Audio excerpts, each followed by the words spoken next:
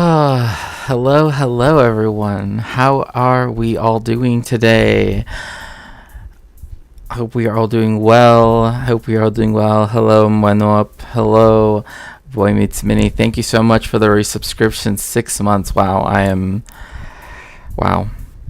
Truly just shocked sometimes when I see the months and stuff. It's like, wow, I can't believe I I even started streaming in the first place.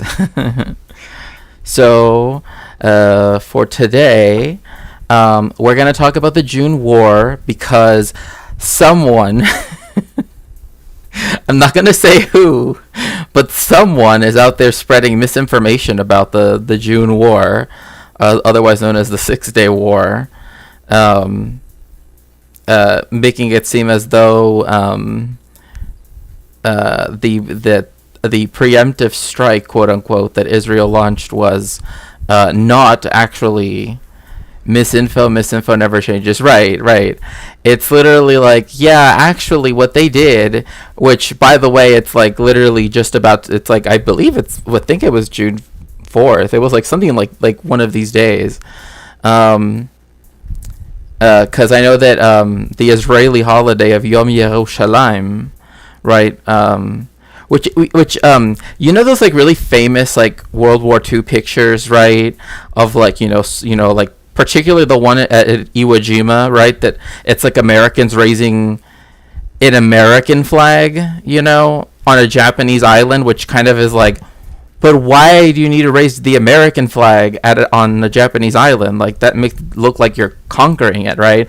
But yet we're supposed to like see that picture and be like, oh, it's so awesome, it's so cool. And I'm just like, why are these white guys, it looks like they're colonizing, which I mean they probably are, but is it an Israeli? Yes, it is an Israeli national holiday because it has Yom HaAtzmaut, right, which means Independence Day,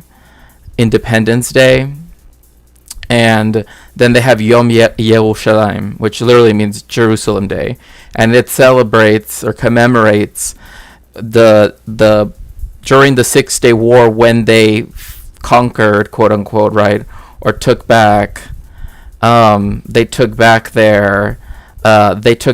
what they see as legitimately theirs, but the entire old city of Jerusalem, right, which is the walled part, because there's like, the rest of the city, right, and then there's this like one tiny little square, right, that's like the ancient walled city that's been there, rebuilt over thousands of years. And there's this like famous picture that they always show, right? It's kind of like Israel's version of like of the Iwo Jima picture, right? Except it's like shows these like it shows this like blonde Israeli guy.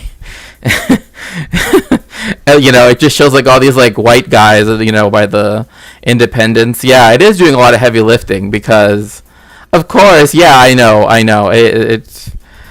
I like every time I see people talking about this photo and they're like, oh, this is so inspiring, and I'm like, I don't know if I can consider that inspiring, considering that they literally like every house behind them they will literally destroy within like a few weeks. Anyway, but that's neither, that's for later. Also, I'm going to go over the Mexican elections because I do know that that is something which happened on June 2nd, or June 3rd. No, yeah, June 2nd. And Claudia Sheinbaum won by a very large margin. I mean, she won almost every single electoral district in the country.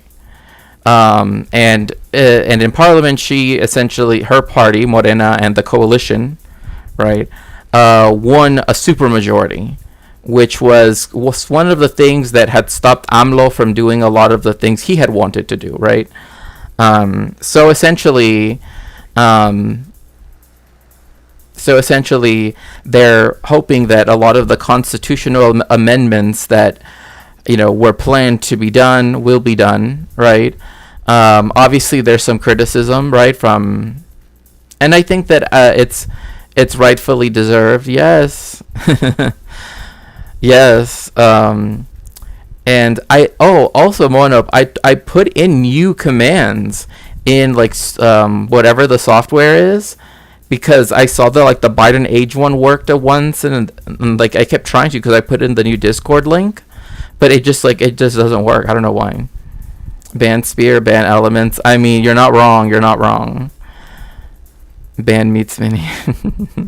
But yeah, I was actually surprised that. But it's funny because if you look at the electoral map, like the parts where you act, like the parts that are very very white are actually the parts that did are where the vast majority of people did not vote for her, and it just shows that it's like, you know, they have been spaces that have been very reactionary historically, particularly with the dictatorship party and the drug war party. So, you know, like I just kept thinking to myself, like, can you imagine going to the polls and like there's like a lineup of parties, one of which was the dictatorship party, and which is in coalition with the drug war party, and it's like, vote for us because, you know, we want to make this even more of a neoliberal, you know, hell for you. You know, so I don't know. Like nobody I know that was willing to speak publicly about, like, you know, who they were going to vote for. None of them. Sounds like Modi's NDA. Yeah, it's cursed. It's cursed. And I'm just like, you know, and then I this is one of the things that I knew was going to happen, right? If Movimiento Ciudadano, which is like a, you know, kind of a soc dem, right, type party, like they wanted to run on their own ticket, right? Like they wanted to do their own thing, not be in coalition, right? To not be sidelined. Well, now they're not gonna have anything, like because Morena doesn't need them for a coalition. And the right wing parties, again, the dictatorship party and the drug war party, don't want to deal with them either. So, like, you know. So there's that. So, you know, they decided to try it out on their own and lost very, very quickly. Like when I checked, and also Mexico, I just have to say, when you name your like election poll software, can you, like, I just find it so funny that you named it after the, you know, the like, you know, like they literally named it Prep, but like the commercials that I would hear, or like the little announcements I would hear on the Mexican news, that would be like, oh, like, are you using Prep? Find out where your polling place is. I'm like, I don't think, you know, like if I were to just like put it in, like if people know what Prep is, you know why that sounds so weird. But anyway, yes, if you'd like to help me out with my research, you can always go to my throne, help me get this book right here. And so, yeah, I've actually been doing quite a bit of writing, and I got a lot of it done, so, you know, there's that. But anyway, so let's begin with looking at, oh, also, I found this, like, really cringe new atheist type person, and oh my gosh, it's so bad. Like, it's so bad. It's just, it's so bad. Like, honestly, I'm like, why even? Like, why? Like, why do you have to be like that?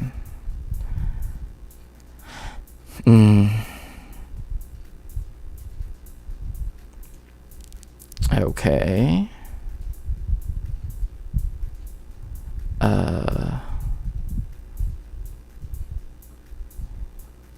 Let's see here. Oh yeah, let me turn off the music. Not that I don't like the music, I just, you know.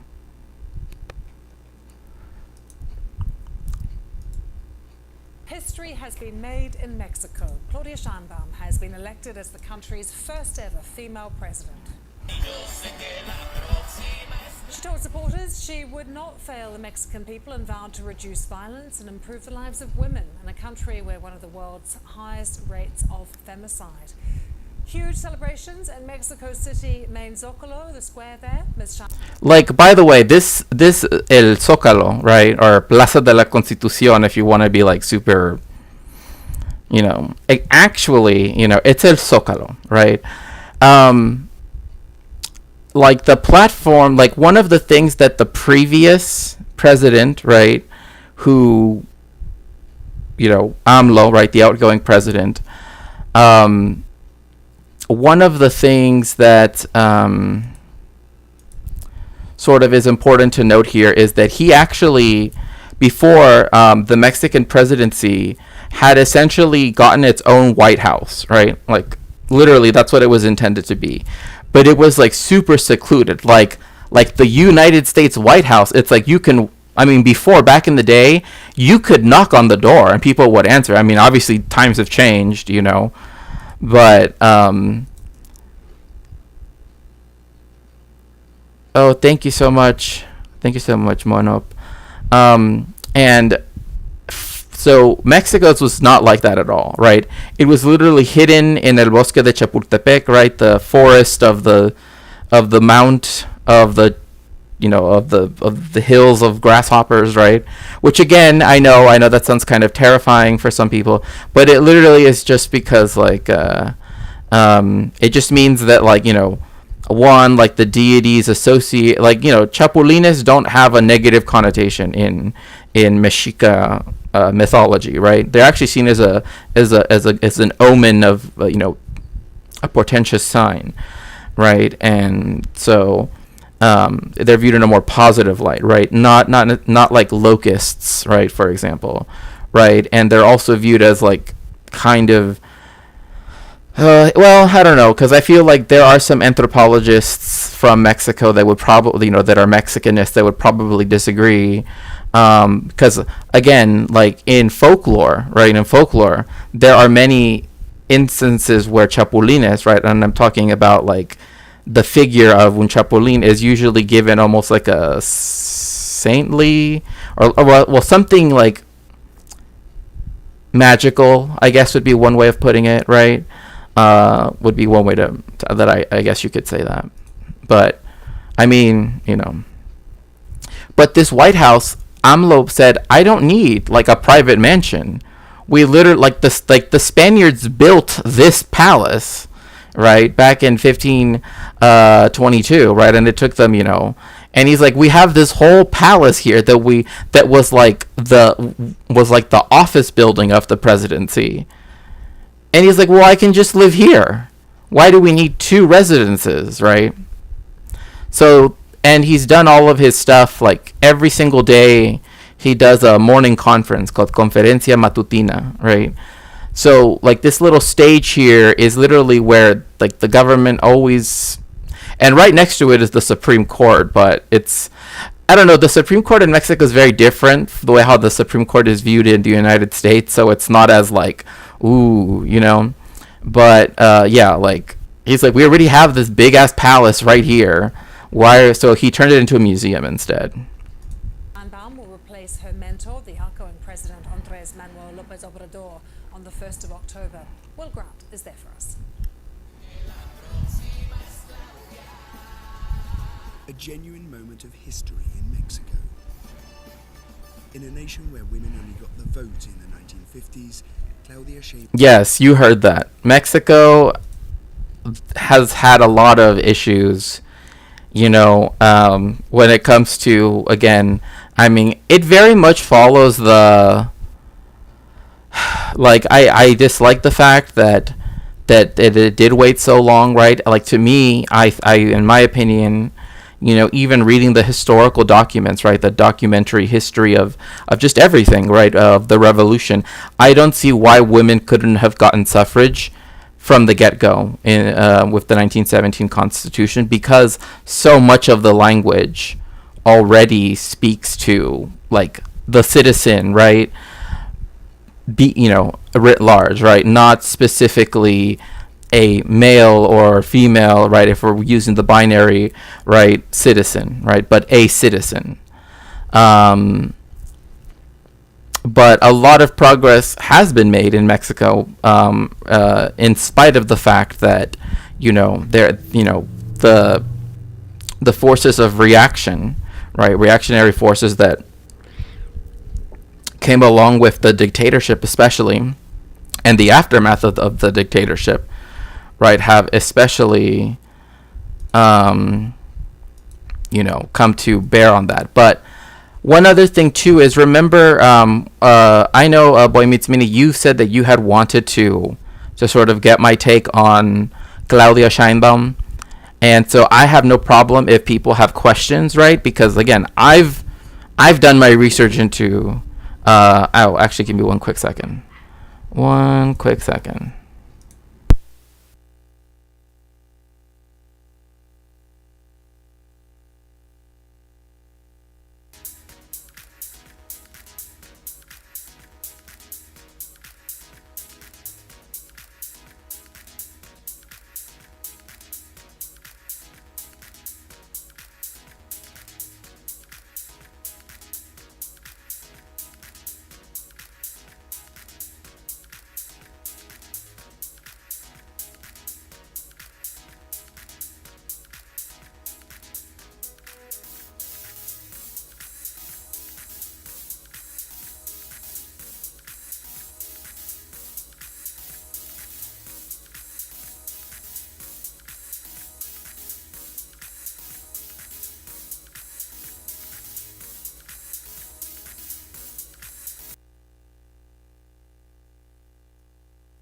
Okie dokie, we can go back now.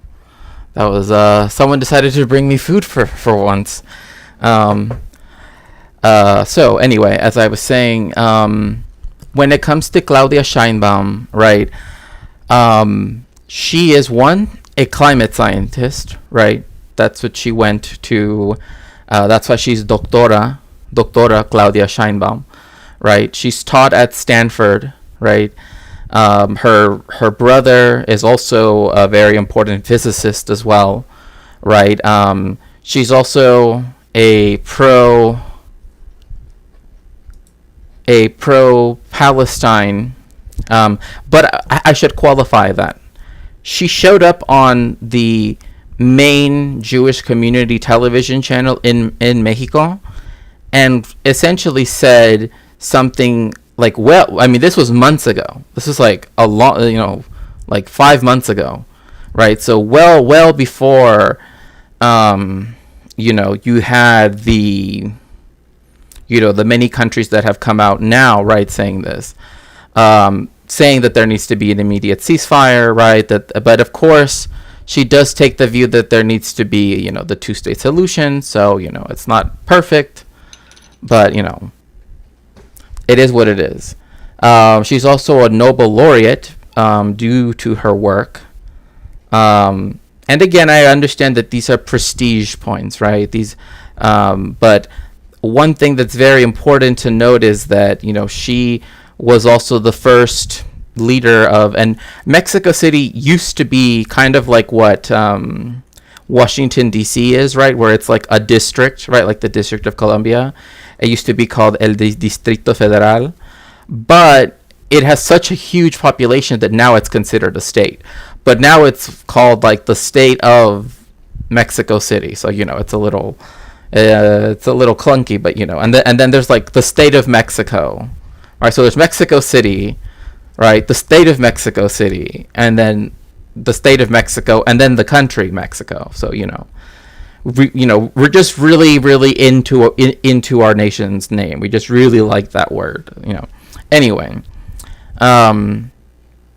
so one of the main things that I guess that has been criticized about her is that, I mean, one of the critiques that I have, honestly, this is, and people might say, well,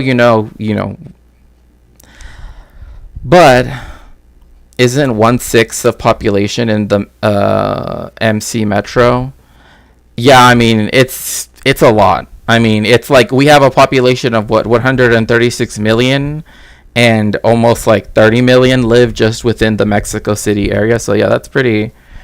Also, very often you'll see it being. Yeah, I mean, this is the reason why the fact that since her predecessor, right, her mentor AMLO came into power in Mexico City, the fact that no worries. I'm just letting you know that like a lot of times that is what like the thing will be, right? Because it's like, because MC, you don't know if I mean, anyway. But I'm just so that way you know, because oftentimes I'll write it out that way, right? Like CDMX, right? But anyway, one of the things that I guess I should also note is that, again, her mentor, right, has had the election stolen from him, right? And at least that is what has been said, right? That is what he has contended for many years, because he's run for president like 4 times already. And like the last time that he ran for president, it was like within a percentage point, but they didn't do a recount, right? They're just like, no, you didn't win. The other guy won. And so, so obviously there are some problems with that. But there is a big issue where the fact that some people have complained that the reason why the election was moved up, because typically our elections technically happen in July, right? Again, our election season is still very short, but one reason why they said it was moved, for, because they made many different appeals to, it saves money, it makes sure that before it's the heat of the summer, et cetera, right? Which literally it was 45 degrees Celsius, 113 degrees Fahrenheit in some places where people were waiting for hours to vote. And well, when it comes to the infrastructure question, since her party and her, that group of people have been in power, the situation of water, that's like India elections during a heat wave. Yeah, I mean, literally Mexico City is heading towards day 0, and we'll actually get to that in a bit, which is literally Mexico City will run out of water, right? And again, this is something that like the Spaniards saw Tenochtitlan, right? And they're like, look at this beautiful city built on water. Let's get rid of the water. And it's been downhill ever since. But one of the big things is that that totally works, right? Yeah, it's like just so what's happening is that a lot of parts of Mexico are in severe drought, right? And I'm talking about like the amount of the country that is in this severe drought like takes up most of the country, right? And with Mexico City, they said the reason why the elections were brought to be in early June as opposed to them being in early July was essentially because had they happened that early, or had they happened later, Mexico City would have reached day 0, not year 0, day 0. And they would have already experienced no water, right? And there have been other major cities that have run out of water before, like Cape Town in South Africa, right? And so, but for Mexico City, it's a much larger city, right? Cape Town is not the largest city in South Africa, nor is it the largest city on the African continent. Mexico City is the largest city in the Americas, right? And it was the largest city in the world for a very, very long time. And just about 40% of all the water, right, that is supposed to be, through all of our drainage systems and water systems is lost before it can even be distributed because of the old infrastructure. That number has gotten higher whilst they've been in power, right? Whilst they've been in charge of the Mexico City government. So it used to be closer to 30. Now it's 40. The water just wasted, right? Literally, you can't use it. There are some neighborhoods that have piping, and again, I remember once someone on stream was like, "What do you mean, like you can't drink the water, or you can't, And it's like, well, it's because it's not consistent. It's not like imperialism causes nations to have to do so many different things instead of what you should be doing, right? In order to help your population, right? Um, and one of those things is one investing in even the most basic infrastructure, right? Because if it's for businesses, right, especially for multinational corporations, that always comes first, right? That always somehow is more important than like everybody else. And Mexico is, an example of that, as are other countries in the global south.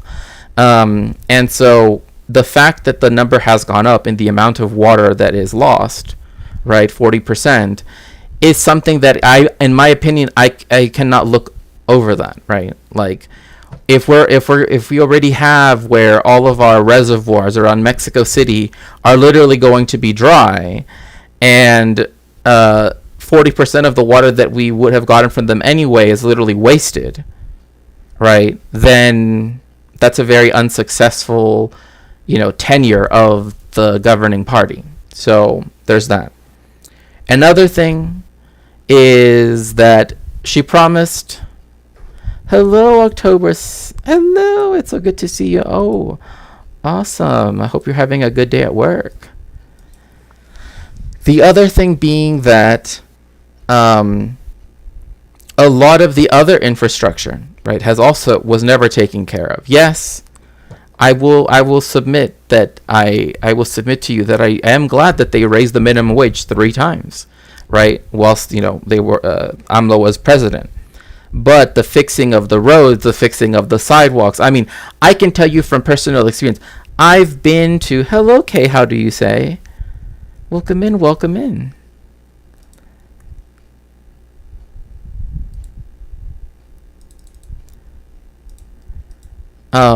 Because of that, right, has meant that, like, again, I've been on the other side. So there's this,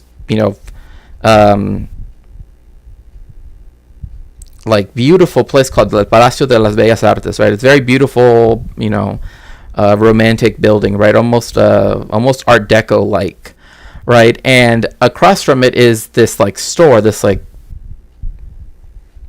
what's it called? The department store, and the sidewalk is so just rotten, right? That it literally is beginning to affect the building. Like, the edges of the building are starting to collapse too, right? And I'm like, that says something. You know what I mean? Like, that, like, when it gets something so bad that, like, even the buildings, like, not just the sidewalk, but the buildings along the sidewalk are also getting structural damage from how bad it is, right?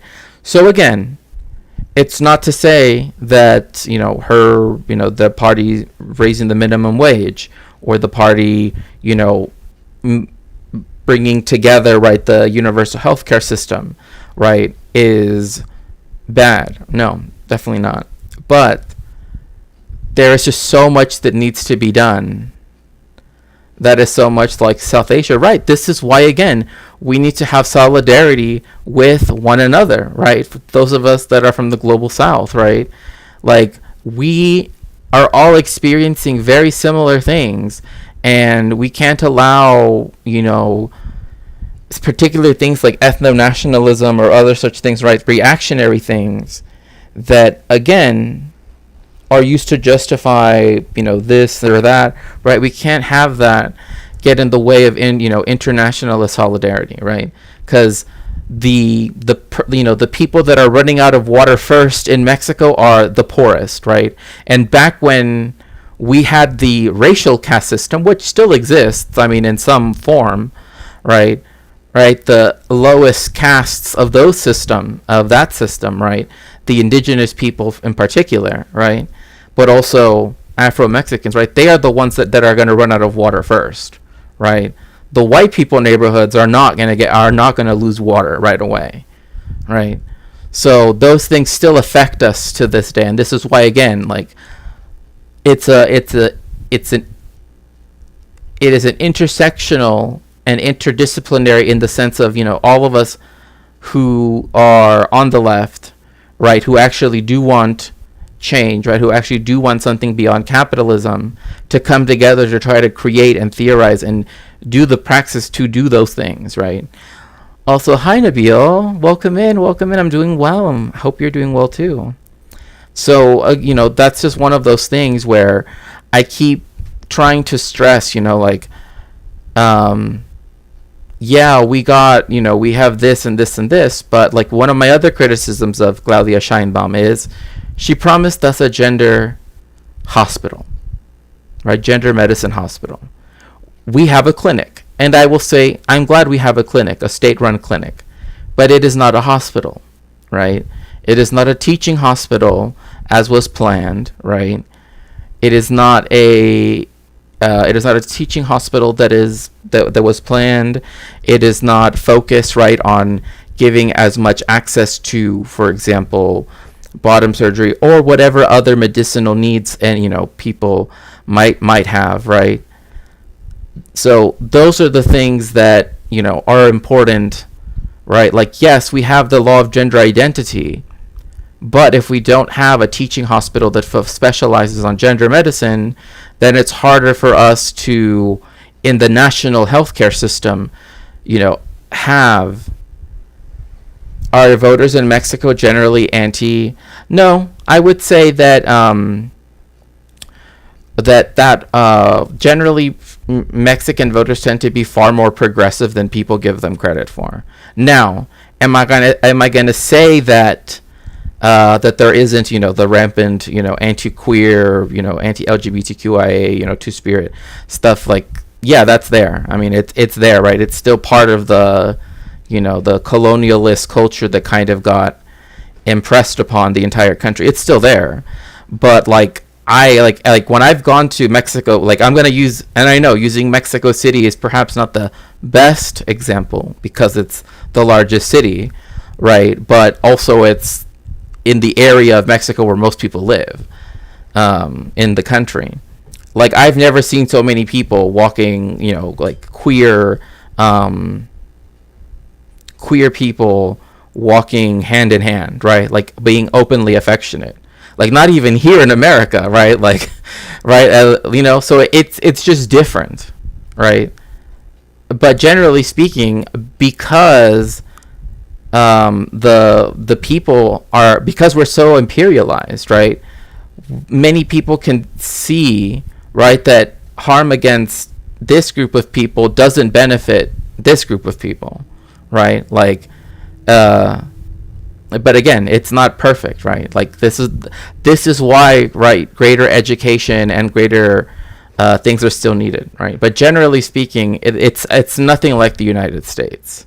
Like, the United States, I quite literally say it's its own planet. Like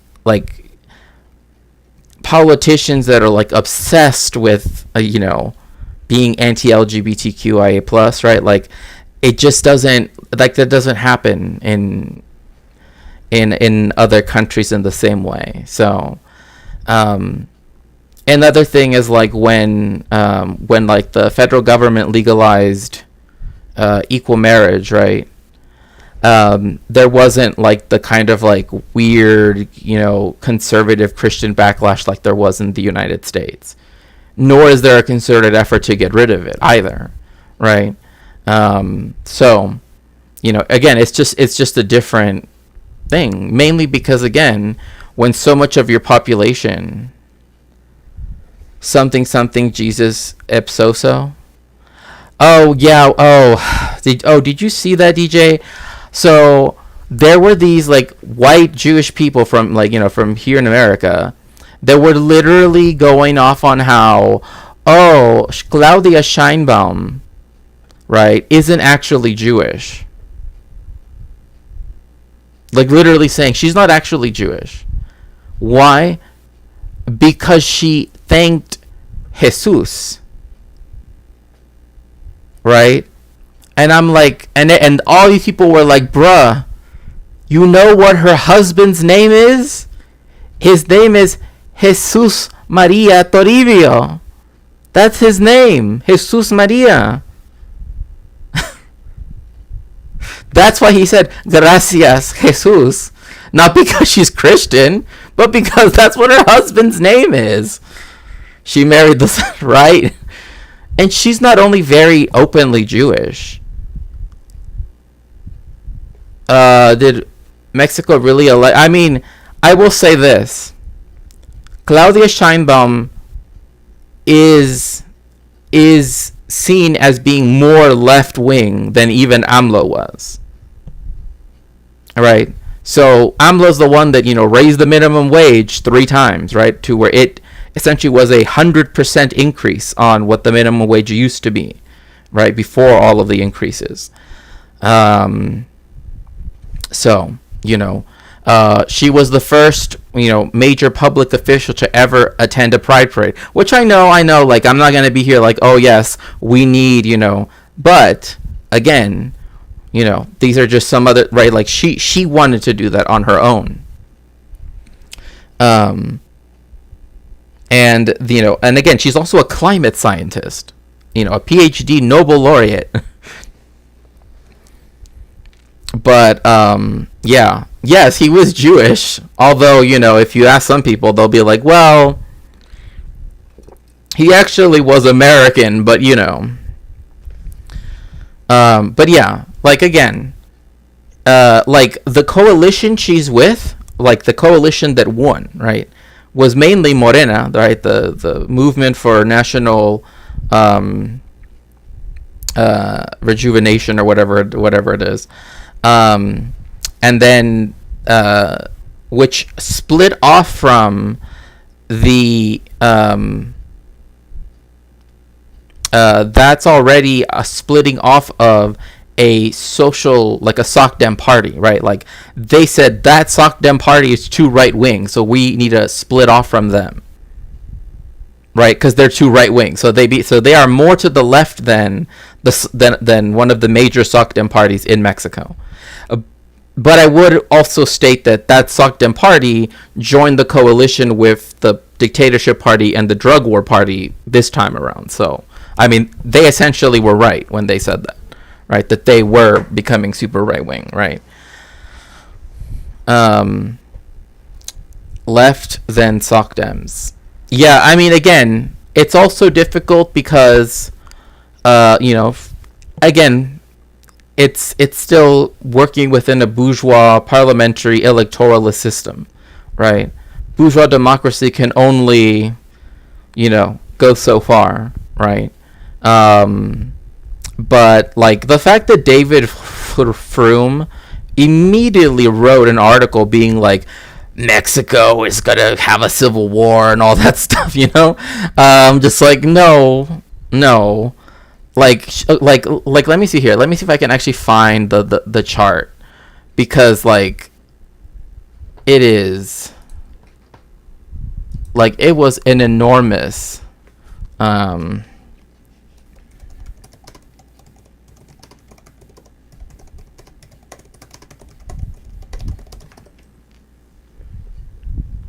no worries. I totally understand. Oh gosh, seriously. I just want to find the map. I just want to find, where is the map? Oh gosh. I just want the electoral map. I know it's on my Discord, but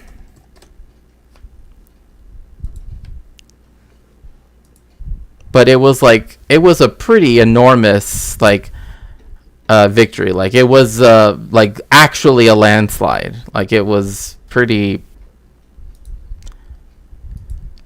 Yeah, the Mexico's left wins a large majority. Again, I don't like what left means in this context. Hold on. Oh, here it is. Okay, I found it. Okay.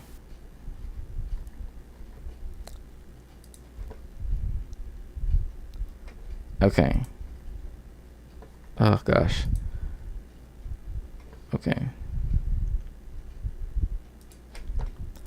Look at this. Look at this map here. Every district, with the exception of, I'm not even joking, every pink district that you see here, like Western Guadalajara, the Altos de Jalisco, this part of San Luis Potosí, this part of Monterrey, this part of Chihuahua. Those are literally the parts of Mexico where the vast majority of the people are white. Yeah, I mean, well, especially if it's done by the United States, like, but technically the French said the left, so I don't know. But if Le Monde is saying Mexico's left, won, then no, I don't. I mean, maybe in comparison to like the conservatives of the 1930s. I mean, I guess. But yes, so again, like, she won pretty substantially, right? Like, I'm your favorite Mexican. So yeah, but like if you go up to Chihuahua, like, that pink area is where all of the Mormon colonies and where all of the Mennonite colonies are. So low German speaking and English speaking people, right? Monterrey, that whole like southwest area is literally like tech bros but white Mexican ones. And then Los Altos de Jalisco is like known for being a very white part of Mexico, like, and very, very, very Catholic. So it didn't surprise me when it turned out that they voted like for the dictatorship and the tech bros do be white. That's true. So again, I'm not saying is Chiapa gonna be affected by the election? Well, one of the things that I find I'm actually glad that you brought that up. One of the protests that has been brought up in relation to AMLO, right? Not to Claudia, but AMLO, right? Has been one involving the indigenous communities of Chiapas, right? Which is, let me see here. Which is this state right here. So Chiapas and Oaxaca, these two neighboring states, are the only states in the, I believe they're the only two states in the country where indigenous people make the majority population, right? So, but it also happens to be a sore spot where the El Tren Maya, right, this tourist train, was built in Yucatan, which is the region right over here, right, that connects like this, right, that involved the destruction of lots of rainforest, right, and other forests, right, because it's not just rainforest, and other, even archaeological sites, which, I mean, yes, they put it in a museum, but you understand, right, like, just because you put it in a museum, that doesn't absolve you of the fact that, like, you took it out of its original context, and you also had to destroy so many things for it. Now, again, it wasn't done as a, like, it's not a transport thing, right? The problem is that it was sold as a specifically touristic thing, and that's where a lot of people have a problem with it, right? Because it's aimed at the tourism industry. Essentially, it's for people to go on vacation and to see all of these archaeological sites and everything all at once, right? That then causes issues, right? Because that's the problem. Like, Mexico, in my opinion, no country should have their economy, predominantly based on tourism, because that's just literally just a bad idea. And also it leaves you completely at the mercy of the imperialist countries. But also, then it leads you to do things like this, right? Like, where people think that, yes, tearing down acres and acres of rainforest is a good thing because tourism money, right? And that's a big problem. Becomes the first woman to break centuries of male domination over the Mexican presidency, shattering the glass ceiling for generations of women to come. For the first time in 200 years, women have reached the presidency, she told her jubilant supporters in the capital's main plaza. It's historic, completely. It's for the women who are no longer with us and those who are still fighting, not just in the political arena, but in any way where we have conviction as women.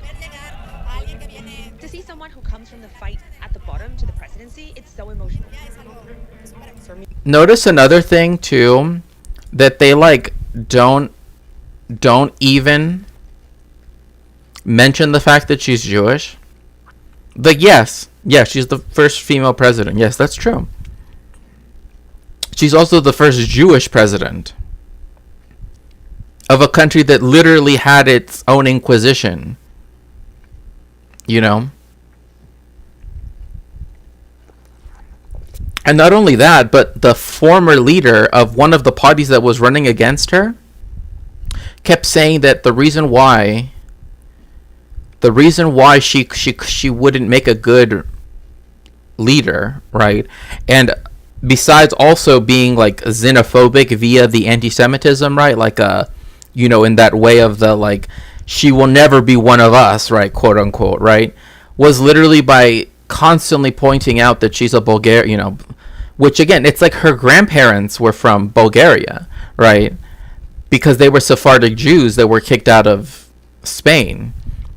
But when you're saying that anti-Semitic BS, right, from a dude who, I kid you not, is a Germano-Mexican, his name was changed over time from Fuchs, which means fox in German, right, to Fox, right, which fox, right. So literally, we have a German Mexican dude, right, saying that BS to a Jewish woman, right, who is of both Ashkenazi and Sephardi heritage. Like, both of her surnames, Scheinbaum and Pardo, are both Jewish surnames. And they reflect the fact that her family found refuge in Mexico, right, to escape pogroms as well, when they happened in Bulgaria. And so to be, when China builds railroads in global South countries, they do the same. Well, again, this is the reason why I've always said, like, I understand this desire for people to say, like, well, as long as it's not Western imperialism, but we also have to remember, like, just like during the First World War, right, we don't want any imperialist power to win. Right, we don't want the Russian Empire, the German Empire, the French Empire, the British Empire to win, right? And especially not one that, I think at this point has become pretty clear that it is an imperialist power, right? And so that is why, like, I think that the slogan, right, neither Washington nor Moscow, and now nor Beijing, makes sense in that respect, because again, it's not about just economic development. If we do just think under those terms, then you begin to start to do the same reasoning that the comprador bourgeoisie, right, will use to sort of manufacture the consent within imperialized countries, right, for their people to accept their imperialized status, and that always results in an imbalance of power that eventually leads to, further problems down the line. Isn't IndyCar driver Patricio O'Ward's family partially Irish? There actually were a lot of Irish people that immigrated to Mexico because of the fact that, like, when Britain was, people usually know this, right? Like, when England first started to colonize the New World, right? At first, it didn't allow Catholics to even migrate to the New World. And then when it did give them a colony that they could, become settlers in, it was Maryland. And if Maryland's tiny, right? And so that became the only colony where you could move to if you were Catholic, at least at that point. But historically speaking, there is the story of the San Patricio Brigade, right, that were Irish people, right, that had migrated to Mexico and fought against the Americans during the Mexican-American War, right?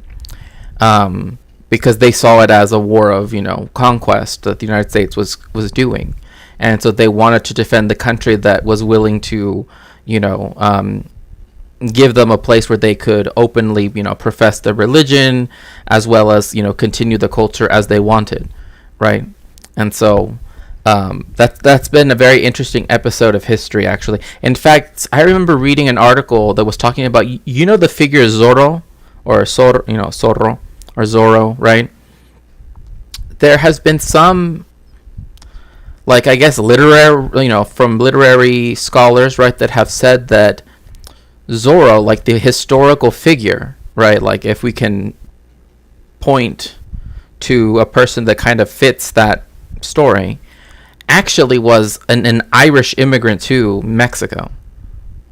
Because I know, like, they love to have, like, Antonio Banderas, right? Like, they like to have, like, the Latin lover stereotype, but it literally wasn't. I mean, if the research does prove to point to more or less some truth, right? If we could corroborate a bit more, because again, I've only read a few articles that even really call into question whether or not Zorro was real, and if he was real, who he could have been, let alone whether or not he was Irish. Is that it would have been some Irish dude, right? Not some, like, stereotypical, like, Latin lover looking, which I always hated that trope too, because it's just It's marvelous.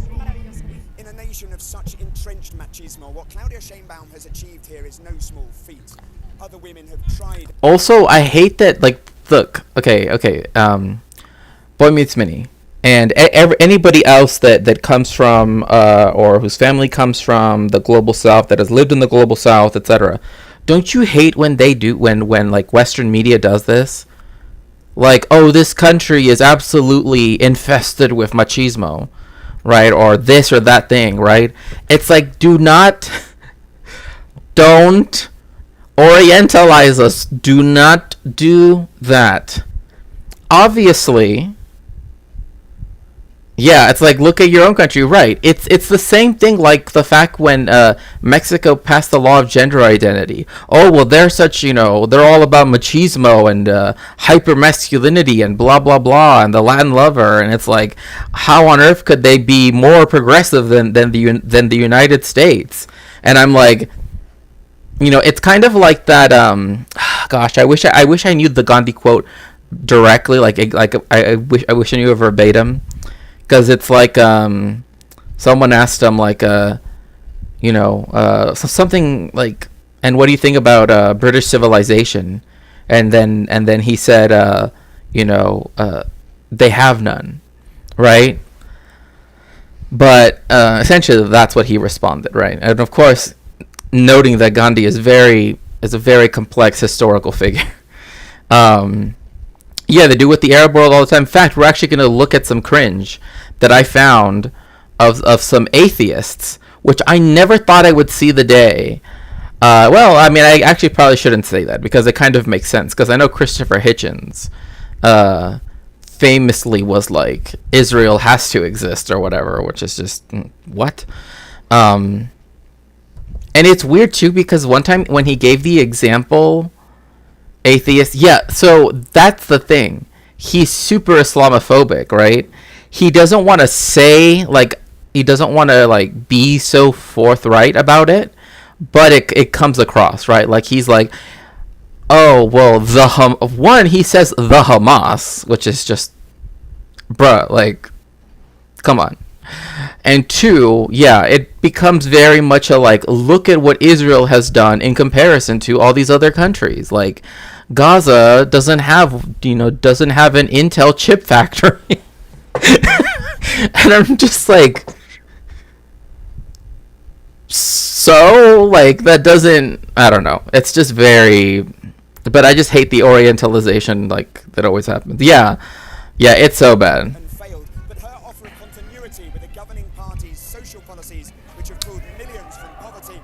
Oh, I love the music in the background. Her critics, in particular her opponents in this vote, such as Galvez, are left deeply frustrated, especially by the huge margin of victory.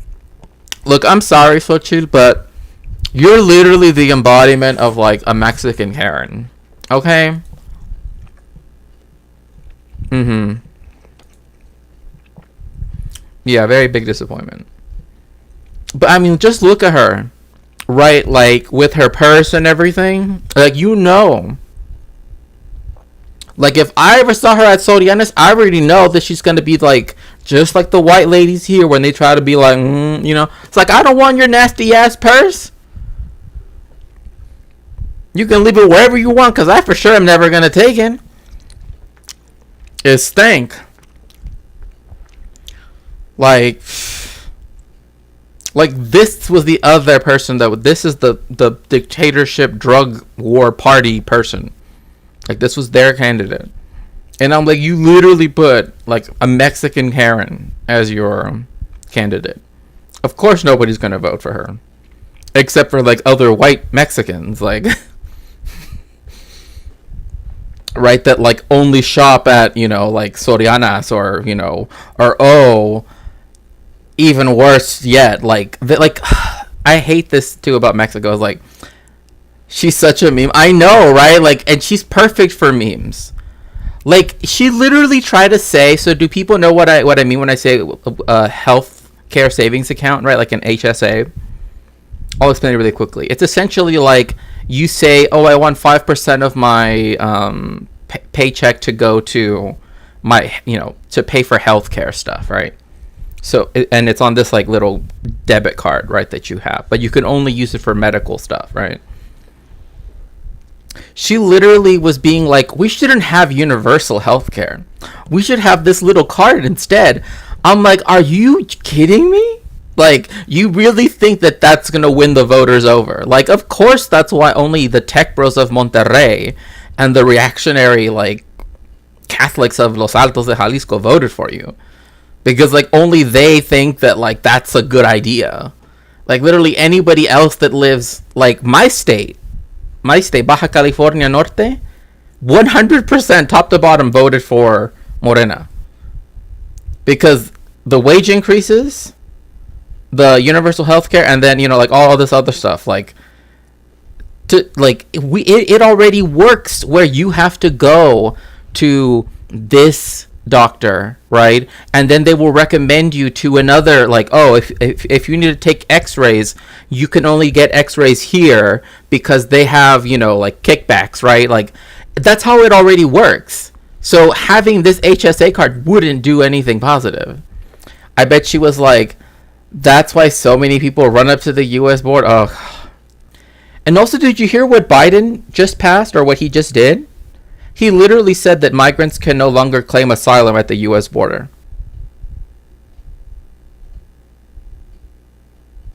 I'm done. Like, you know what I mean? Like, this dude has never, like, like, this person literally wants to lose so fucking bad. He's like, let me go beyond what Republicans have ever asked for. And literally break international law. Like, let me... Yeah, exactly, Kay. Yes, they have to accept it. But he's like, oh, we have the right to forego it because of blah, blah, blah concerns, you know. Because literally speaking, like, it's this weird contingency too. If so many number of people are detained, right? If so many people are detained in a single day. Thanks, powerful finger. I know. But, you know, I mean, we're trying to at least, it's just formality. Well, yeah. But, the fact that,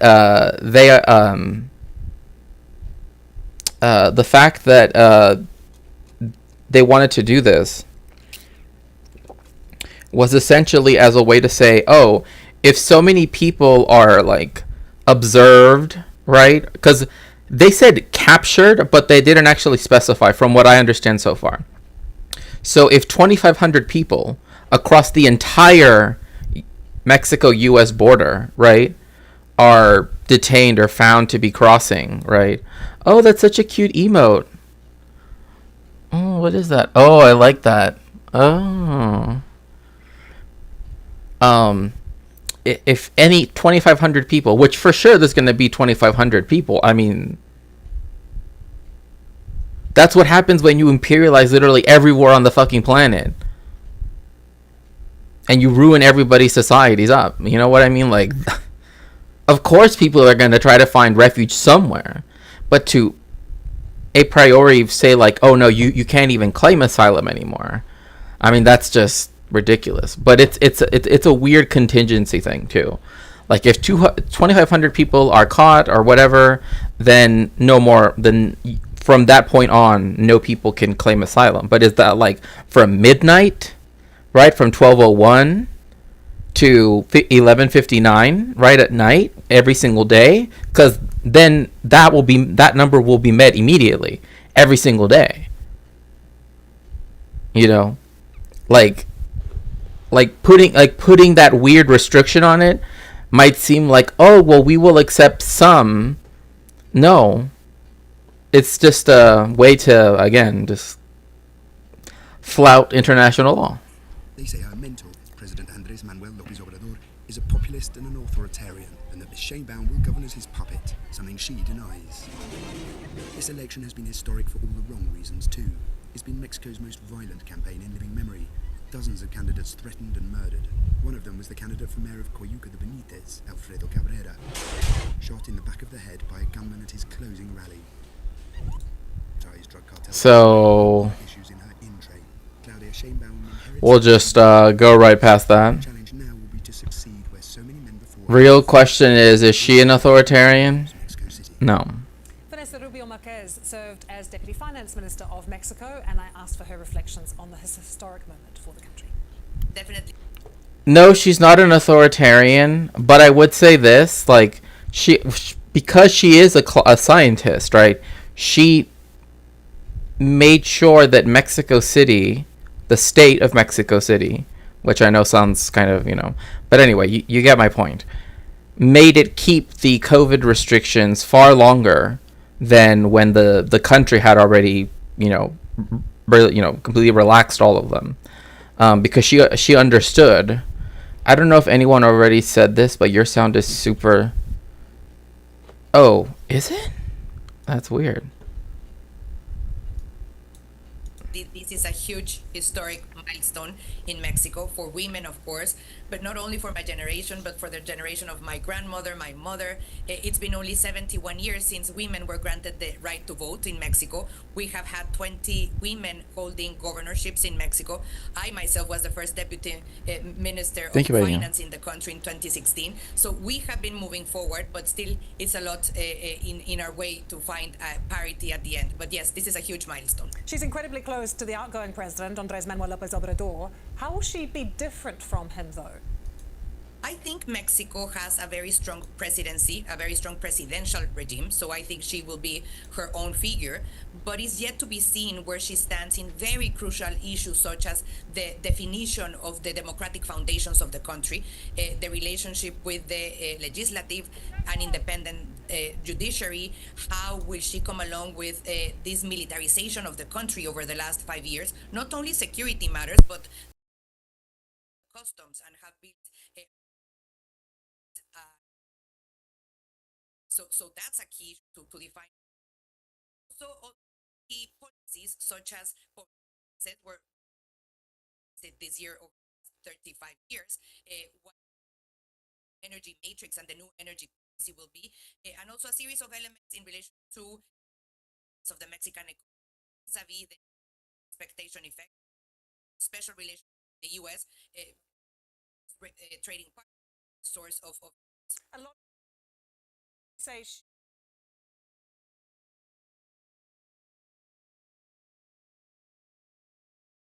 she has said so. She actually today said it so, and gave a emphasis to having a relationship with the sector.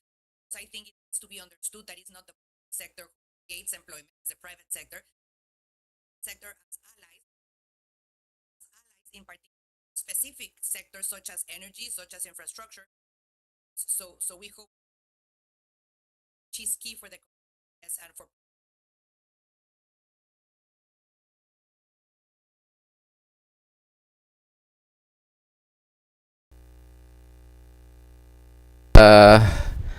I don't even know. Like, one, I just okay. So today she came out as being pro business. Okay, well, that's all I need to know.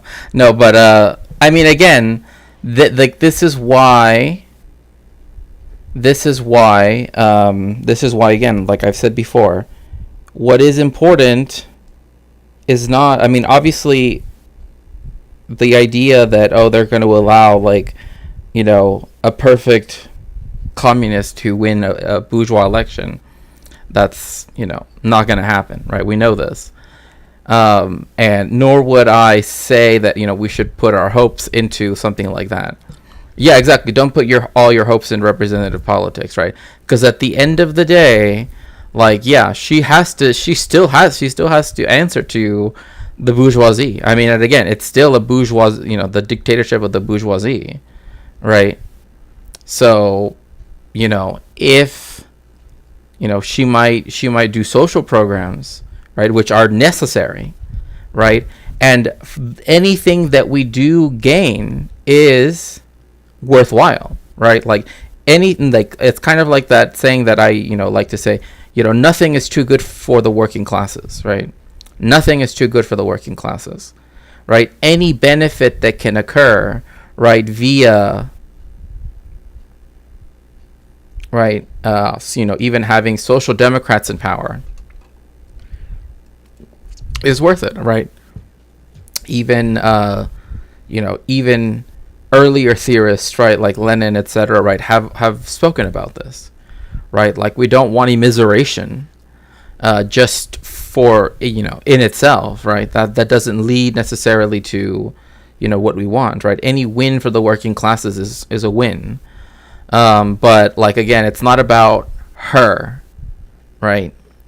Yes, certain things about her, right, might mean that she might pursue specific policies, but at the end of the day, it's still the dictatorship of the bourgeoisie, and also, Mexico is still an imperialized country. So, one that now that it's the number one trade partner with with the United States, just speaks to that even more, right? Like, that's so. In India, Modi's coalition is getting a slight victory, but it's a huge dent to his dominance. Next 5 years, India's going to reject fascism on a large scale. I sure hope so. I mean, to me, I just, like, I mean, I know I've mentioned this to you, Boy Meets Me, that, like, I totally had planned on visiting and everything, but, like, for multiple reasons, when you have so much like intercommunal violence, etc., right, it just gets it's so sad, right? Because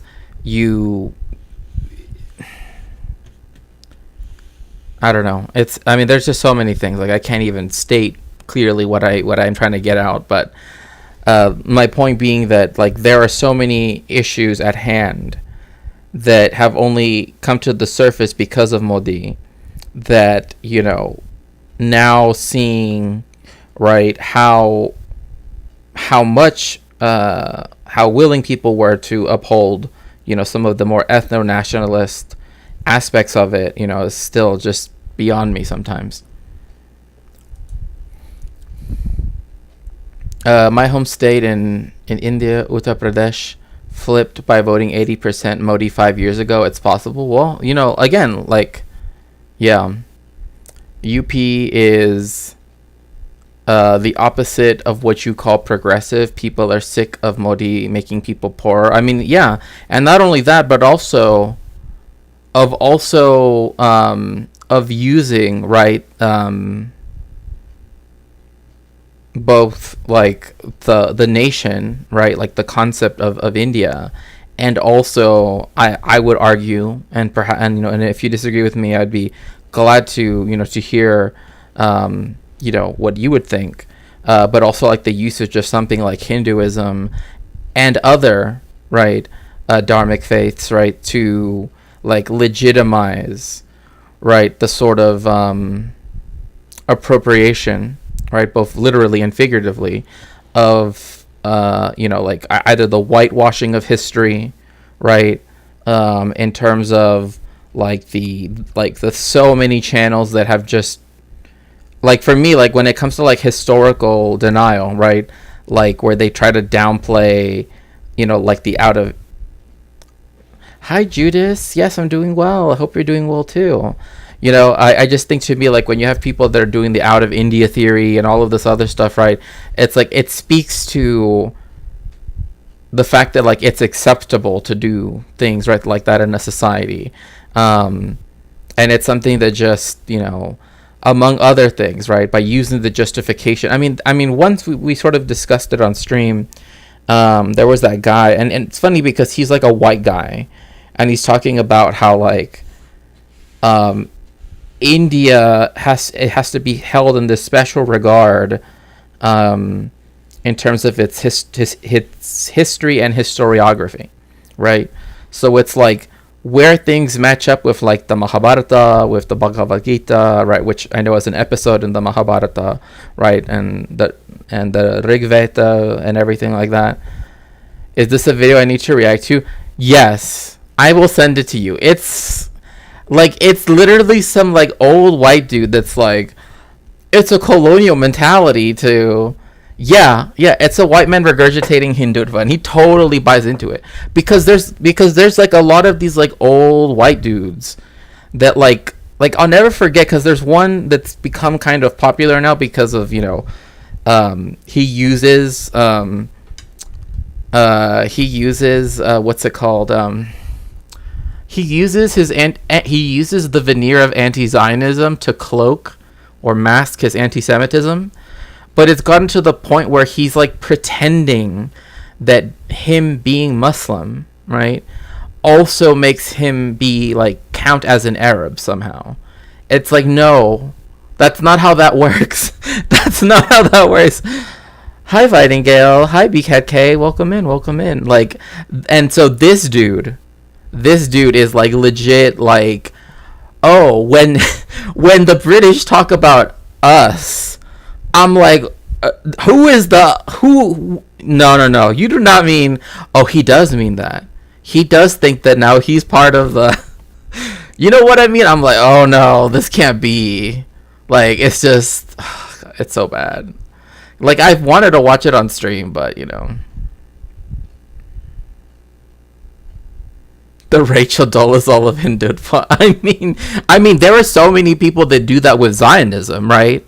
Where they're like, it's kind of like that gay guy, the one that was like making all those TikToks, right? Like being like, about how like, it doesn't matter what Zionists do, and then it came down to, it's like, I will only date Jewish men or something. It's just like, bro, what are you even doing? Like, you need to go home, okay? You need to go home. And he like has never been to Israel or anything. He's like literally at like the Sundance Film Festival in Utah. Like, bruh, like, just stay there. And by home, we don't mean the West Bank, right? Unlike certain people who spread misinformation about Palestine, right? That decided to make jokes about, the IDF breaking international law and are technically committing war crimes as we speak. But,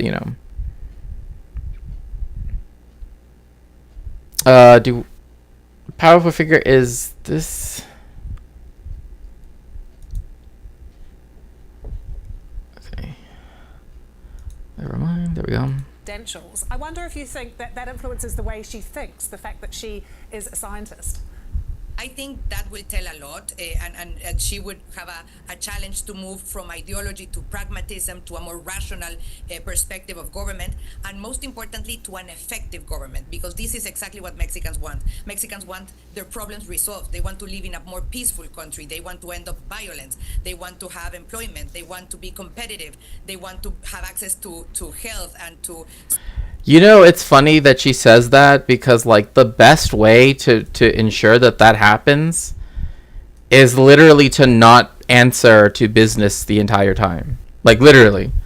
Like as soon as you stop, focusing on, making the imperialists happy, then you can actually, get those things done. Because the United States has essentially had like a veto on anything that Mexico has tried to do with, having universal education for all up to a PhD, right? Which again, for a country that No, I didn't ban them. I think they were I think they were timed out.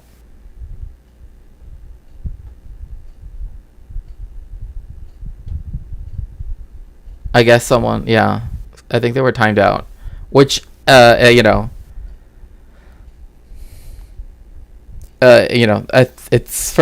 5-minute timeout, I think. So if they want to come back and chat, they're more than welcome to, as long as they're not, Let's see here. I haven't seen this. Hello, everyone. I'm Rania Kalik with Breakthrough News. I'm Zoe Alexander with People's Dispatch. We're here in Mexico City, and we're joined by Dr. Claudia Sheinbaum, the head of government of Mexico City, and one of the founders of Morena Party of President Andrés Manuel López Obrador. She's a rising figure in Mexican politics and one of the frontrunners in the 2024 Mexican presidential elections. Dr. Sheinbaum, thank you so much for joining us. No, thank you for coming. So let's jump right. Oh, and yes, again, remember, so Gobunist, if you're still here, don't worry, you can come back. I just don't know how to undo any of the stuff myself. So just wait. So yes, Claudia Sheinbaum also speaks English because she taught at Stanford. And it was at Stanford that she worked with the team. She's also published a lot. Like I'm talking about like so many articles. You can do untimeout? Oh, okay, let me do that then. Okay.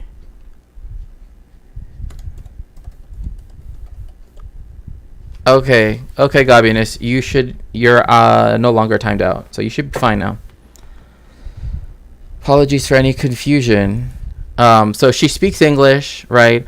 Also, I think this is her actual home, which but again, she's a Nobel laureate, climate scientist who, again, taught at Stanford, was part of a team that, had such a major breakthrough that they won a Nobel Prize. But again, I would prefer to instead focus on the fact that the women's movement in Mexico is because, and she's such a big part of it now, but like the movement for women's rights in Mexico has essentially since really the 19th century, but especially since the Mexican Revolution, has been like constantly trying to get as many of the rights, to have, gender equality, etc., things like that. Because like even like Mexico, for example, like one of the other things that her party did is they made it where I think it's 14 days, like every year, including your first year working at some place, right? So you don't have to how like in the United States you can like slowly build up, right, like days off, right, over time. And like once you've worked there for years, like then you could get like a whole week off, let's say, right? But like you can't do it when you first start, They already have it. They passed the law that made it to where every year you have to take like 2 weeks off. Like they have to give you that. And it can't be considered like, like sick days or anything, right? It's PTO essentially, paid time off, right? And like that to me is something that's like, wow, but the issue is, and again, this is where my critique comes through, is like, that's all well and good. However, so much of Mexico's economy is still in the, is not done in the, it's in the informal sector, right? And so they don't see any of those benefits, right? Like, because they don't get paid wages, right? They don't get paid salaries or wages. They don't have days off, unless they take one off, right, themselves. So again, that precarity isn't removed by that, right? So like if there was a way to systematize, right, or to try to, normalize, formalize people that have more, socially, yes. Yes, Devil. Right into it. You studied environmental engineering in university, and today you are the head of government of one of the largest cities in the world, over 20 million people in Mexico City. And you're also one of the founders of the largest progressive political party in the region, Morena. Can you tell us about your journey into politics? You went from student activism to being an elected official. What were your politics like growing up? Well, first of all, my background is physics. I studied physics, then energy engineering. So here we have it. She studied physics, and then games with unlimited games, but no video games.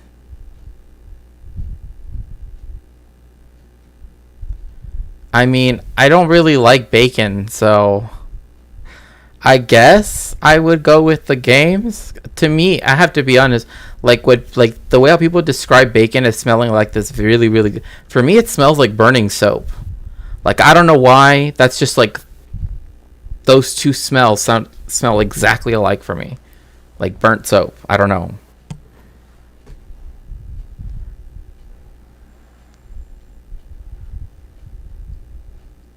I mean, like remember, like in the early 2010s, I've got the cilantro gene for bacon. Yeah, that makes sense. Yeah, because I eat cilantro all the time, right? But bacon is just kind of like, that's also a meme question. Yeah, true. It's cilantro over, bro. Imagine. For my master and my PhD. And when I was 15 years old, that was the first time that when I was in high school, the first time that I get involved in the student mobilization, the student movement, because many people couldn't get into the high school. So I was in, but I was, in solidarity with those that couldn't have the possibility of studying. And then, I get involved in social politics. And it was very important for us in 1988. When Ingeniero Cárdenas was candidate for presidency. And it was very important for us because we came from a student movement, and we decided, I said us because our generation, and we decided to go to Ingeniero Cárdenas. And later on, I went to the US to study my PhD, and then I returned and I was part of the university. But I was involved from my parents that they were involved in the 1968 student movement. So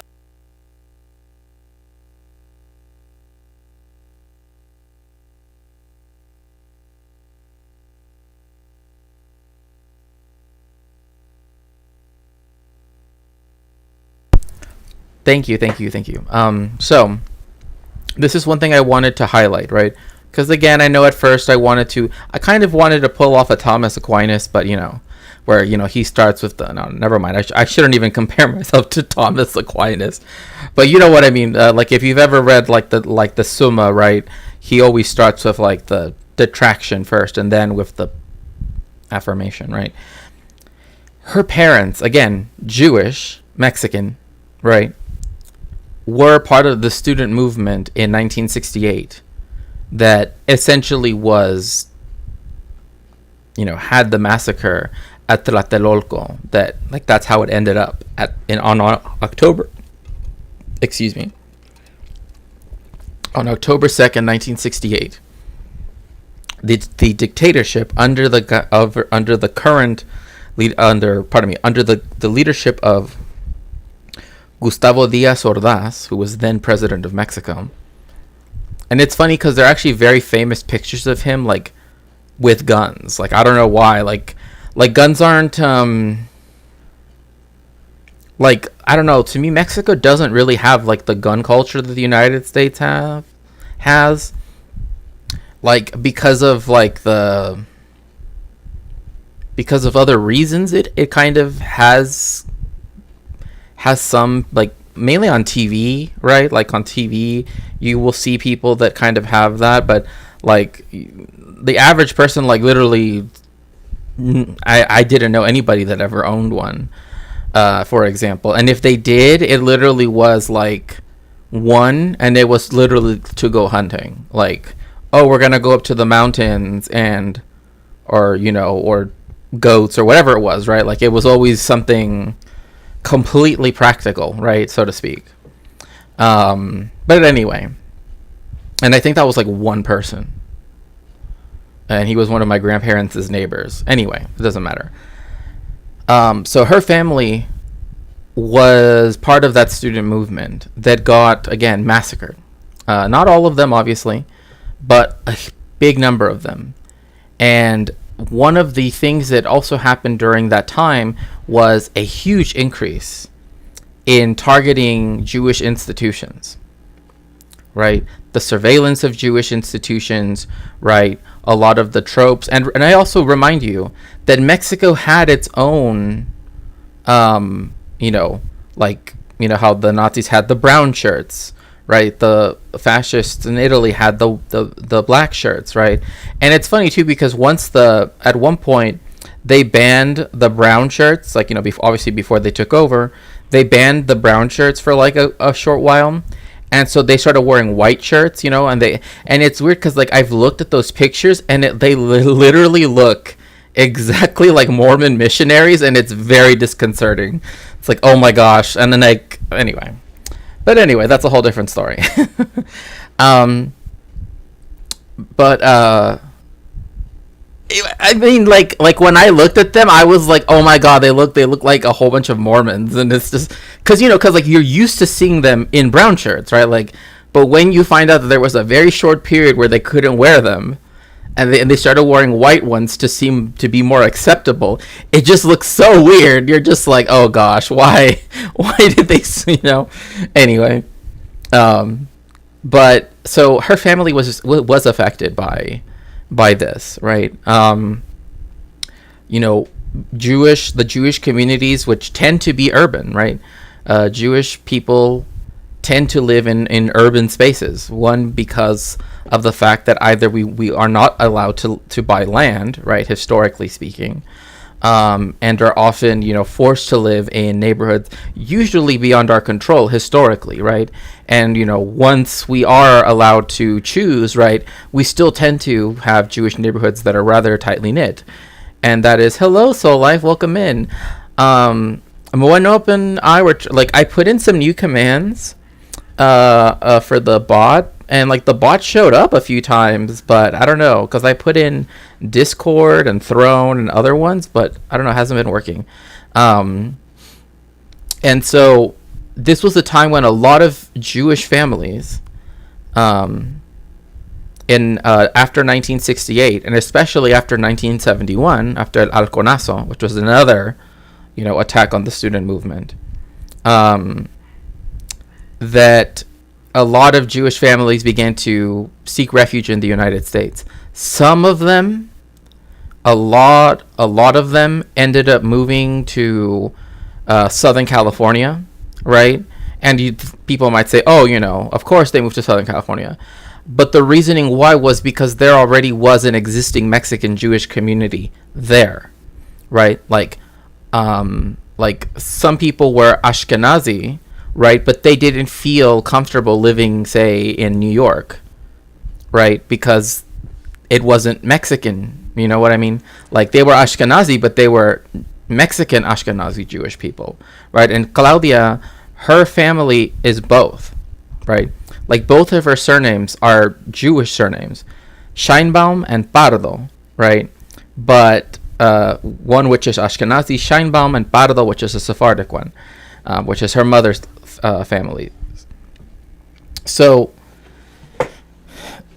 because of that, right, this is why a lot of her backstory, right, involves her, using of her, learning English, of her trying to go to school, higher education in the United States, because, right, in a lot of Mexico, the best, like, if you want to get a really good education, quote unquote, right, usually you have to go to private schools, and almost always those private schools are affiliated with the church, the Roman Catholic Church.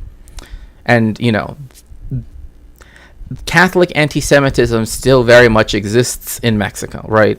And as I already said, you already had like Presidente Fox, right, the ex-president, you know, literally singling her out, saying that she's like a foreigner. Hello, Daymal, welcome in. Buenos días. Espero que estés bien. I was involved in. In fact, Claudia Sheinbaum actually looks like an aunt of mine, and it's kind of sometimes like in certain pictures I've seen of her, like they look exactly the same. Politics, but my main occupation was to be a mother and to be in the university. And in 2000, President López Obrador, when he was chief of government of Mexico City, he invited me to be the Minister of Environment. And I get involved, and later on in 2006 with electoral fraud, I was, with López Obrador, even though I returned to university, I was, with him in all the movement that. So again, I was speaking earlier about how AMLO has run for president multiple times.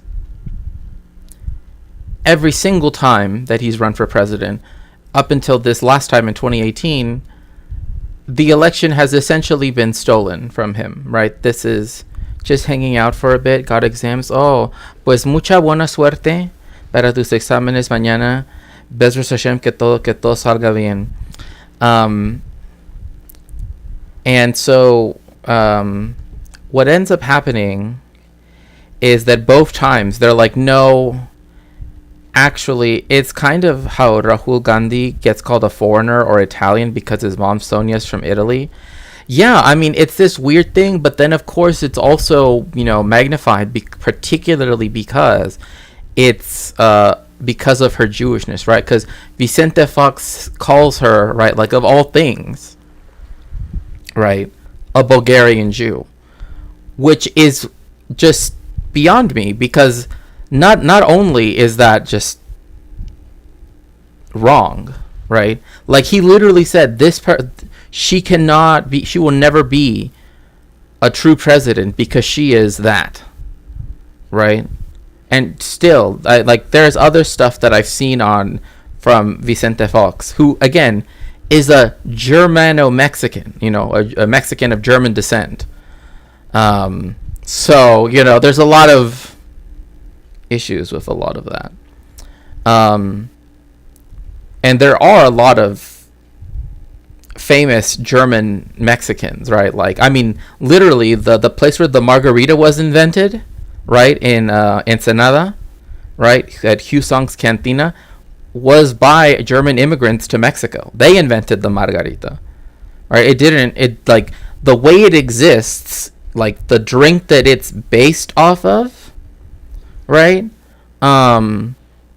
is nothing like and I've had the OG versions of it, right? They're nothing like a margarita, like nothing at all. There's nothing like them, and in fact you can't really get them in Mexico. Like they really only exist in the United States, because they were made for an American audience, so to speak, initially, right? So again, we also have like a lot of imperialist investment, right?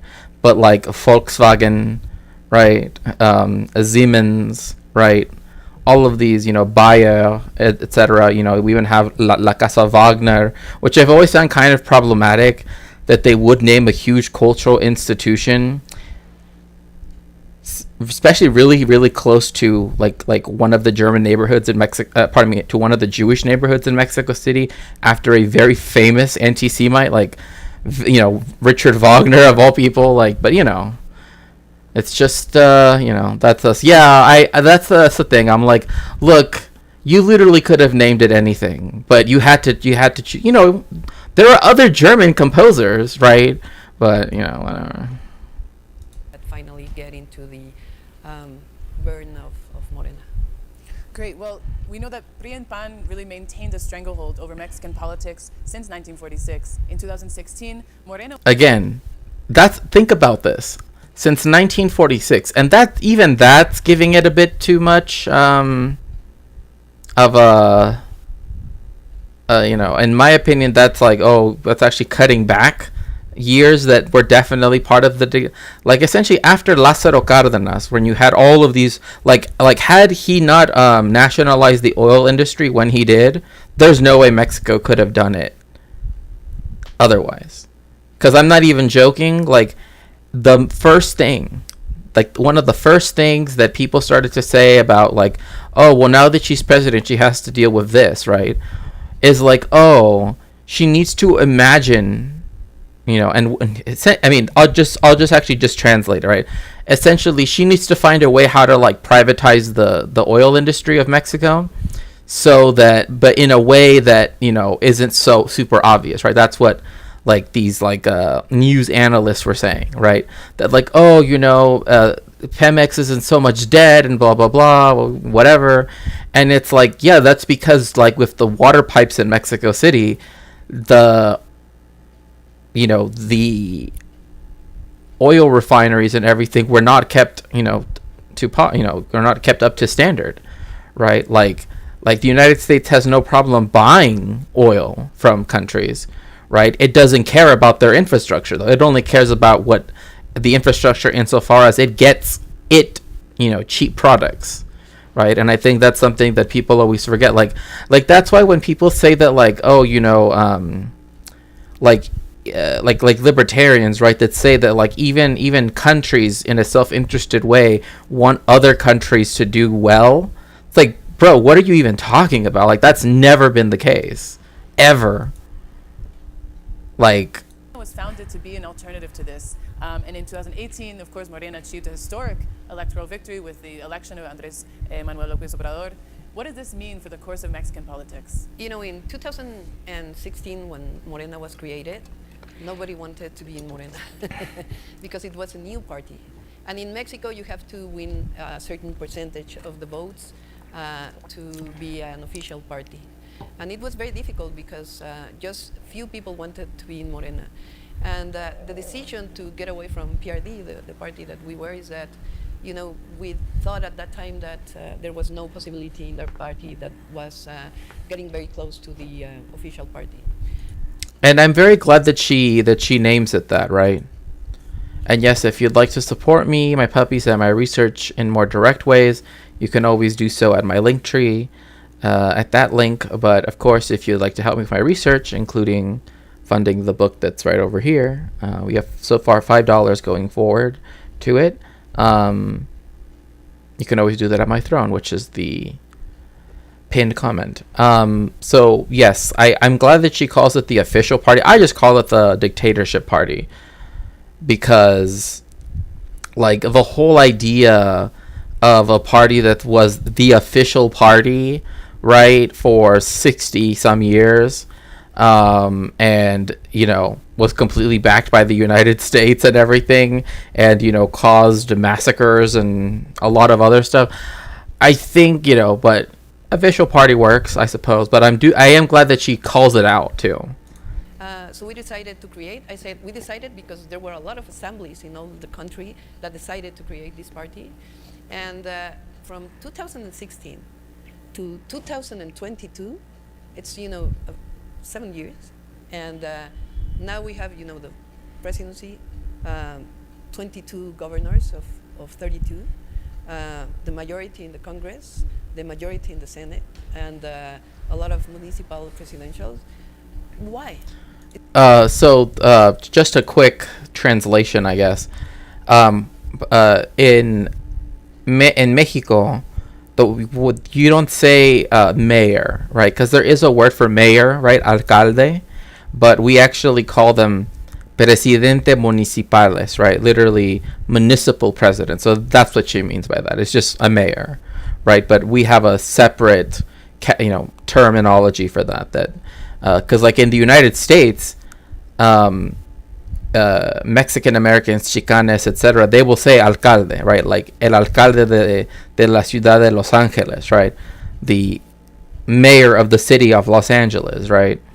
But when you're in Mexico, it's the presidente municipal, right? So just so we're clear. It's because people want to change, and it's a change from economic model We, neoliberalism now is in the past, and we have now a government that thinks in the majority. See, this is the reason why it's like I like the fact that AMLO and especially Claudia were willing to speak out against neoliberalism to me has always seemed like a worthwhile thing, right? Like, yes, we need to have people with power, like again, with actual temporal power, so to speak, right? Saying neoliberalism has failed. And in the United States, we have the opposite. Like, I was reading that, like, I think it was the governor of like Colorado or something, that like he was talking, he like gave some press conference, and like, or maybe it wasn't Colorado, maybe it was some other mountain west state, and essentially was like, oh, blah blah blah, but of course, our state upholds free market principles, and like had nothing to do with the speech. Like he was literally talking about like, oh, like they were talking about like just a random separate thing, right? Like I think they were like talking about like Art Week or something, and he's like, but of course our state cares most about the free market principles, and it's just like, bro, just shut up, just like, nobody cares. Things in Mexican people rather than things in a privileged group. So, and right now we have the majority, and that's because people are, happy, even though a lot of media. And so, one thing I want to also note is that because of all of these districts here, right, with the exception of District 4, District 1, which actually wasn't even a complete victory, District 6, District 8, and then all of the Guadalajara, all the Jalisco districts, the Altos de Jalisco districts. Again, all of these ones right here, these are literally all like majority white. In fact, like a lot of French immigrants went to Aguascalientes, right? So because of this, right, because of the fact that they now have a super majority in both houses of parliament, right? Both the Chamber of Deputies and the Senate, right? And so, because they have a super majority, there are constitutional amendments that they have been wanting to do, right? That they now have the ability to do so. And, when I know, because the United States has very few constitutional amendments, right? It seems like, it might seem like, oh, that's a really big deal. And it is still a big deal. But I do want to note that as per this edition, because I think I have a slightly newer edition of the Constitution. Because again, like, one thing I've always been very interested in has been like constitutional law myself in Mexico. But like it has over like 125 articles, right? Like 130, like Article 135, right, is like how to do different, additions or reforms to the Constitution, right? And then 136 is like the inviolability of the Constitution, right? Like, this Constitution will not lose its force nor vigor, even for when some rebellion would interrupt its observance, right? In such a case, right, for such a public emergency or disaster, it will be establish a government, right, that contraries, whatever. Well, essentially what it's saying is that like this Constitution will always be the Constitution that will apply, right? So even if there was to be a rival government, right, that was to be saying, right, that like this would still be the official document, right? Yeah, I know constitutions are weird, which is why I'm not like focusing on it. Because then we also have like transitory articles and That's just. But the point being that there are amendments of the Constitution that have been people have been wanting to make from the party Morena, and now they finally have a supermajority in both houses, right, of Parliament, that now they can actually pass those things, right? And some of those are, as much as, creating a single entity for healthcare, right? For nationalized healthcare, right? Making nearshoring, right, the official policy of, economic policy of Mexico, et cetera, et cetera, et cetera. It's against the president and against Morena. People wants this change and wants this fourth transformation, as we call it, to continue. And so yes, that is another big thing from their agenda or from their party, right? Is that they have this thing called La Cuarta Transformación, right? And it's saying like Mexico's had 3 previous transformations, right?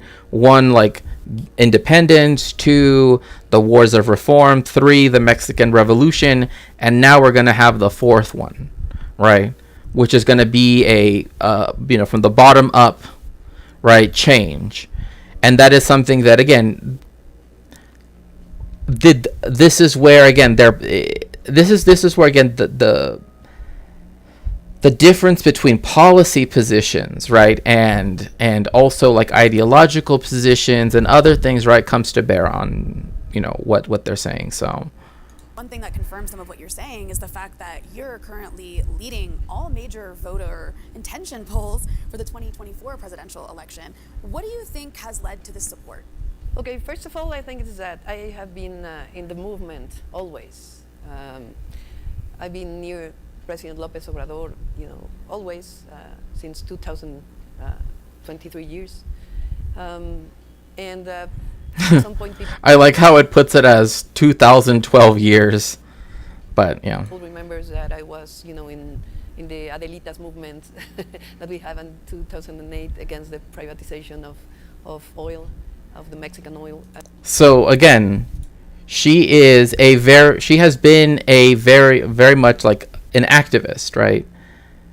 For climate reasons, right? But also for things like against privatization of the oil industry, because that is one of those things that so many commentators, like especially in the English language media, particularly the American media, right, always love to bring up. Like with like when AMLO took the presidency, now that she's going to take the presidency, it's like, oh, Pemex is like a failed experiment, blah, blah, blah, national. Like, no, if that were true, then Chevron, right, wouldn't have ever put out that memo, right, that was leaked. She's Jesus. I mean, her husband's name is Jesus, but I mean, well, yeah, we already talked about a little bit about that earlier, about how like people, because she thanked her husband for helping her, get through all the stress and everything of the election. There were these white American Jews that were all like, oh, she's not actually Jewish. 2012 years in the movement. Well, I guess that too. But the Adelitas, which if you don't know Adelitas, it's a reference to the Mexican Revolution. Of Pemex. And I was, in many movements. So they think that I can continue. And this has been for her entire life. Like her parents were activists, her grandparents were activists, she's an activist, her husband's an activist, right? So what President Lopez Obrador is doing. The second thing is who I am and what I have done in Mexico City. If they didn't like a scientist and a politic to be a president, they probably don't prefer myself. And also my work in Mexico City. If my job here in Mexico had been bad and people were, against me, but probably I can go, to the next step. And finally, so quickly, just because she brought those things up, right?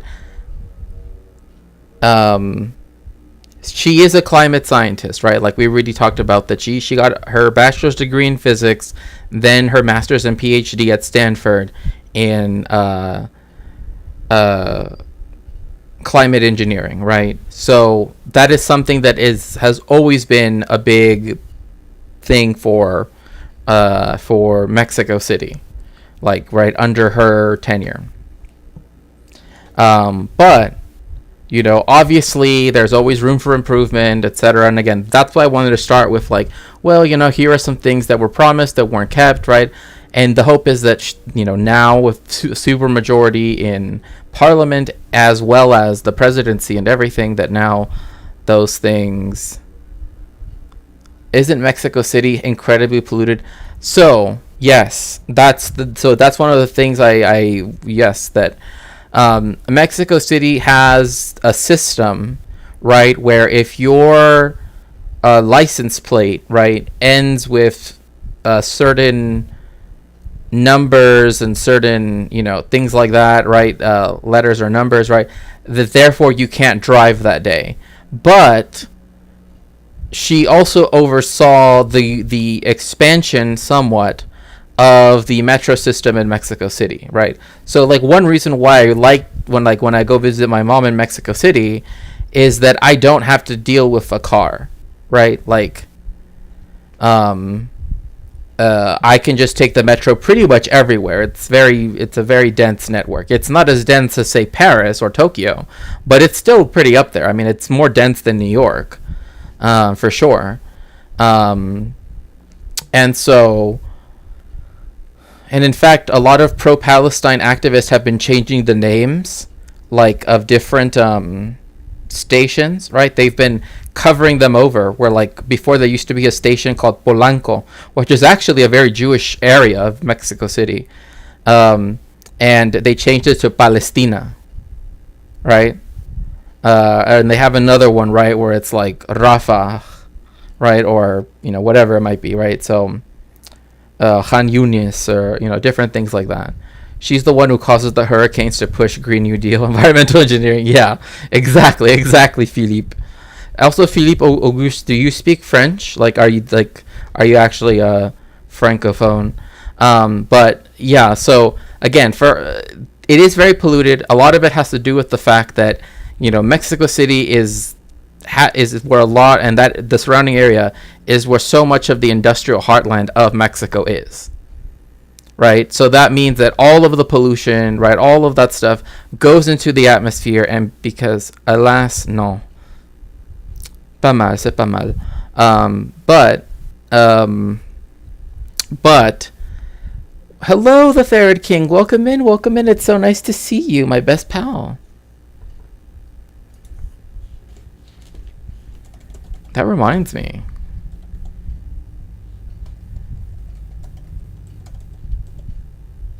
Please make sure to follow our friend of the stream, and once the cooldown period is over, I will also give you a shout out, Fairy King, unless someone else can do so. Another mod. But so yes, and again, I know I'm like we're slowly getting there in terms of like discussing. Also, could we just talk about like one thing? Can we just talk about how like cool, like like the American constitutional covers are very like meh, but like look at that Phrygian cap. Like, come on, like that's cool. I don't know. To me, I think that's cool. Like the amount of art, right, that one that was anyway and so let's see here, let me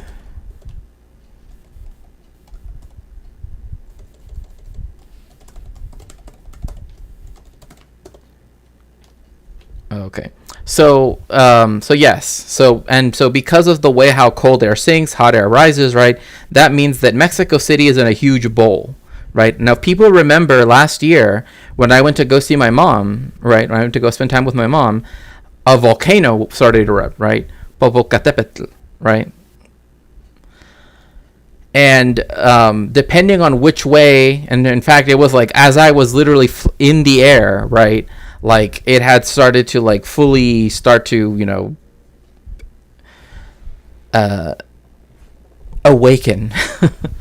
And I think I've explained the story of Popocatépetl and Iztaccíhuatl a bit before. But anyway, point being that that also caused issues. But like had the ash been going into the city, it probably would have shut down the airport, right? It probably would have shut down everything. Because again, Mexico City is very, very, very, very sensitive to those things because of the fact that it's become, it definitely is far better than it was in the 80s. Like if you look at the pictures, right, like how much progress has been made. Right, same thing with like earthquake proofing. Like now Mexico, has its own architectural companies and engineers, right, that make buildings, right, where they can now make skyscrapers that are completely earthquake resistant because there's so many earthquakes in Mexico City. Like there's essentially one every 5 hours, right, so to speak. I'm just saying that as a hyperbole, but after the largest one that happened in 1985, everything's been kind of like we never want that to happen again, right? So as I was mentioning earlier about water, right, Mexico City is running out of water, and there's a good chance that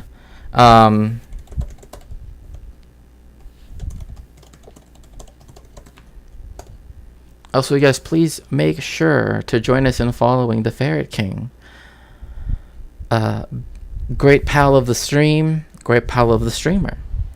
So that is why the fact that she is a climate scientist, and the fact that, again, she stuck with the science when it came to COVID far longer than other people, right? Even the president, AMLO, right? Which I was very sad when Mexico kind of like removed its like, you have to wear your mask inside, because I kid you not, like when I went to Mexico City, you had to wear your mask. It was mandatory outside, inside, right? Like essentially outside in the sense of like any spaces where people congregate, right? So like on Avenida Moreno, right? Which leads you right into the Zócalo, right? It's a place with lots of stores, it's a colonial street, right? Colonial as in built, in the time of, the colonial period, not like it's colonized by something. But in fact, it's also one of the few places that it's like, if you've been to Europe, right, in particular, I've often been told that street feels very like more than other places that people go to, kind of like very European, in that like you find those stores that sell those like strange little things that that like America just does not have, right? Like I like literally, I'm not even joking, we found a bottle store, nothing in the bottles, just a bottle store. And like like in Italy, like in France, etc., like you will find stores like that. Like we sell bottles. Like we make bottles, that's what we sell, right? And that's not a very like American thing. Like it's like if I want a bottle, I'm gonna go to Walmart, like. Anyway. It or not is because I'm a woman. It's now time for women. It's incredibly. It's not only the social movement of young women, and it's also that in Mexico, we have already 9 governors and many women participating in politics, so it's not a strange. And look, here's another thing too. I'm glad that she's bringing up women, and totally, I'm totally here for it.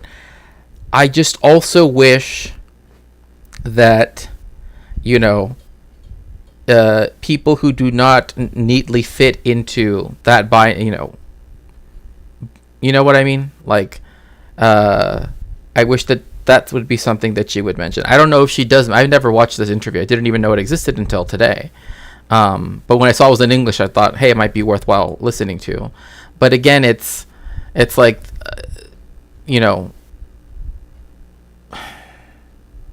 you can't forget, right? The other people that are also marginalized, etc. Right? In the same way that I find it strange that they want to completely like erase her Jewishness, right?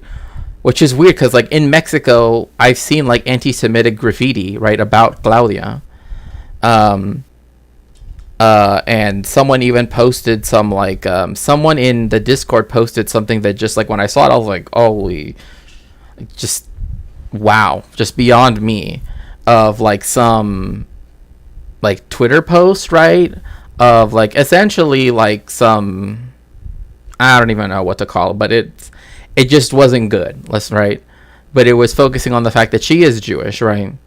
And it's like it's then weird to see white American Jews being like she's not Jewish because she blah blah blah, right? Like she said thank you to Jesus. Well, no, her husband's name is Jesus Maria Toribio, and also she literally was on the main channel, like the main TV channel of the Jewish community in Mexico, which is mainly Mexico City. In this case, it's like it does. You can watch it in like other areas in the greater Mexico City region and some of the other big cities in Mexico, but it's mainly in that area. And so enlace judío is what it's called, right? And so she went in there, and this was months ago, saying that there needs to be a ceasefire. And again, she did call for the two-state solution, right? She said both nations need to be recognized, right? Which, again, is, I mean, I'm not expecting her to have like a super radical take on that. I mean, she kind of gave the answer that is expected, right? And at some point, especially, but saying that during an interview during the Jewish community, right, by the Jewish community, right, where they decided to bring up the conflict, right, what's going on in Gaza, right? They brought that up, and she handled that by instead saying, well, what's important is that we need to there needs to be a ceasefire. Like, grievances aside, the ceasefire needs to come first, and both nations need to be recognized. That's almost verbatim what she actually said, right? So definitely went into a place that would have not been very approving, right? Because that channel is like the only space where there are like actual Zionists in Mexico. Like outside of that, I've like never met Zionist Jews like in any big number in Mexico, right? Yeah, exactly. Yeah, saying that. Thank you so much for lurking, DJ. So again, like, Palestine fact. Palestine causes garnered support from various countries and international organizations. Oh, that's so cool. I love that. Endorse the right to self-determination. Right. And so again, she said this where she was the only person being interviewed, right? She's like literally like the camera's right there. Right. And people in Mexico, like Jewish people in the United States who are very ardent Zionists said like she's pro-Palestinian, and she was literally I have a picture of her where she's literally being given one of these by one of the pro-Palestinian protesters. Like, I'm not even joking. She literally wore a keffiyeh.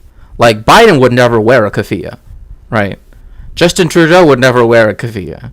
Nor would any of the candidates running for president ever wear a keffiyeh in the United States. But she did, right? So she is willing to stand up for, again, because she's been an activist her whole life. And she was not raised in a Zionist milieu, right? That a lot of American Jews are raised in, right? But because of this like weird internal racism that Zionists have against, Jewish people who are not racialized as white. So therefore, Argentine Jews and Brazilian Jews that are white, again, they are, part of the club. And Cuban Jews are part of the club, right? Then, but I mean, that live in Miami, I should say. The exiles, quote unquote, right? They are allowed to be part of the club. But like Mexican Jews that tend to be more left wing, again, Mexico's politics ever since like the whole dictatorship thing has always tended to be more focused on like social issues than otherwise, right? And that's because, like, again, for 60 years nothing was done vis-a-vis those social issues, right? There literally was just nothing done. Everything was just, how do we sell out more of our country, right, to the United States? So We'll see that it's good to have a president, a female president. Well, we'd like to talk about one of those reasons that you spoke about, which is your role as head of government of Mexico City. Again, a city of over 20 million people, which is very significant. And you were elected by popular vote again in 2018. As head of government, you've taken on many initiatives to address some of the structural issues facing the city. And one of them that we'd like to talk about is, of course, femicide and the issue of women, which is a huge challenge for Mexico. It's a huge challenge for the region. So Mexico is unique. In that femicide is a particular crime, right? That is to say, because of the fact that the women's movement, and because of the fact that there has been such a large amount of femicide that has occurred, particularly along the U.S.-Mexico border, right? Like in Ciudad Juarez, right? In fact, there's this book called Las Hijas de Juarez. The book's in English, but it has a Spanish title, right? Because there is femicide, yes, where there is a lot of violence, right? Gender-based violence, a lot of murders that have taken place, particularly against women. That particularly, right, the places where this is most acute, right? The places where this is most acute is along the border, right? Like Ciudad Juarez, because those are places where women, right, often again are joining a very precarious workforce, right? Working in maquiladoras, which are literally just sweatshops, right? Working weird hours, right? And so there aren't none of the social structures, right, to really help that, right? And another thing too is like you have human trafficking, etc., right? All these other things too that also put them in danger. So Mexico is unique in that it has that as a separate crime, right? Like you can be convicted for that. That is a complete separate thing. And now there's even a Ministry of Women and Gender Affairs, right? Because of the fact that has become such an acute issue, right? Because again, we still live in a heteropatriarchal society, even in the United States. And even though we know that the vastly overwhelming violence that happens, either domestic violence or otherwise, tends to be particularly against women of color, right? There is, that is just seen as, I don't want to say any other murder, right? But it is seen as just like, oh, it just falls within the same umbrella, right? Because Mexico has the concept of hate crimes as well, but femicide had to be created as a separate category, and that was something that was legislated into existence by way of the women's movement fighting for recognition of the fact that we cannot have so many people being murdered and not having anything, no recourse, right?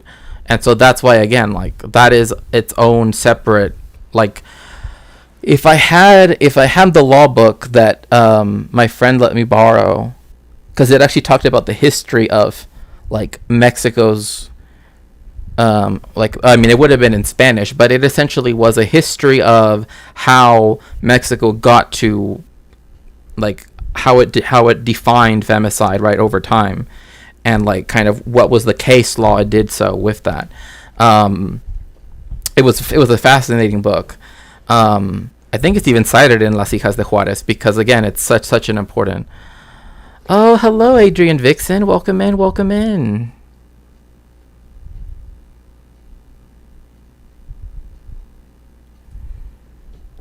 So yeah, and this is where I would say too that other forms of gender violence, right, particularly against and other, just other hate crimes, right, like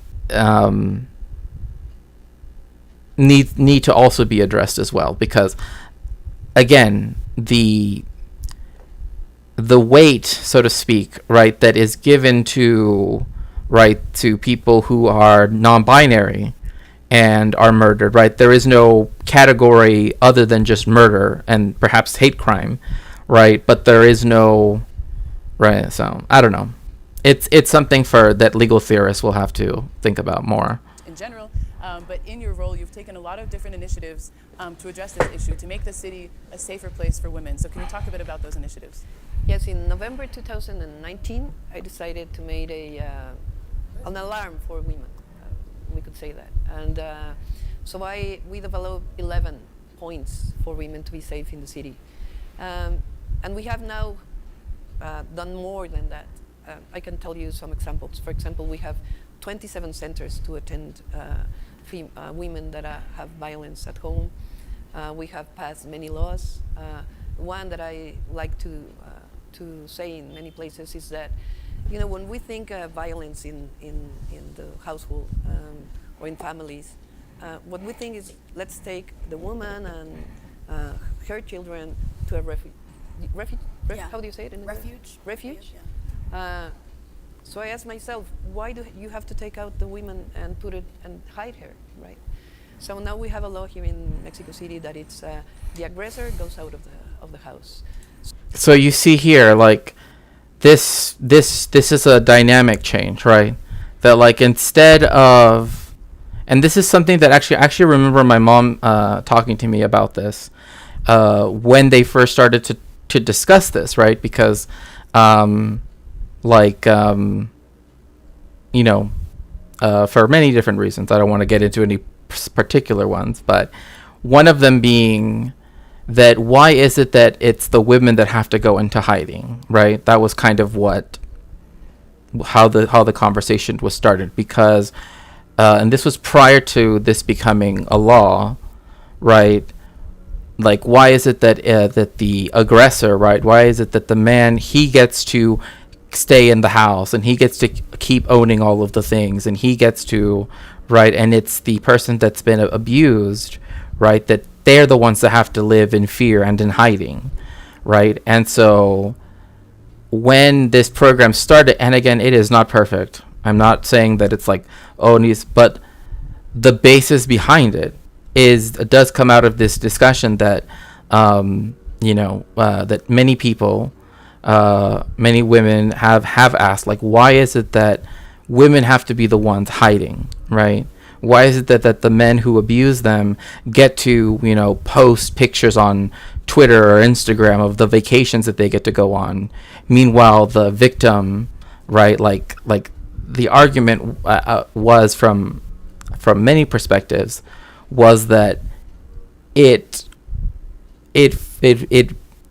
made the victim be re-victimized, right? And so that is part of the, like, from the criminology standpoint, right? From the academic criminological standpoint, not from like the cop standpoint, from the criminological, like, psychoanalytical side, as to why the victim should be the ones that get to stay at home, right? Because they need a stable place to live, right? They're the ones that need the stability, right? They're the ones that want to take care of their children, right? They're the ones that need to, keep light, right?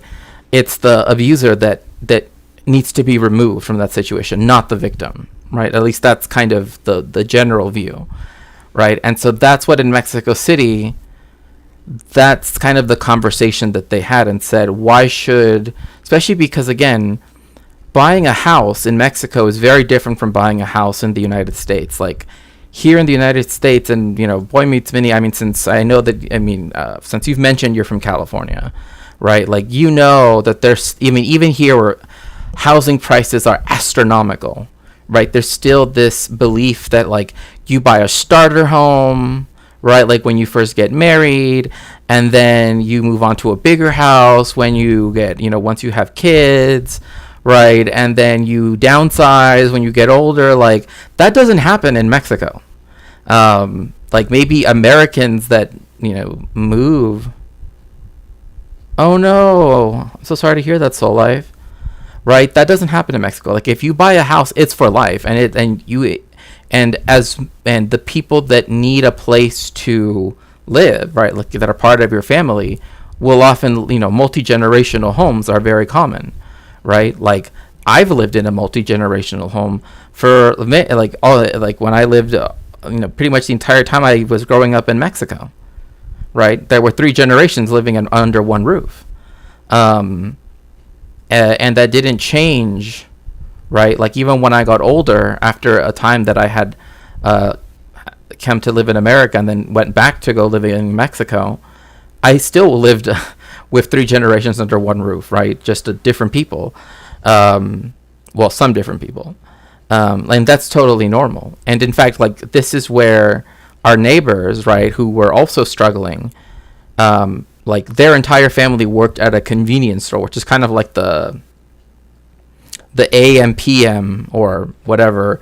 I don't even know what to compare it to, because Mexico does have 7-Eleven, but it's like the Mexican version. It's called Oxxo, right? So like they every shift was a member of that family, right? And so when I would come home from school, right, because my parents were still working, they told me, they offered, like, this was how kind they were. They said, send Shakespeare, right, to us, right, and we will share, like, we will give her something to eat, right? We will give her something to eat. And this is the family that, like, they bought un costal de frijoles every month, for just, like, the big bags of beans, right, which are very expensive, right, but this was to feed a whole family, right? And, like, some of those moments of, like, sitting at the table and eating, like, sopa de fideo, right, with the tortillas rolled up and some, like, maybe some beans and some queso, like, those were some of the best meals I've ever had. Like, the food tasted better than any fancy dish you could ever put in front of me, precisely because, again, we all had solidarity with one another, and they saw that my parents needed help, right? And they saw that I needed a place to be, and so they were willing to share what little they had with me, as opposed to other people in the United States that said, oh, just put her in daycare, just put her in this, right? And so I still remember that to this day, right? Because, again, they worked very hard, and they didn't earn a lot of money, and even then they were willing to offer, right, to take care of me after school before my parents got home, right? So then that way I wouldn't have to be alone, right? But also to make sure that I got food, right? I got something to eat. And so, like I said, like that, sopa de fideo and those little rolled taquitos with frijoles, right? Like that was some of the best tasting food I've ever had in my life. And sometimes I almost want to, like, cry, honestly, because I think about, like, some of the meals that I kind of, because, like, some of the meals that I've, I know it's kind of weird to talk about food in this context, but some of the meals that I've had and kind of, like, had this attachment to, this emotional attachment to, in my memory, that is, were literally, like, the cheapest meals possible, right? Like it's literally what, like, as people have told me, like, es lo que la gente pobre en Mexico come, right? It's what the poor people in Mexico eat, right? Which is, like, a boiled potato, right, with a little bit of salt, and then black beans, and then some tortilla, and that's it. That's all you eat. But to me, like, that was, like, even to this day, I'm still like, oh, I want that, because I just remember those days when it was very hard, right? Like, my parents worked very hard, my neighbors worked very hard, all of them, all the ones that were eligible to work, right? And even those meals that are sort of seen as, like, those are poverty meals, right? That's what peasants eat, quote unquote, right? Are the ones that stuck with me the most, right? Like the potato and the black beans and the tortillas, right? Like, that's what mattered to me most, was the fact that they were willing to share with me anything in the first place. here we use corn with potatoes. My mother loves that dish. Oh, that sounds like exactly like something my mother would love as well. But again, you know, it's like, like that was food that if people would try to feed, like when they would see homeless children, right, unhoused children, right, who always, I mean, if you ever talk to a lot of these children, it's like the stuff that they have to do to survive is unimaginable, especially if they're orphans or whatever it might be. That's usually the meal that they give them, is a potato with black beans, because that's literally the cheapest meal, with some tortillas. Anyway, I didn't mean to go on that tangent, but here we go. So even if the property is not of the woman, of her, she has the right to stay at home. And the man or the aggressor has preventive measures, or even he goes to jail if the judge decided. So it's a complete different way of thinking. See, this is what this part of the plan here that was implemented is something that I find to be very useful, right? That is that I love mashed potatoes with corn, just as an aside. No, it's good, it's good. But I guess like that's just what I remember, right? Like I just remember like people that like truly were hungry, right? Like you could feel their hunger, you could see their hunger, right? And being given a meal just of that, and it seemed like it was manna from heaven, you know what I mean? I have a lot of memories like that from when I lived in Mexico, because I didn't live in some gated community or whatever. Like I lived in the parts where the average person lived. So, all of the struggles that people have to go through.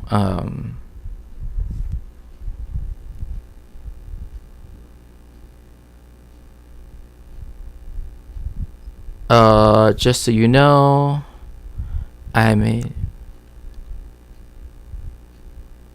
oh, awesome. Thank you so much. I appreciate that. Yeah, potatoes and beans aren't meeting nutritional requirements. Again, it's those things that people eat because, again, they're the cheapest things, right?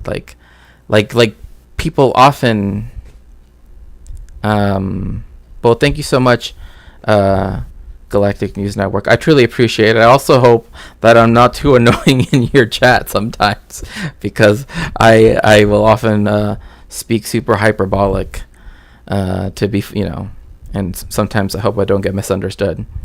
But thank you for that. I appreciate that very much. And so, yeah, a little money goes a long way. I mean, gosh, if I start going into this, I swear I will start crying. And I don't know if I'm ready for that. Because it's so sad. Like, again, like,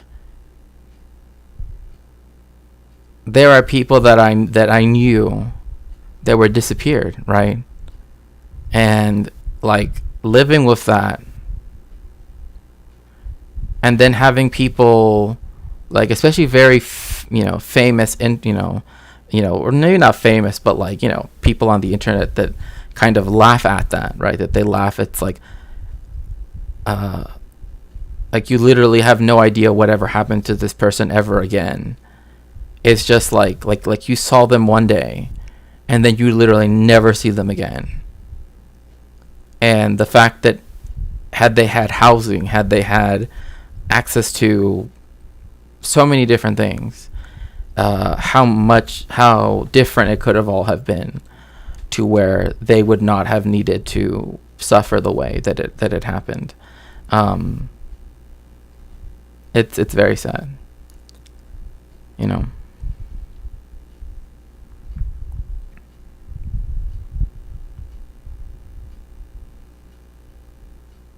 Oh, thank you so much, VKK. That's very sweet of you. So that's why, it's like, yeah, I know Claudia could be better, and I hope that she gets better, right? That she does the right thing. But I mean, I also know that like during the dictatorship and during the drug war, like growing up during the drug wars, it was so hard. Like again, like imagine waking up to go to school and you literally can't go to. You literally have to turn around because there's a military blockade. And they're telling you, oh no, you can't go past this space on the highway because they're literally having a firefight just past this, right? Or having no real recourse when there's like wildfires, which again, if you live in Southern California, this happens a lot, but no one ever thinks about the Mexican side of the border when it comes to wildfires. We have a lot less resources, a lot less resources and a lot of less everything, just everything. And I'll never forget it because like my house had like ash on it for so long to where it like created a layer. Like that's how thick it was when we had the wildfires back then on the Mexican side. And the San Diego news didn't report it because they only cared about it when it affected anyway. And yes, welcome in, Streamlord. I appreciate it. Also, we have made 800 kilometers of safe corridors with a lot of light and buttons for help, for the police to come. We have a special number. It's 765 to call for if you have you have problems. And not only this, but like there are even like these spots that she's talking about. They're not only just passageways because they exist in other forms in other major cities in Mexico, like in Guadalajara, where they're more like they also have like these little like the seating, right? You can sit down, and it's like a spot that's like that they will have like social workers or like I'm not too again. ACAB is ACAB. It doesn't matter, right? But the one in Guadalajara, that one, I remember that, like, if you call that number, it doesn't necessarily, when they say police, when she says police, it doesn't necessarily mean, like, an armed policeman is going to be sent over. It means that, like, using the police's resources, they will connect you to someone, who can help you in that way. Again, ACAB is still ACAB though, right? Like I wish there was an alternative that didn't require that, but again, like that is the way how it technically works, right? It's essentially like the non-emergency line, right? Which is what, like 311 or something instead of 911, right? So it's essentially like that, kind of, except like you're specifically, it tries to identify where you're at, and it'll tell you like everywhere, like, oh, you're at this one, you're at this safety station or whatever. And like some of those paths that they've made have actually made it safer for people to like jog and to walk, right? Because people feel more comfortable. And a lot of the 800 kilometers of this does not mean that they were all built in Polanco, right? Like some of them were built in, much more proletarian neighborhoods. And so I always found that to be, something that I'm very glad that was done, because for so long, all of these advances, even in Mexico, were always kind of restricted to only like the most, posh neighborhoods. You're a woman, and many other things that.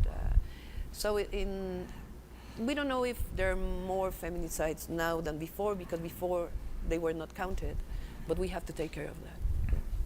And I mean, you've dealt with so many other issues as well. Yes, and this is true. This is like, again, this is one of those things too.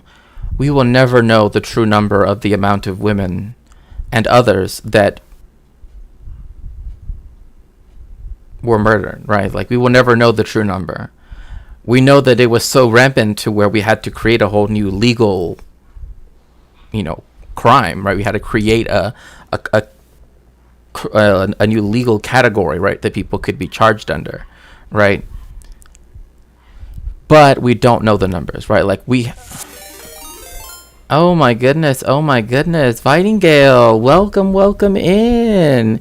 It's so good to see you. Thank you so much for the raid. Welcome in, Raider. Welcome in, Raiders. Welcome in, streamer. I hope you had a good stream. What did you talk about today? Oh, that is such a cute little raid. Hello, friends. Yes. Hello, Franken, Panty, PJ Fry. Hi, Carla. Hi, Spectrophonic. Hi, Zed. Welcome in, everyone. Welcome in.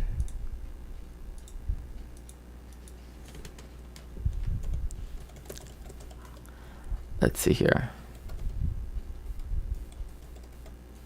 Hello, Tails and Wings. Please make sure to join us in following friend of the stream, Vitingale, who indeed lives up to that name. Like when you were at the music festival, I know I already said this, but like your intonation, everything, I was just like, wow. Very musical, and I enjoyed that. Hello, Lucy and the Calm. Welcome in, everybody. I'm Shakespeare. I am a cultural historian focusing on Jewish and Latin American history. Right now, we're watching an interview of Mexico's, president-elect, who is, of course, Jewish and Mexican, just like me. But she's also famously is a Nobel laureate, taught at Stanford, and is a climate scientist. So please make sure to refresh if you'd like to get counted as a viewer. Please follow if you'd like to. You're more than welcome to. And yeah, you guys can just get cozy. Hello, Frangipanty. It's nice to see you. Yes, I'm doing well. Here I am. For some reason, my computer didn't want to let me do a thing. I don't know why, but like I used to, like at work, I used to be able to like do the connect it to another screen. But now that other screen is like weirdly like shutting off constantly. Like it'll turn back on, turn back off, turn back on, turn back off. And I'm like, I finally was able to know what it's like to use a dual screen, because I don't have one at home, right? I just have one screen. So, but I guess that's over. One of the biggest ones affecting the entire planet, of course, is climate change. And you're an environmental engineer. As you mentioned, you were also Secretary of Environment, and you were part of the UN panel on climate change in 2007, which won a Nobel Peace Prize. And exactly. So, again, so when it comes to climatological and climate stuff in general, right? Like this is something where I really, really hope, right, that things can be done. But to me, the water problem of Mexico City, again, many different sources have said that, Mexico's heading towards day zero. And what day zero means is the day we have no water, right? That Mexico City's taps will run dry. And there is a disparity too, right? Like it's known, right, that obviously the poorest neighborhoods, right, like Ciudad Neza, or if I say the whole name, right, Ciudad Nezahualcóyotl, right, also Tepito, right, all these other places, right, that they're going to run out of water first. And in fact, they've already experienced it to the point where the water that they do, drink some water, everyone. Oh yes, for sure.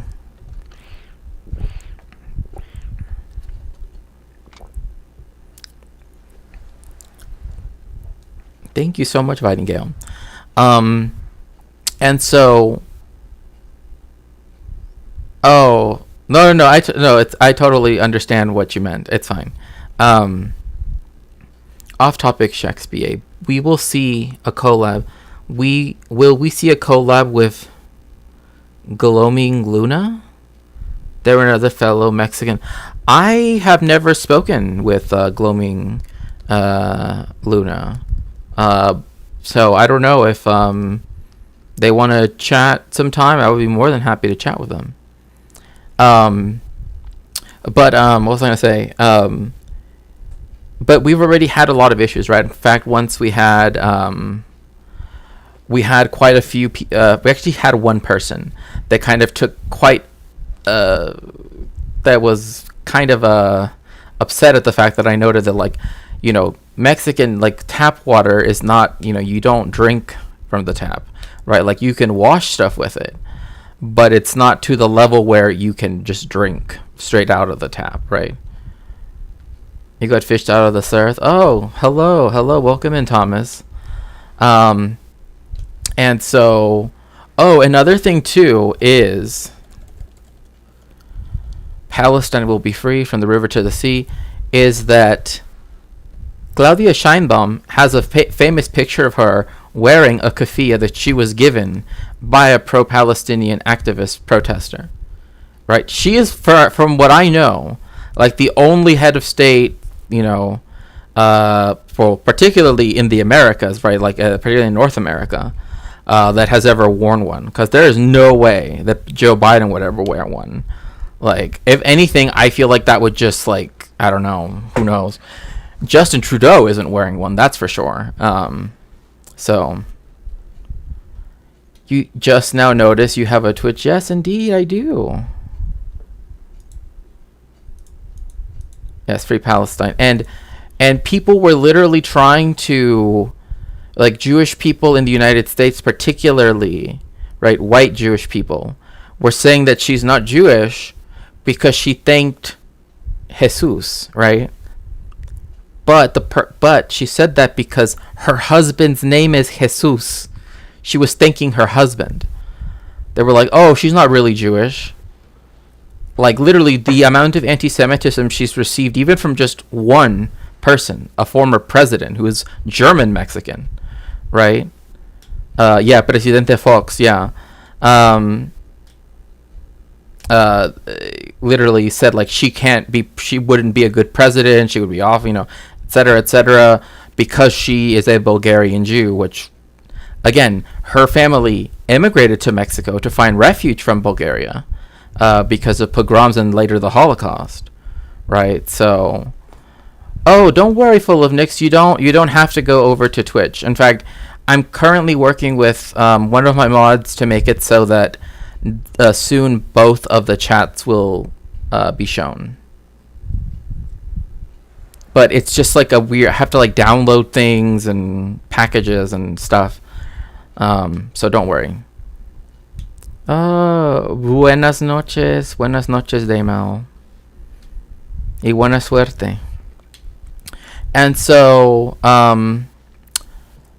yeah, they've been saying like, oh, she's not really Jewish, she's not part of the Jewish community, blah, blah, blah, which is a complete lie. Complete lie. Like, not only is she part of the Mexico City Jewish community, which is the largest Jewish community, and by the way, like, just for scale, right? Mexico has more Jewish people than Ukraine does, right? Like a European country that is more associated with Jewish people, right? Especially with Zelensky himself being Jewish, right? That's like something that's often forgotten. Again, the difference is that we are often marginalized, right? Because we are not, a lot of us are not, a lot of us are not racialized as white, right? Like, I've never been, I'm not white and I've never been considered white, etc., etc. And that is, and we've often, and another thing too is, for many reasons, because of also the weird racism that there exists within the Jewish world, we also, it's also why, like, Zionism has never become such a big deal in Mexico. I mean, I'm not even joking, right? Like, when they, caused a scene, right, a fiery scene out, at the Israeli consulate in Mexico City, right? I won't go into any more detail. because there are pictures, right, of it being on fire. So anyway, like there is a huge statue of Yasser Arafat in Mexico City. I'm talking about huge. Like I think that the statue in Tijuana of Abraham Lincoln is like half the size of the one they have for Yasser Arafat. So definitely, again, very much more like pro-Palestinian. And even she came out as, again, being pro-Palestinian, calling for a ceasefire months ago on the Jewish community channel on TV, Enlace Judío, right? She's part of the community and all of that stuff. Sorry, I didn't see it, right? Saludos, mi gente guapa y sexy. Oh, pues, eso definitivamente no es mí. Does she have to be approved by Don Francisco? Oh my gosh. Yeah, Jews, like Palestinians and Puerto Ricans, come in all melanins. I mean, everybody, all of us, all human beings come in all different shapes and, forms and in all shades of melanin. And we should celebrate that. But Don Francisco. But anyway, point being that, like, that's what they're trying to do now. Now they're trying to say, well, she's not really Jewish, right? Because 1 month ago she came out calling for an immediate ceasefire. And again, I know this is like the politically, she said, and both nations need to be recognized, right? Speaking to the two-state solution.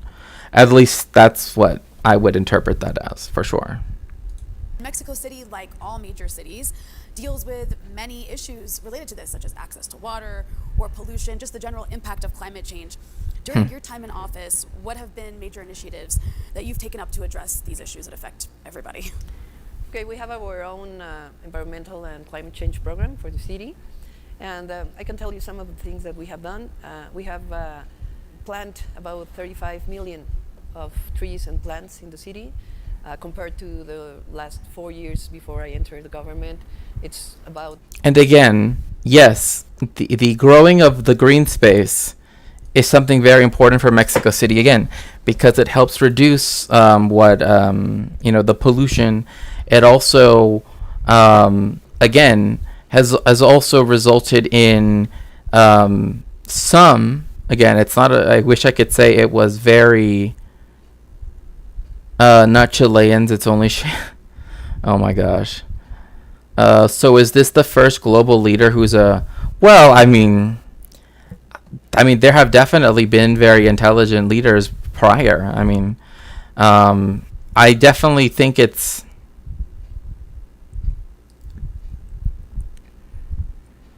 I was just going to explain what she was saying right now just really quickly, but hello PB. It's funny, I associate PB, like most people associate it with peanut butter, but for me, because like of living in Southern California, it always just means Pacific Beach for me. Like, gonna go down to PB to go get fish tacos. Oh, okay. But anyway, that's neither here nor there. So the woman was the president-elect of Mexico, and yes, these things were done, right? And it was done so that again, the growth of the green space in Mexico, because a lot of Mexico City, during its vast growth in the 70s and 80s, resulted in like the removal of green spaces, right? Like either in that there were no longer spaces to have. To me, it's the beautiful bird. Oh, well, no, yeah, no, that makes sense. It's just like, to me, like the different associations we all have, right? And so one of these things have been like the starting of parks, particularly in some of the lower income neighborhoods, right? To just put it like that, that has been very important. But it needs to happen on a far larger scale because, again, as we know, third spaces, right, where you don't have to pay for things, right, like a park, right, and also creating things for like bikes and for everything, right, is very important. Some of that stuff has occurred since because their party or their group of people that AMLO, etc., have been in power in Mexico City since like 1996. So, hello, megastar, welcome in, welcome in. I mean, because 35 million trees is a lot of trees. I mean, 10 times. Second, we have made a lot of investment in electromobility, but for public transportation. So we have the 2 cable cars, the longer cable cars for public transport in the world. Let me see here. Could you explain her career as mayor?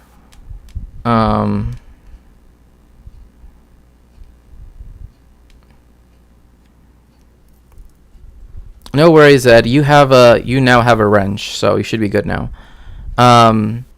Could you explain her career as mayor? On a Chilean program, they showed graphs where she lowered crime by adding more police women and privileging social workers over. Well, like again, like this thing she brought up earlier, right? Is that she made these 800 kilometers of like, using renewable energy, right? That is how they are lit, right? They all have like solar panels and everything, right? Creating this system of 800 kilometers of like safe routes, right, where people don't have to feel scared, right? Where every so often there's like an emergency button.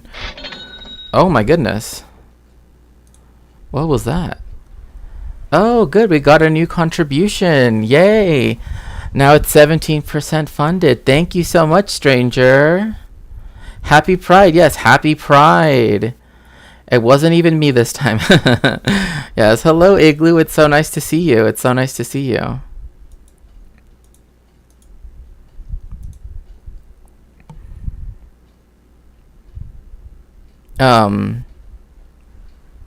I know. We're watching the interview of the current president-elect of Mexico, Claudia Sheinbaum, who is a climate engineer, PhD, Nobel laureate, many, cool things, I suppose. And so one thing I'm responding to is Thomas's question that yay, now we're 17% of the way there for the Figurative Inquisitions book. I'm looking forward to it. So during her career, she wasn't mayor of Mexico City. She was head of government of before, right? Mexico City used to be El Distrito Federal, right?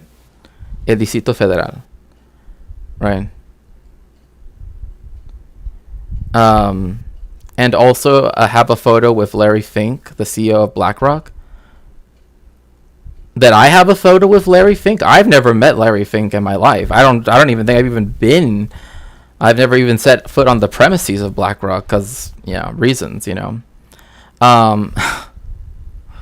But anyway, so the main thing is that this was something she was talking about earlier.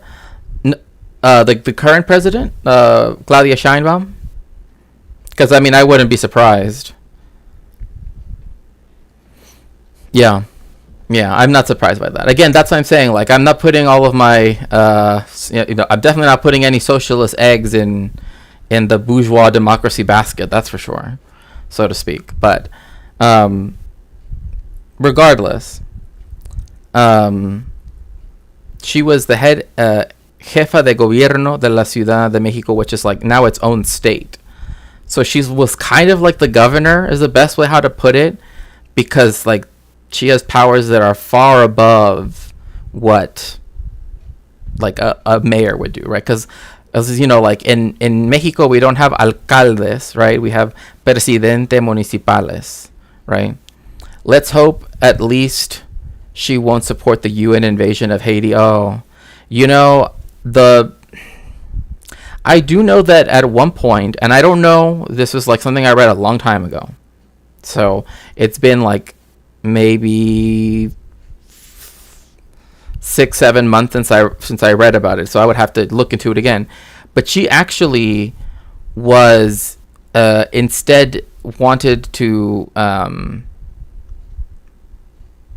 instead for one, highlight Mexico's neutrality, right, which I think is important, but also to instead and make it easier for people who are Haitian, right, to get asylum, like essentially as quickly as possible in Mexico, and to be given benefits of housing and other such things like that as quickly as possible.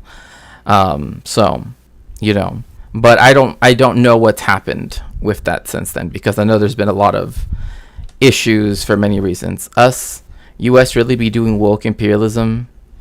Oh yeah, for sure. I mean, it does that even in the UN. I mean, that's why it has, right, like, it, you know, it's always done like that, right? It's the reason why it has someone who's you know, Indian be the person, you know, doing all of the horrific reports, right, of defending Biden's policies, right? The White House spokesman, right? Things like that, right? But essentially what she did is, Fink is such a camera bunny. True. I don't know, Brazil blew helmets in Haiti and their talk of soft power. Well, I mean, Brazil is a whole different. There is a good book called Governing by Debt by Maurizio Lazzarato that actually goes in depth about how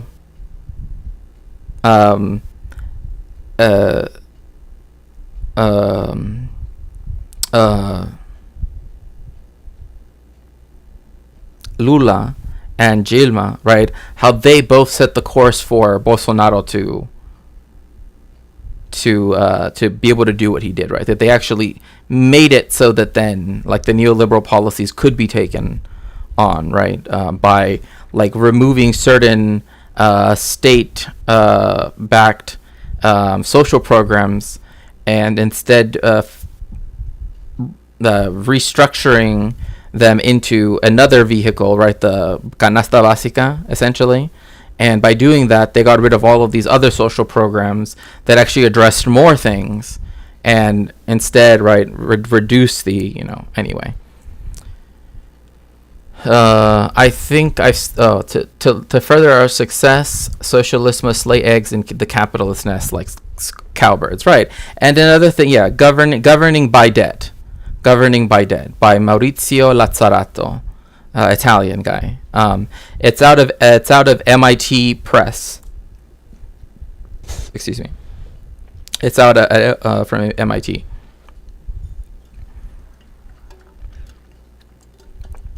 I mean, he and in fact, there's a lot of really interesting work. A lot of really good, interesting work concerning there's another book, but I can't remember his name. I think it's Alessandro Luzzatto, right? And it's the invention of the indebted man, right? And essentially, critical theory that's coming out of Italy, right? That particularly deals with how debt is being used to govern people and everything, right? That, like, the concept in neoclassical economics, right, that requires like people to be in some debt, which is, you know, in order to be considered credit worthy, right, trustworthy, right, is now expanded to the point where, you know, where even the language, right, like even the language of of a hegemonic Christian society has been changed, right? You no longer have sin. You no longer have sin, and then you have penance, right, and then absolution. Now you have debt and default, right? Like it's a very interesting book. But one is in Iztapalapa, the west part of the city, and the other one is the north part, and especially for the poor people that lives in the mountains that go to the metro. One is 10 kilometers and the other one is almost 10 kilometers, and they moved around 120,000 personas. 120,000. That's right. Yeah, so 120.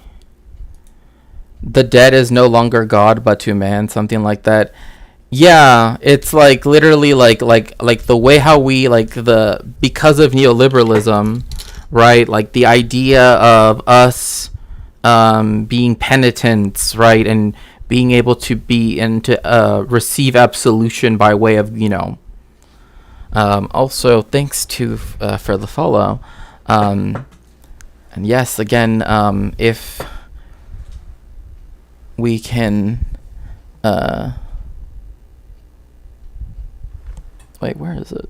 Anyway, yeah. So it's very very interesting because it talks about Brazil, it talks about other countries in the global South, but particularly how a lot of SOCDEM or Radlib, one could say too,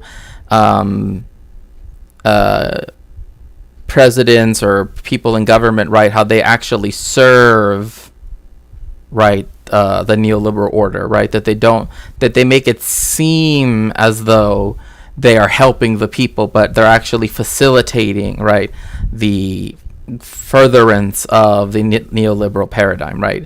And that is because at the end of the day, like fulfilling very basic needs whilst not tackling the problem of poverty, etc., holistically, means that eventually you start to do things where like people will become indebted, right? Because then everything becomes about like home ownership, car ownership, right? All of these things, right? Like those are kind of the things that people tend to focus on in a neoliberal society, right? And their value, right? Like, oh, our house went up, and like in the United States, I hear people that literally I know are never going to move. I mean, I've mentioned it, like even in my neighborhood, like people here very much treat their houses like how they treat houses in Mexico. Like they're never going to move. But they still are like, oh, our house value went up or went down or whatever, right? And it's just like, some banks still look like cathedrals. Yeah. Oh, good to see that you're back, Soul Life. Hides Boric behind the Andes. I mean, just don't send them over to Puerto Montt. Using debt as another tool for control, like interest rates for student loans, mortgages, vehicles. You can't even do certain things that are credit rating. You can't get it right. And in fact, if you were to pay off all of your loans, if you were to pay off all of your debt, your credit score will actually go down. You have to keep an account open, right? A credit account open and be spending, right? And be paying it in order for you to have good credit. Because if you close it, your credit score will go down, like instantly. Because now, how do they know that you're credit worthy, right? How do they know that they can trust you? It's not like you just paid off all of this debt, right? And so that's where a lot of that change in language comes from, right? Like before, there used to be this concept of of paying hand over barrel, right? Where people would save the full amount or as much as they could, for sure, and then try to get it for as much as for using minimal credit or no credit, right? Now that's not at all what how that works, right? Now everything is done via credit, right? And so, and again, that also has to deal with the fact with how like money works as well, right? Like when banks give out loans, commercial banks, that's how money in the economy is created, right?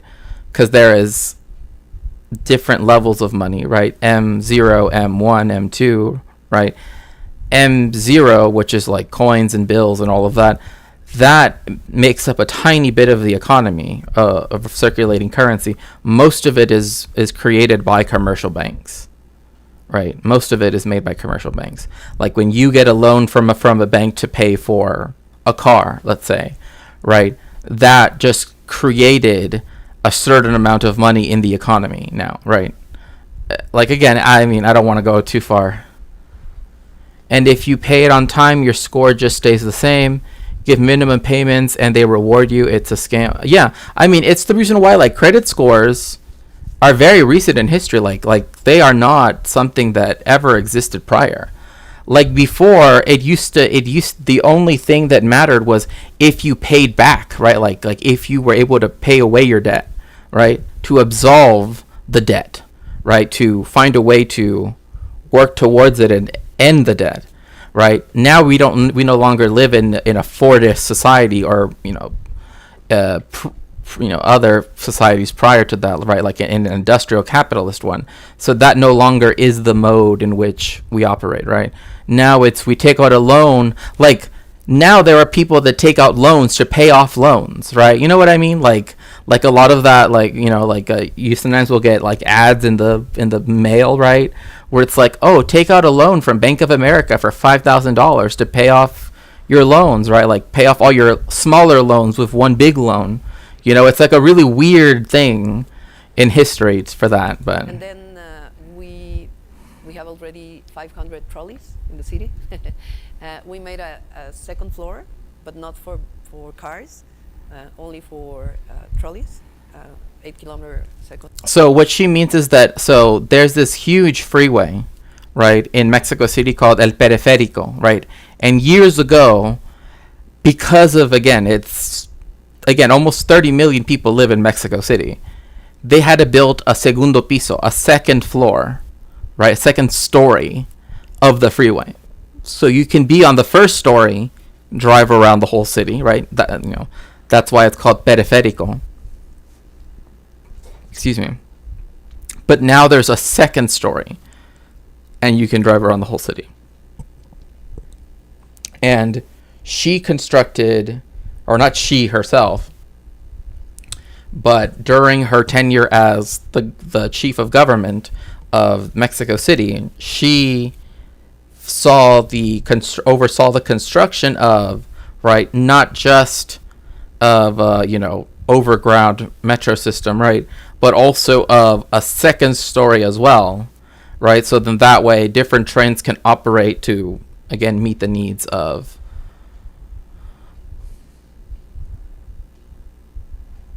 the larger number of people.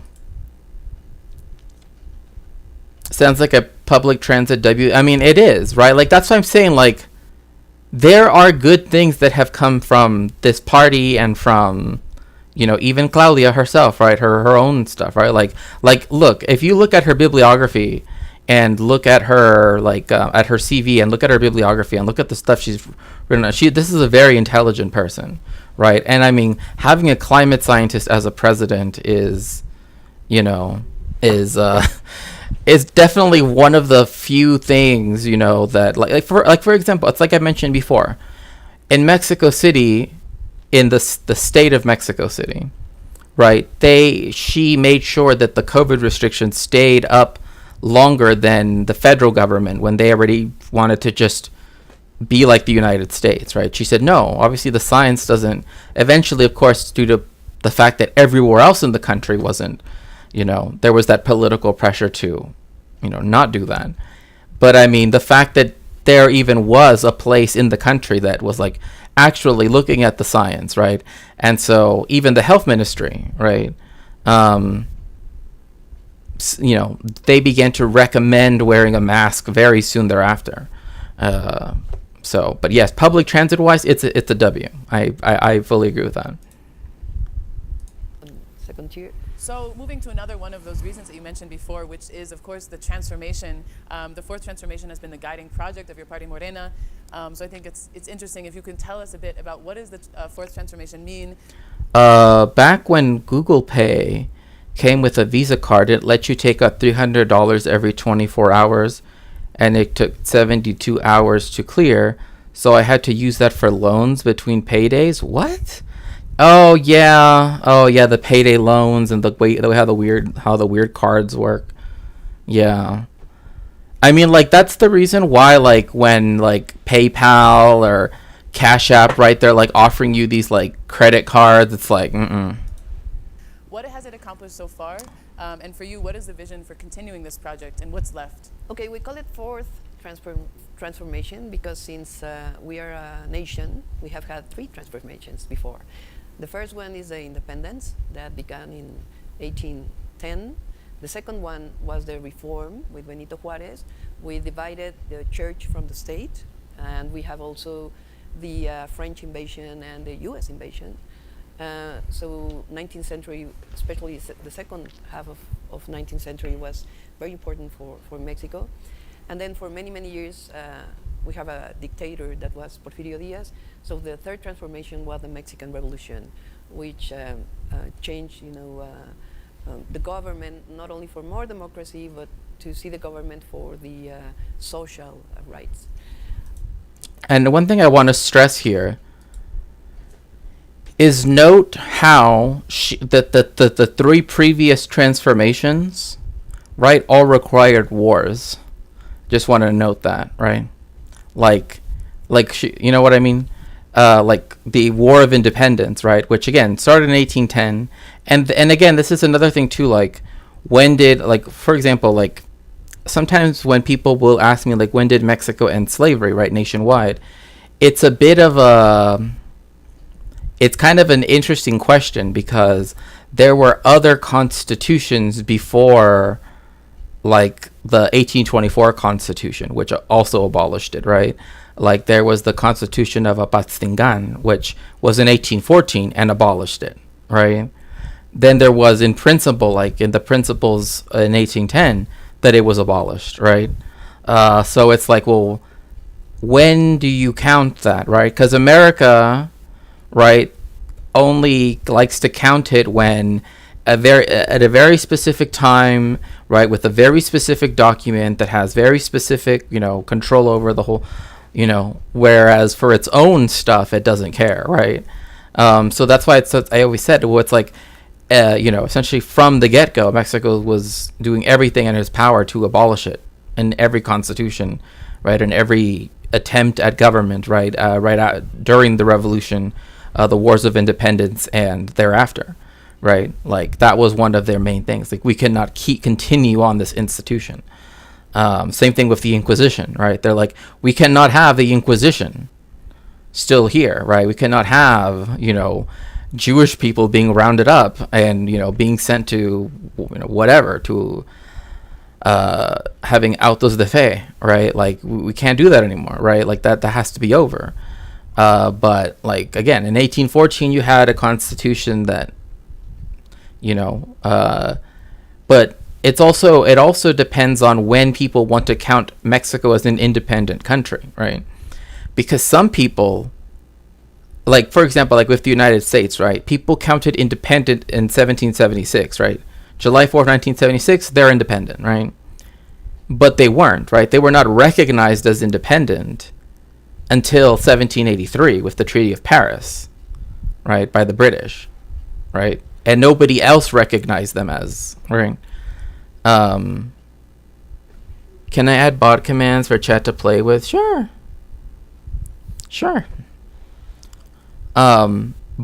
Right? But America doesn't start its clock from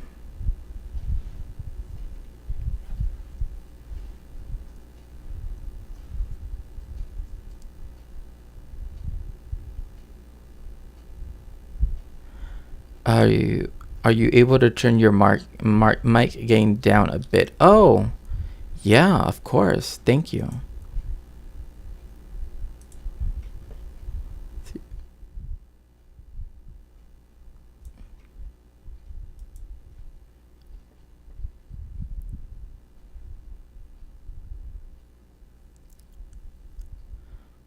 Or Muslims or midwives? What do you mean? Read the Inquisition. I mean, a lot of things were again, like when it comes to what was considered heretical, right?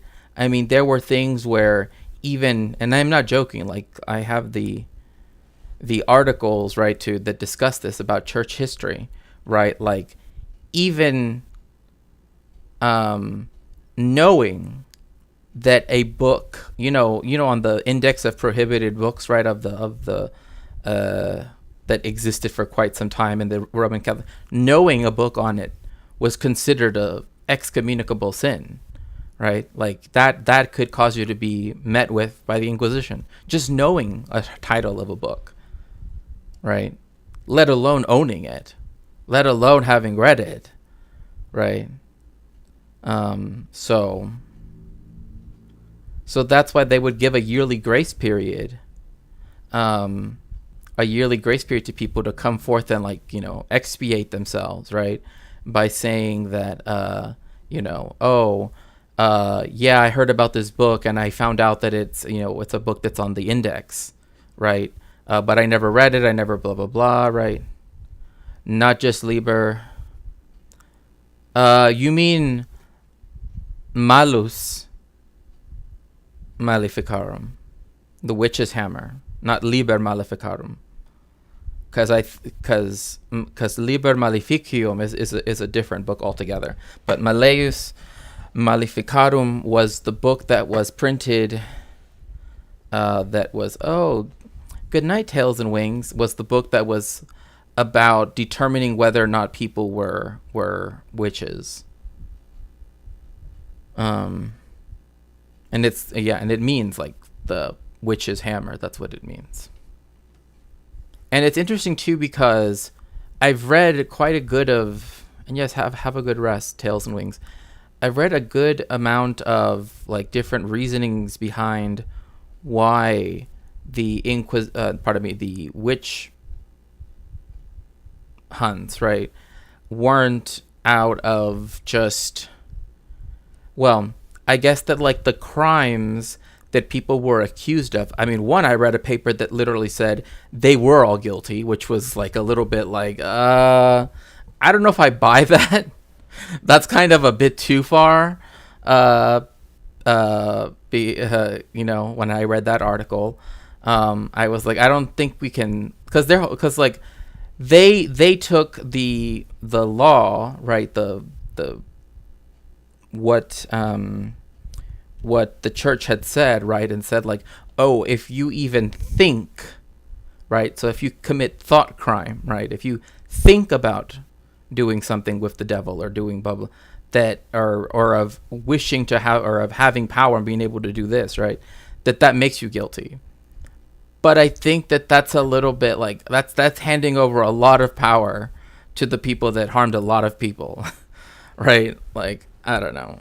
I just feel, to me, like when I read that article, I was like, I think you're giving it way too much credit. That's just me, though. These three transformations were violent. There were wars. And the fourth transformation is pacific because we believe in peace. And so, well, it's like what I said before, right? You had the independence wars, right? And what I was saying before is a lot of people don't consider Mexico independent until 1821, right? With the Treaty of Ghent. No. Is it the Treaty of Sevilla? Anyway, it doesn't matter. But when Spain recognizes it as independent after the wars, right? But with America, they counted independent from 1776. So, like, when do you count it as independent, right? Because if you count it as independent in 1821, then the 1814 Constitution that abolished slavery, right, doesn't count, right? And then only the 1824 Constitution that abolished slavery counts, right? So it's like a lot of that. And then the wars of reform were between the centralists and the federalists, right? And what this was that the centralists were those that wanted the church to keep its traditional power, right? They were the conservatives, right? One could say. The federalists tended to be more liberal, right? In the classical, capital L liberal, right, sense, and they wanted to disestablish, right, the church from being like the official church of the nation, and also for its proper, because in many places it actually was like the dominant landholder, and so like a lot of people that would essentially it was able to monopolize labor in some places, right? And of course, this is where like the idea of emancipation, right, of serfs, for example, right, like that language was often used at this time, but it was literally like the bourgeoisie saying, we want to be able to exploit them too. Right?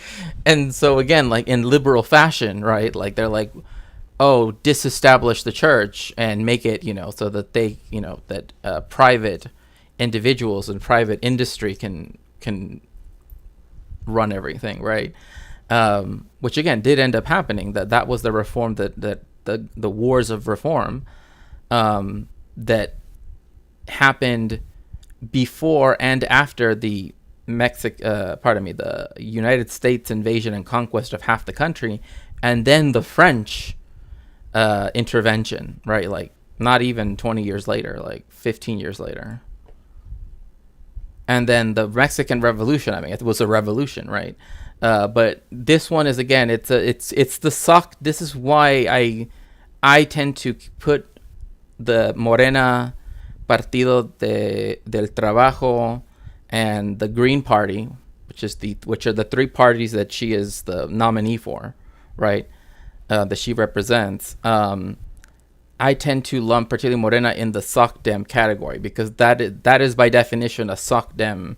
Like, here are these three revolutionary movements and moments, but we want ours to not be, we want ours to be done through reform, right?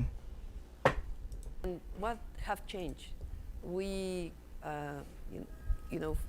in 2008, in December, we can say that the economic model changed from neoliberalism, that at some point in Mexico it's equal to corruption, and also to give most of the national natural resources to private companies, to a new way of governance that now we call it Mexican humanism. And it's mainly, we believe in private investment. We believe in trade, of course, in free trade. And we have a trade with the US and Canada. But we believe that the states have to give the rights for the people. What do we think is a right? Education, health, household, or dwelling, pension for all the elders. And we believe that government has, and also we believe in that energy part of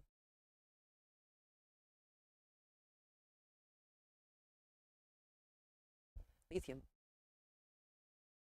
going to be the private investment. We believe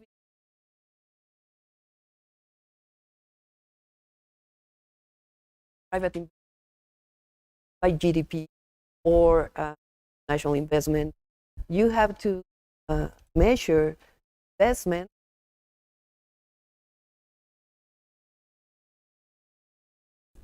Let me know how that sounds, by the way, because now I have to switch between two tracks, but okay. Yeah, no, it's because I switched from one to the other, so that's probably why it cut out for a bit. Was PRI even nominally revolutionary back in the only time that it ever did anything like a revolutionary, quote unquote? Well, not even revolutionary, but like the period where it actually had great reforms, right? That were there were massive changes, was during Lázaro Cárdenas's tenure and prior to that, right? Because there were other parties that existed prior to PRI, right? That were like Partido de, de la Revolución Nacional, stuff like that, right?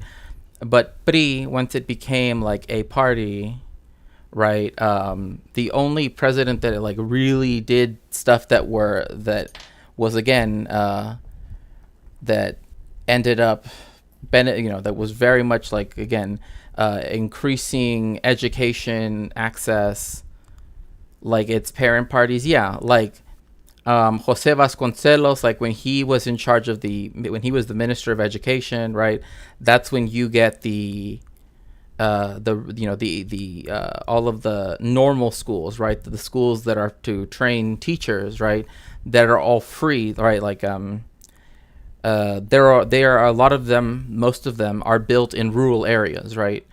And then you also get Oh, yes. Thank you so much. Yes, if you'd like to help me out with my research, you can always check out my wish list on Throne. There is a book right there, Figurative Inquisitions, that I would find very useful in my research. So as I was saying, that you have with, like, this is when you start to have, I get that everyone's excited, if you forgive me, when I see the president. Oh, no, like, we're being critical. Like, that's the thing, right? Like, in fact, I started off saying that I have, so many issues with her, from the get-go, because of her past, like, issues, right? Because, again, during her tenure, right, in particular, well, also AMLO's tenure when he was the head of the Mexican city government, right? El jefe del gobierno de Mexico.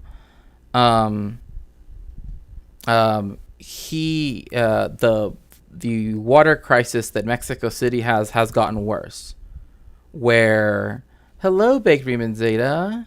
Good afternoon. I hope that you're doing well. The water problem got worse, right? Where it literally used to, like, before distribution, right? So before it even begins to go up towards the taps, let's put it like that, right? So this is in the pipes, right? This is in the drainage pipes, right? 40% of the water that's supposed to go to Mexico City is lost, and that is after years of them being in power, right? It's actually gotten worse. They went from like 29 to 30%, thereabouts, to 40%, right? So it got demonstrably worse, because of no infrastructure, right?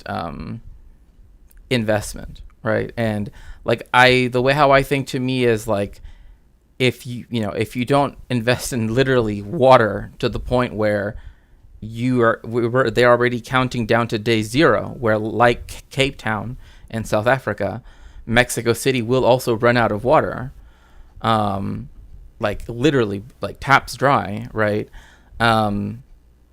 It becomes a huge issue, right? Like, that's one of the things that just, and especially because she is a climate scientist, right? Like, she has a PhD. She was part of the UN climate panel that won a Nobel Prize, right? All of that stuff, right? There are certain things that, again, my only, yeah, but Mexico City has essentially been having water problems ever since the Spaniards came and were like, look at this beautiful city built on water. How about we get rid of the water, right? Like, it's just been downhill since then. Like, public and private in wealth for the people. And that's, the big... Well, to be fair, yes, the earthquake damages the water network. However, the places that have the more updated water network stuff are built with that in mind, right? Especially after 1985. In parts like Tepito, Ciudad Neza, etc., there are pipes there that go back to the last time that they were ever refurbished, right? Which is in the 1930s and 40s. So that's another huge problem. Like, you can't have, pipes that are literally about to be 100 years old, right? And it's one of those things that, like, you have to invest in, right? Like, you can't not invest in them. I hate when people say they hate the taste of water. Water is supposed to taste like fuck. I mean, yeah, I know that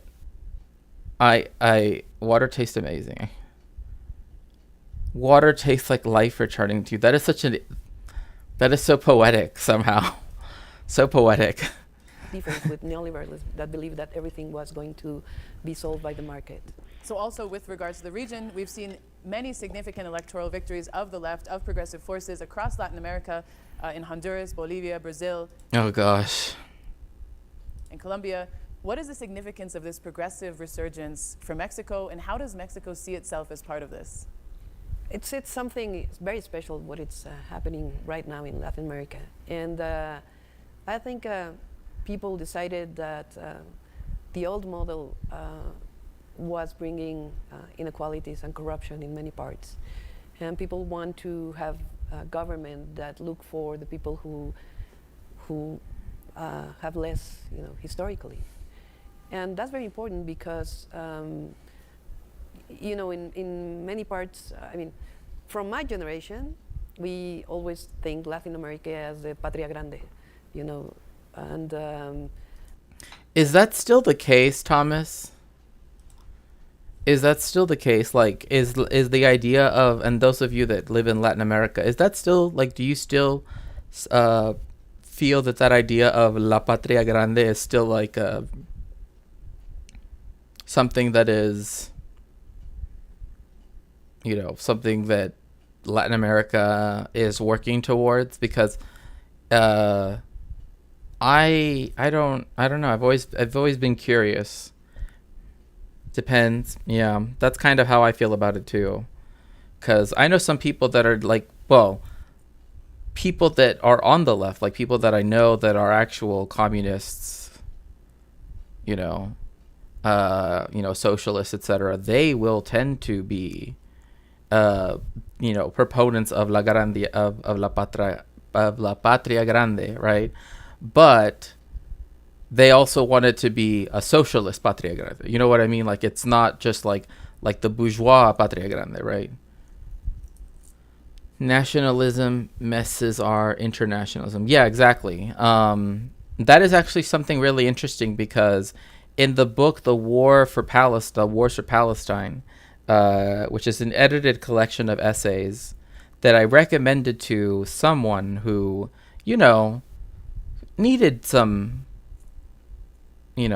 book recommendations, in my opinion.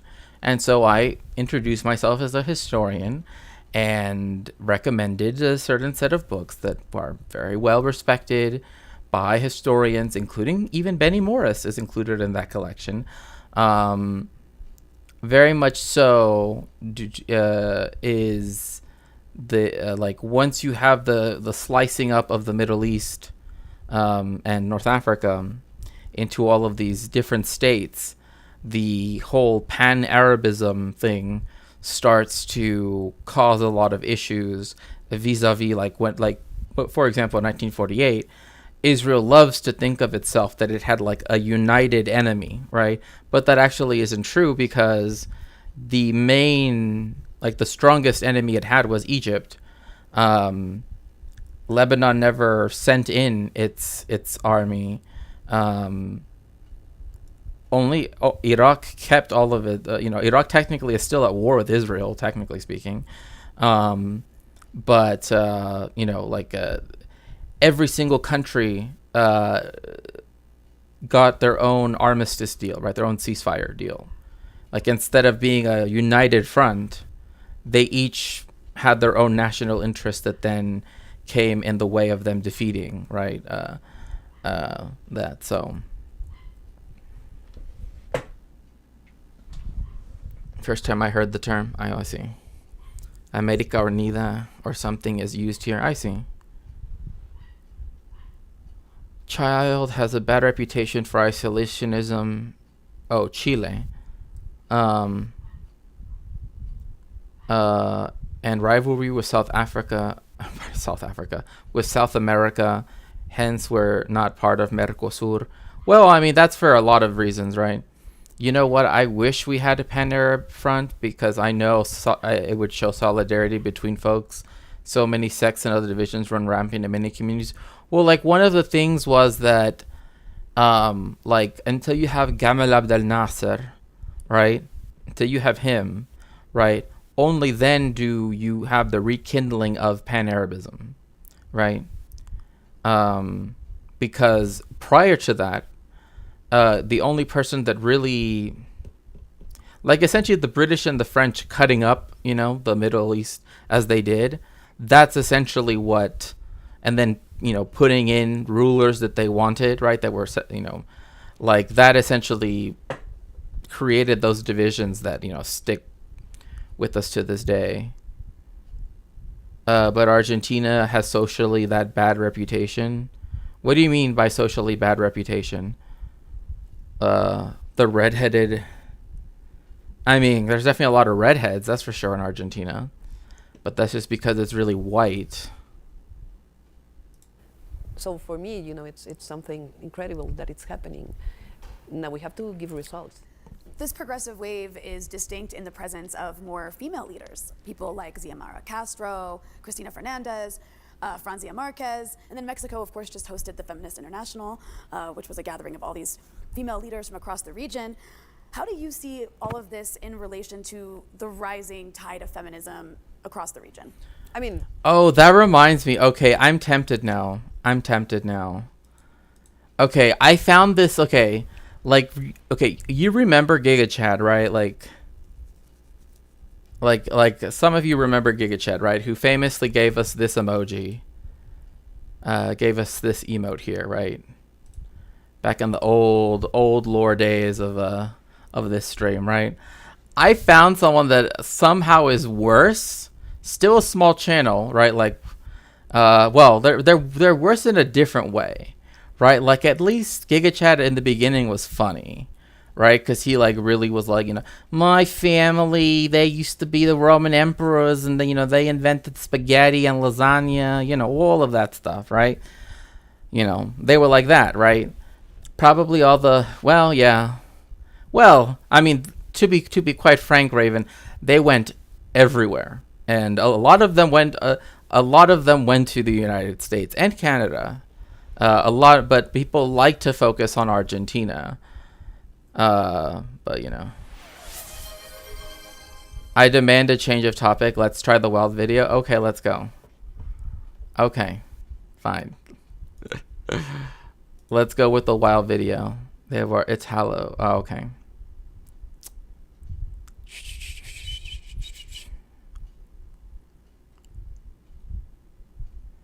Now I have to find it. Find it. Like, I know it's in my history somewhere. I just don't watch content like that ever, so it's very atypical. I was saving my Russia, yeah. Yeah, no, please, if you ever feel you're this is cool and all, but can we, don't. That's why it's there. I swear. Oh. This is when I couldn't find that video of the dancing Ben Shapiro rat thing. It was worth the wait, I would say, though. I don't know. That's just me. I would say it was worth the wait. That is an iconic song. Okay.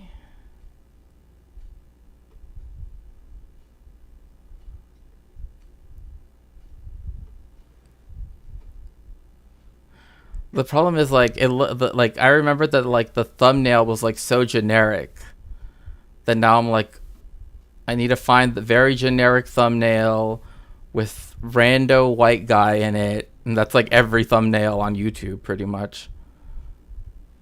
Oh, I know. There we go.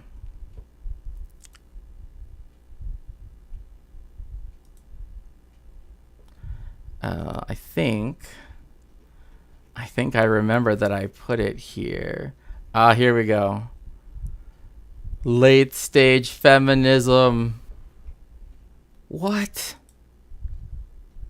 No way. Oh, no, that's twice now. Oh, no, did he actually get rid of it? Yeah, it says that he got rid of it. I think he must have gotten clapped by YouTube or something. Or he must have... Because there's no way he would have just There's no way. Yeah, he deleted half of his videos. Let's see here. I'm going to find it. I am gonna find one of these. Because one of them has to, be there. And it's weird because he has like a picture of his eyes as his like. Okay. Oh my gosh. Okay, you know what? We're just. You might know this. Whoa. Unless you've been. Whoa. Okay. Okay, I found one of the videos. I just don't know. Living under a rock, but young men are struggling in the West. I think America specifically. Young guys are not really growing up. They're not happy. They're struggling, and a lot of people are confused on why. They don't understand why. Also, make sure to like and subscribe on YouTube. And be aware that and critical, especially Real Tren Maya and oh yeah, for sure. This is happening. And I want to talk about my dad's experience in life versus my experience in life, because I think it's a good parallel to look about the older generation versus this generation. Me and my dad ended up going to the beach together with our family, but he picked me up. Well, the reason why he's like it is kind of manosphere-ish, but it's different because it's not red pill, it's like black pill, if that makes sense, right? Like, I used to not know what on earth that meant, and now that I do, I'm just like, why do I know this? But here we, So it was just me and him on the road for a couple hours, and we got to catch up over some Arby's. I don't know why he likes Arby's. I wonder why. Is he MGTOW? I don't know. See, the video that I wanted to watch was a bit more like.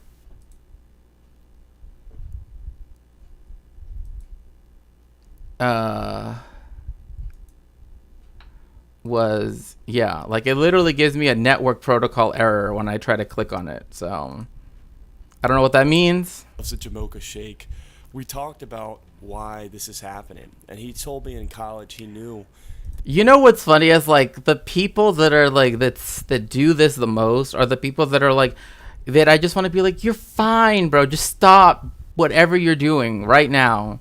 Just you're fine. You know what I mean? But there were three big things he wanted out of his life. He wanted a wife, he wanted to have a family, he wanted to have a good career that would give him the option to support that family and be involved in his community. And he also wanted to serve God with his. Those aren't three things. Like, that second thing is like five things in one. But okay. Life. He's a Christian. He's always taken his faith very seriously. So those were kind of the big three things. Get married, have a family, have a career that will support that family, and serve God with your life. And I had a very different experience because I also wanted those three things, and I think that it's kind of because maybe I'm a part of his family. I come from him. But a lot of young guys don't have the ability. That's such a weird way. That is such a weird way. Pour one out for the homies. The feds got to him. I don't know. Well, okay. One of the videos I do know probably could have gotten him clapped.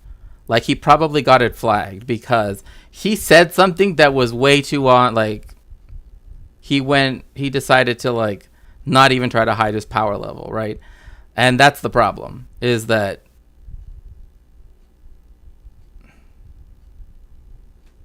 that's the problem. Yeah, he said the quiet part out loud. And the problem is that it was too loud, right? He invented a new historical phenomenon, I guess. Literally late stage feminism, which I was just like, I don't even know what that means, bro. Like, literally don't even know. Late stage feminism, what are you talking about? You know? Like, it's just, what does that even mean? I'm still just perplexed. Pour one out for the homies. Right? Yeah, so you think he's cute. Well, yeah, I mean, that's another thing. Sometimes these people would be so much happier if they just, well, okay, I don't think it's, even if it's not that, right? It's like post-Simone de Beauvoir. Oh, okay. So that's, so after le deuxième sexe, then that's late stage feminism, right? Yeah, no, yeah, it is late stage capitalism, but he's like, oh, well, because feminism is being pushed on us by, like, it's ruined all the men of this generation. Y'all, I might sound wild, but when I graduated high school, I was definitely a MGTOW sort of person because I didn't know any better. I mean, the good thing is that, like, some people recognize that, right? And then, like, understand that it's not real, right? Like, I think that's what's important. But like when people start to like this dude has classes, right? And that's where it starts to go a little too far. Late stage feminism is when a video game doesn't show enough ass and titties. I mean, you're not wrong, and that makes you think of that song, ass, Anyway, to have a relationship. They're boxed out of the dating market. They don't have the ability to get a good job that will support. See, look right there, bruh. You think of it as a marketplace. Bruh, can we stop thinking of things like the market? Like, neoliberals have ruined neoliberalism, and its consequences have been a disaster for the human race. Please, just stop. Like, literally, that's it. That's it right there. Just stop. Capitalism needs to go. But yeah. I mean, like, he did say something about gender, but he tends to mainly talk about like masculinity. Like, he doesn't seem to really care about like anything out, which is, it's like cis men, cis women. That's all that's like, nothing else exists in his world. So, or a family, let alone allow them to own a house or retire one day. And a lot of guys are nihilistic. They don't believe. Also, another thing too is like, I like that he describes things in the sense of like, we're not allowed to do those things. Well, no, it's not so much about like being allowed to. It's that we live in a system that commodifies something that you need to live. You need to live, right? Like, that's the problem. Like, you shouldn't have to work your entire life, right, at the detriment to yourself, to then be able to have like the basic necessities of life, right? But instead, they take that and say, no, like, because that's the way it was done in the past generation, right? Therefore, it must have always been that way. And it's just not true. Maybe getting laid and having babies depends on economic incentives and workers' rights. I mean, like, again, like the people that never shut up about like demographics and all that stuff is like, you do realize that Germany's birth rate was already like very low even before Weimar, even under the Kaiser, right? It's just that you had, you had literally inter-imperialist conflict, right? Then you had the Great Depression, right? Like, literally, like, the only time you see any relief of anything like that is, again, when you have, like, the Soviet Union. But even that was done in the aftermath of the Second World War, right? Sounds like some of that late-stage feminism. I do love me some Muscles, but he's not my type. He's definitely attractive though, and now every woman he meets is just gonna easily be able to find videos of him saying women should. Yeah. Well, I mean, that's the thing, right? Is like, he thinks, oh, only dudes are gonna watch this, right? I mean, again, and like, of course, he even says like, oh, like, a masculine physique, right? Like, that's one of his classes, right? You can sign up for. And it's like, you're literally imposing these standards on yourself. You know what I mean? It's like, you've literally sublimated those things into you, and now you're trying to like justify them by imposing them upon others, right? So, even God is kind of moving into a thing of the past. Christianity is dying out in the West. Religion is kind of dying. What are you even? Okay, the West. I know, in general, less people think that religion has an impact on society. Less people believe in God. Atheism is the fastest growing religion. It creates an environment. What does that even mean? Sorry, Jack. Is his name Jack? Yeah, it's always, yeah. Jack is the best. I don't understand how atheism is a religion. Like, does he not understand the concept of atheism? But, yes, secularization is terrifying. Yes. Well, the funny thing is like, if he were to live in a world where there were all of these religious prescriptions and all of the, you know what I mean? He would hate that world, right? Like, people only like it. People only like it when they have something to complain about, right? We're playing the hits with these guys. I know. If you read between the lines, losing power is terrifying, no doubt. Well, I mean, especially again, if we are taught to view things in a way that see things as markets, right? As zero-sum games, right? As, right, you know, just W's and L's, right? It's not, and the world is not like that.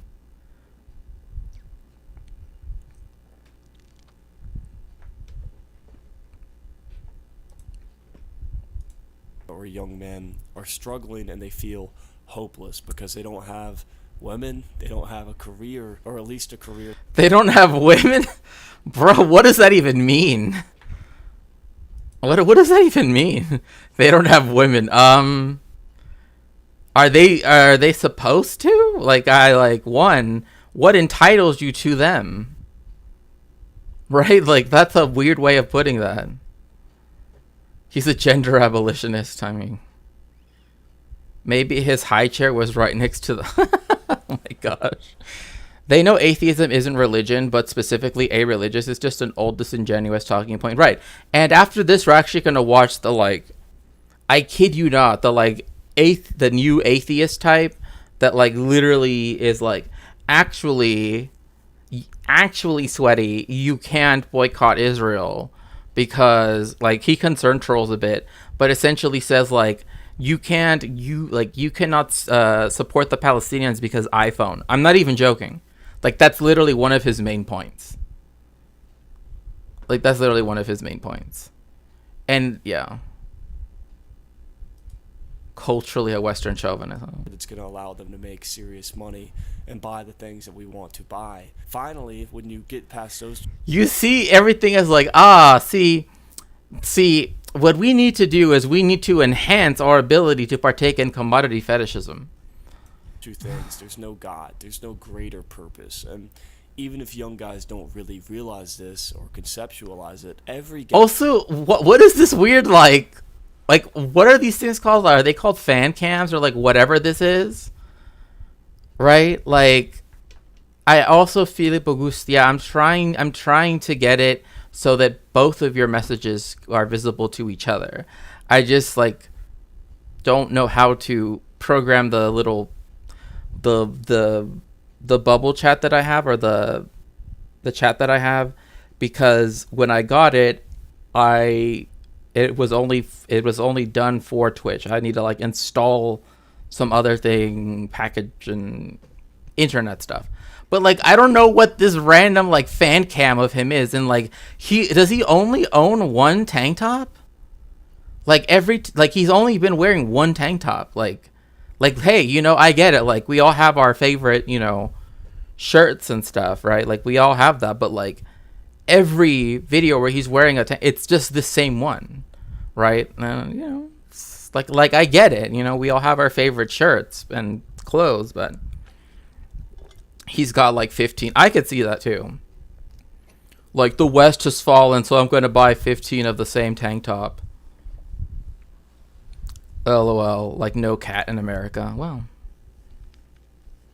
it's where all his power resides, like Tim Pool's beanie. Yeah, I guess so. Like, you know what he kind of reminds me of, and I don't know if people remember this old meme, because it is old, but it is still, like, there used to be this meme about how, like, there's always that one white kid that, like, always wears, like, shorts to school, even if it's snowing. I feel like he's that dude. You know what I mean? Like, it's snowing, you know, it's like 12 degrees outside, but he's still wearing, like, basketball shorts to school. Right? Like, he totally fits the stereotype of that. Which is funny, because I just think about that meme and I'm like, why does he fit it so well? It's his Tacta tank. Yeah, well, you know. As someone who's like never really worn tank tops ever, it's just, I don't know.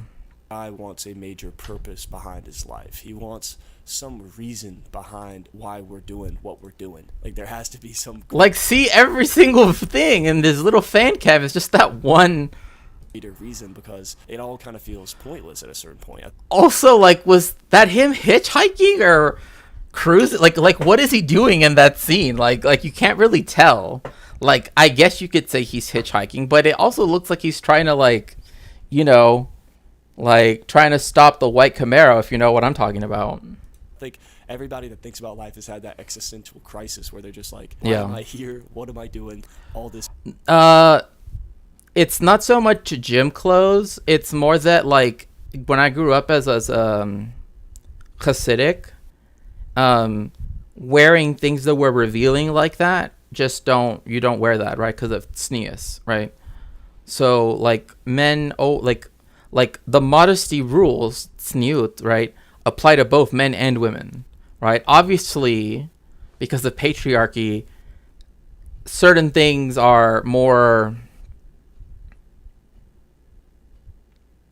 not as emphasized for men, but it still was the case where, like, you have to have your body, your arms covered at least just past your elbow. So no sleeve was not a thing, right? And then another thing too was, like, a lot of the, anyway, I don't want to get super into it, but it is semen, Thomas. It's everywhere, isn't it?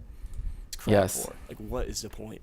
And I think that these three main problems, no hose, no God, no job, no money, they create a paralyzing state for young guys. I'm going to walk through these three one by one and kind of explain what a solution could look like. And I'm going to start with the no women problem. Most young guys are single and...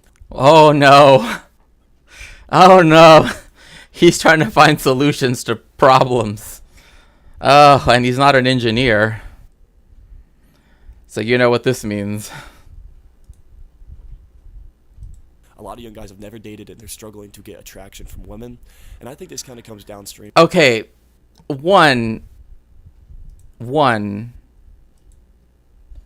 I love how this guy does not even question the problem. Like, yeah, of course those are worthy things to look for. Yeah, I mean, like, look, I get it that, like, don't tell me he's gonna suggest. Well, we don't know. We don't know yet, Doug. We don't know yet. We'll find out in a few seconds. But, like, this is part of that weird, again, masculinist thought, right? That, like, because, and this is something that, like, Adorno talks about, you know, but also other theorists besides Adorno, because Adorno doesn't specifically talk about this. But, like, how so many of the things that particularly in the United States have been inculcated into people as being normal, right? Like kind of like how people's ideas of the 50s are not actually what the 50s were like. It's what the ad campaigns from the 50s and then the movies made about the 50s in the late 70s and 80s depict, right? And so they think, yes, that's what the 50s were like, right? That everybody wore suits and that everybody went to church on Sunday, and apparently they were all, like, Episcopalian or something. Like, I don't know. He's calling things a problem that aren't a problem. I'm fine with that. Right, exactly. Ain't gonna happen, big man. I can pretty much guess where he's going. He's gonna make one of those men deserve. Well, that there should be, hey, look, like, that's the thing, is, like, the thing that they complain about, right? Like, what, like, oh, look at how, oh my goodness, Eva, warrior princess, welcome in with your raid, welcome in raider, welcome in streamer. It's so nice to see you. Welcome in, and I'm so glad for the raid. I hope you had a good stream. What did you stream about?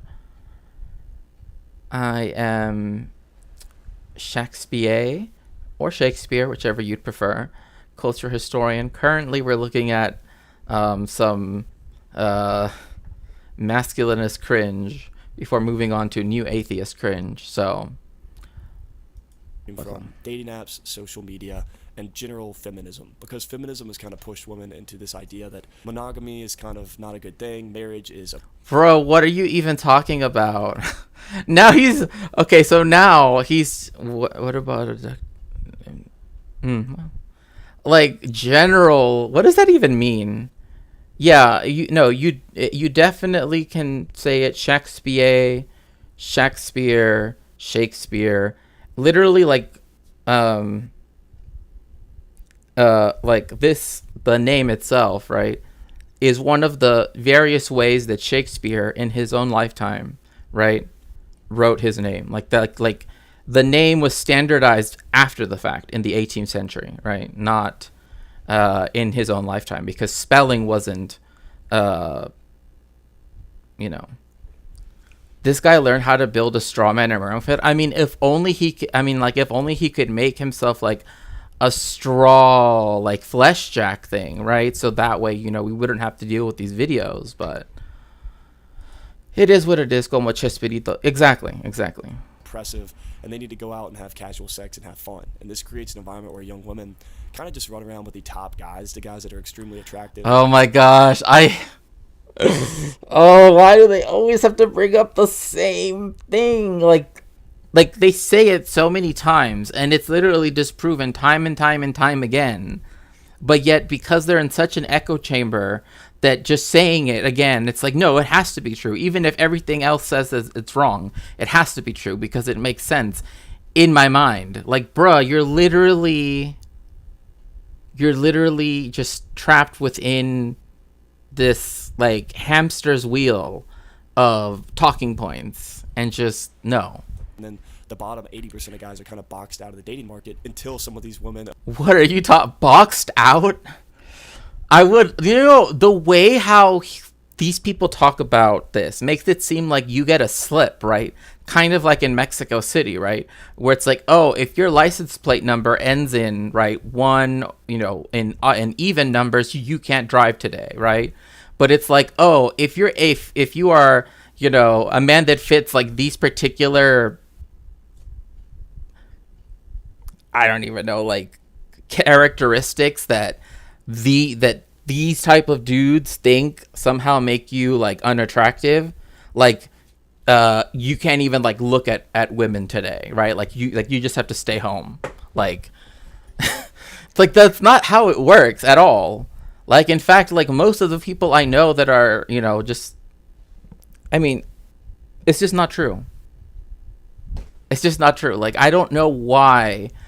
Like this is something that Byung-Chul Han has written about when it comes to like the burnout society, right? When it comes to like the idea that we're like a depressive society, because everything's about like self-reference, right? And that's what he theorizes depression is, right? It's a disease, quote unquote, of self. Well, I don't know if he uses disease, but anyway, the whole point is that it's all about self-reference, right? And that's what like depression is sort of focused in on, right? Is because we're constantly thinking about the self, ourself, in relationship to ourselves, right? And that's what gives way to like negative thought patterns when we're alone in particular, right? But that this is now a generalized aspect in society, right? That now everything we do is self-referential, right? Because of reasons, right?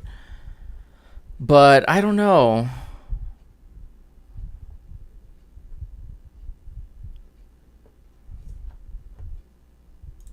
Eventually want to settle down in their later 20s. They've got 15 bodies. They're kind of racked up. And by then, a lot of Okay, can we stop saying body count? Like this, like hearing this white dude say they've racked up 15 bodies.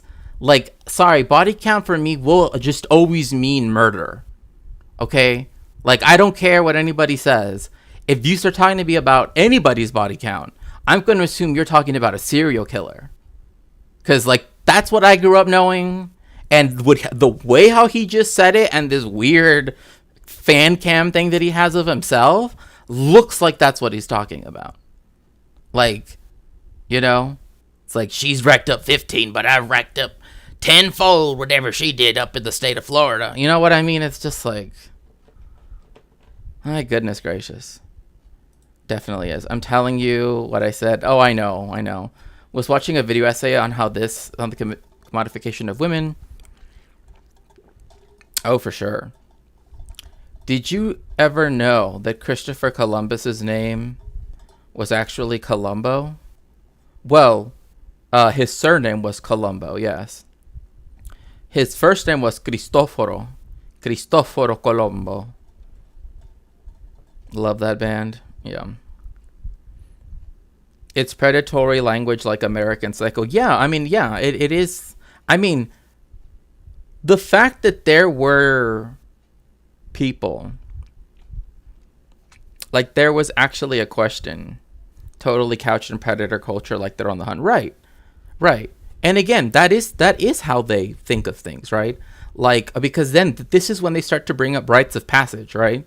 Which is like when badly read Jung, which Jung is already just badly thought out in the first place, right? It's like, oh, you're gonna find your shadow self by going hunting in the forest, you know, like, but it reminds me of what Baudrillard said, right? That like people think that like pornography, right? A lot of times that's what these types will focus in on, right? Is that actually pornography is where we go, right? Like it's a space where actually it's the least pornographic, right? Like people go to it because we actually live in a completely pornographic world, right? To where that is actually the most non-pornographic space, right? More or less, that's kind of what like Baudrillard says, right? I could definitely find the quote, but it's something along those lines, right?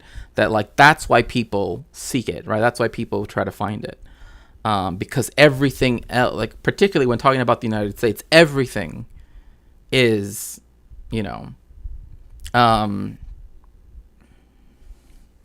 be fair, PP-san is used Jung. Oh yeah, of course.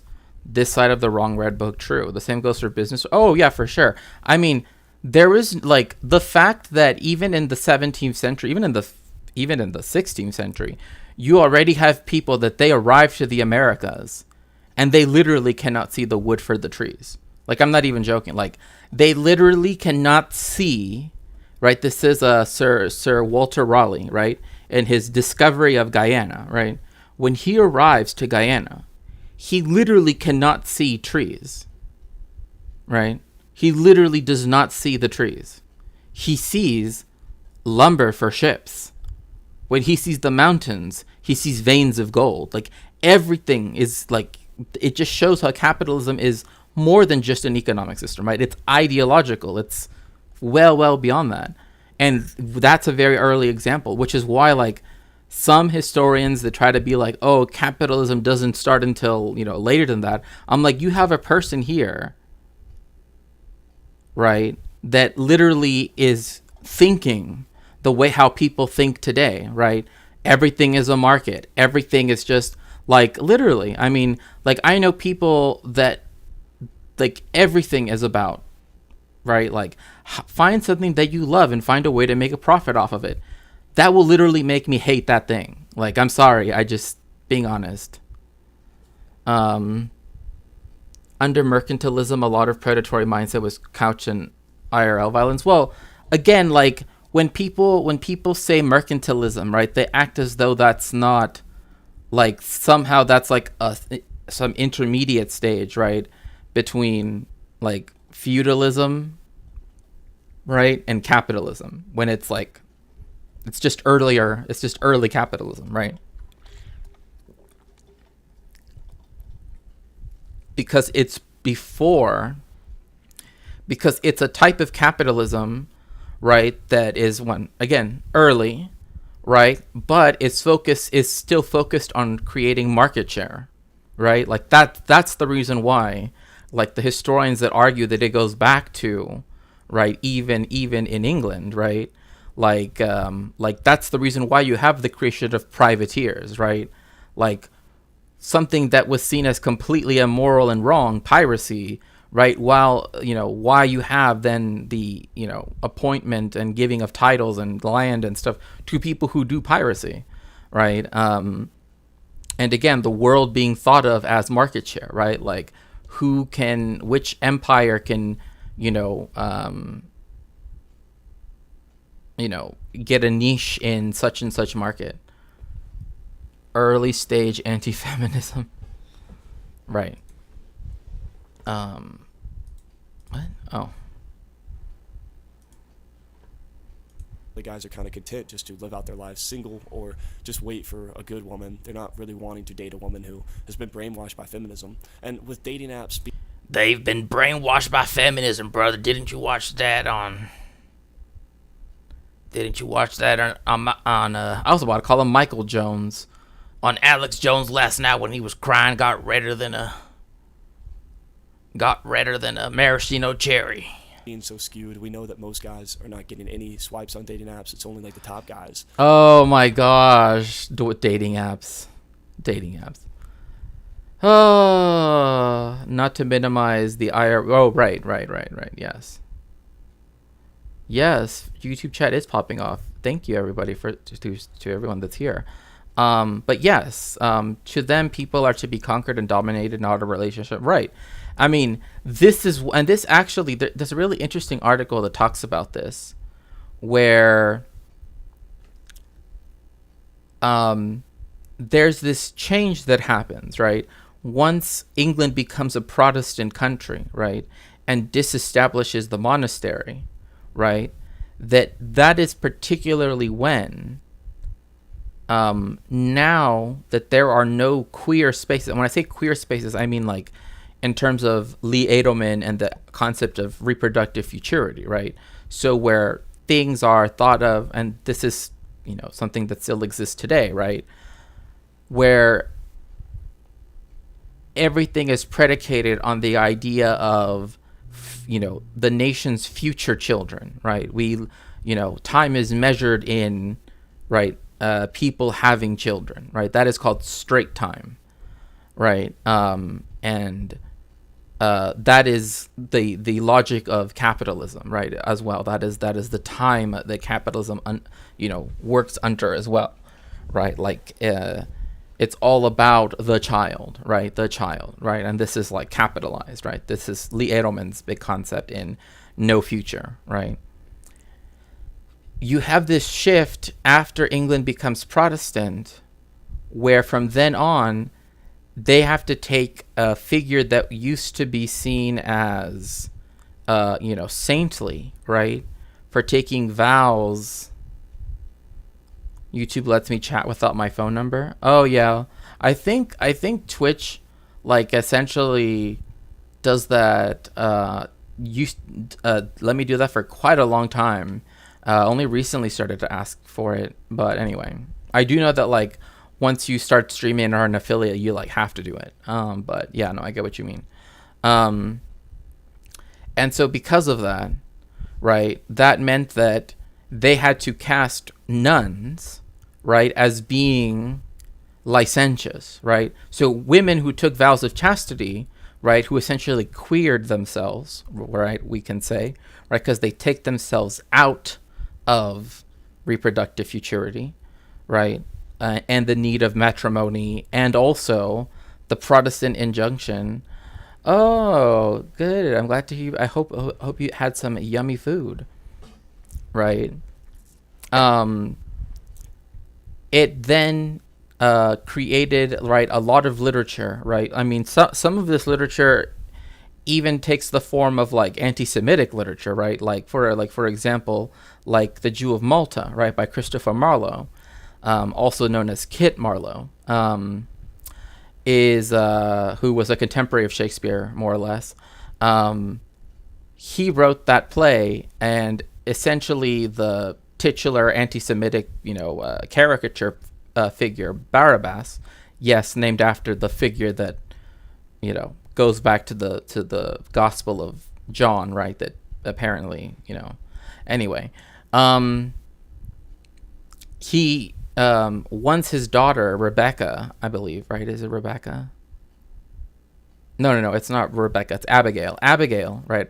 Again, which is also a Jewish name. He tries to send her into what was formerly his house, right, to steal, like, to essentially get back his, like, treasures, right, that he had like jewels hidden around, right? Again, it's an anti-Semitic play. But then when it wasn't Barabbas, yes, yeah, exactly. He was the prisoner that Pontius Pilate pardoned over Jesus, right? But this is operating under the logic that this was the one that the Jewish people, right, demanded be pardoned instead of Jesus, right? So that's why that's why I'm saying it's an anti-Semitic play, right? Because that's why it tries to play into that, right? Well, it's easy. Henry VIII or Martin Luther. So that's where the idea for the Merchant of Venice come from. Yeah. Well, I mean, the Merchant of Venice has many like there are tales that come from like Italy in particular, right? That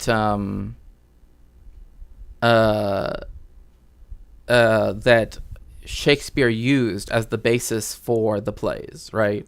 Like Hamlet, right, already existed as a story, right? And he just took that story, right, that takes place in Denmark, and then just set it to, in his own way. Same thing. And a lot, like, it's like how a lot of the stuff he gets, it's from Ovid's Metamorphoses, for example, right? So blaming the actions of the Sadducees on all of the Jewish people as anti-Semitic. Right, exactly. Right. And again, I mean, this was in 1596, so, obviously very far removed from now. But the point being that, like, the English drama, right, like English literature, right, essentially created, and this lasted until the 19th century, not even until the 20th century, of showing nuns as being, like, lesbian, right, the hypersexualized, right, and also seeing particularly like Catholicism in that light as well, right? That like, they're not that like, even though they take the solemn vows of chastity, poverty, etc., it's not actually true, right? They actually, like, essentially it's like just orgies all the time, right? And that's actually, again, something that was created after Henry VIII changed, right, the church from being a Roman Catholic to being Protestant. So, and it's literally called, like, I think the title of the book chapter is called like Queer Virgins, Nuns, Reproductive Futurism, and something else. I can't remember exactly what it's titled, but it's literally, again, like, it's like I always say, like, I always read the books that I get from Off Throne because, they are for my research, right? And if they were fucking, who cares, right? I mean, exactly. But in fact, there's this even famous poem called Upon Appleton House, right, by Andrew Marvell, right? And also, like, what about ace people, right? Like people that are ace, like that, like, I mean, that's also part of ace erasure as well, too, because many people that did join holy orders were actually just, ace. They didn't, want to partake in anything like that, right? And they wanted, other things. So, yeah. Because that is one of the things, like I hate when people try to say that Isaac Newton was coitophobic, right? It's like, no, it sounds more like he's just ace, right? And that's kind of makes more sense than saying he was like afraid, in this like weird way. But whatever. Most people on dating apps are men. And then also the cherry on top, social media. Women are constantly being bombarded. Wait a second. Most people on dating apps are men? Is that true? Like, I don't know is the dating app you're using Grindr? Like, I don't know. Like, from what I've always heard, it's, I mean, depending on where you live, there might just be less people in general, but By an army of simps, and they always have that availability to go out on dates, to get laid by guys. Like it's always there for women. Young guys don't have any of this. And yes, of course. Source, yeah, like I need a citation on that. Like I need a citation. Because I mean, I've literally read a book that's called Getting It On Online. It's old, okay? It's old. I will admit this. It's old. It's called Getting It On Online. And it's particularly focused on like back in the day, ways for people to meet up and stuff, like on forums and such. But it's still like again, the cis het forums were still roughly 50-50, like, pre-Napster. Yeah, pre-Napster. I mean, this book is from like 1999 or something, like, or 2000. I don't even know. Sausage Fest on Brumble. I mean, again, and another thing too is notice that he's saying women don't swipe right. Right? But really what that's saying is the women that he swipes right on don't necessarily swipe right on him. Right? But then he's generally saying, well, all girls could just like, just, which is not true. That's very not true. I don't know why. Like, this is like some weird fantasy that like these type of men like to have, where it's like women could just like, open the door and like there would be like a line of people just like willing to, like, no, that's not how that works. I think that we need to push. But if you like to do that, good on you. Back against the mind virus of feminism and the push of women. Oh my God, the woke mind virus of feminism, late stage feminism. It was invented over there in that laboratory. Oh my gosh, I can't believe it. I can't believe we finally ended up at woke of mind virus.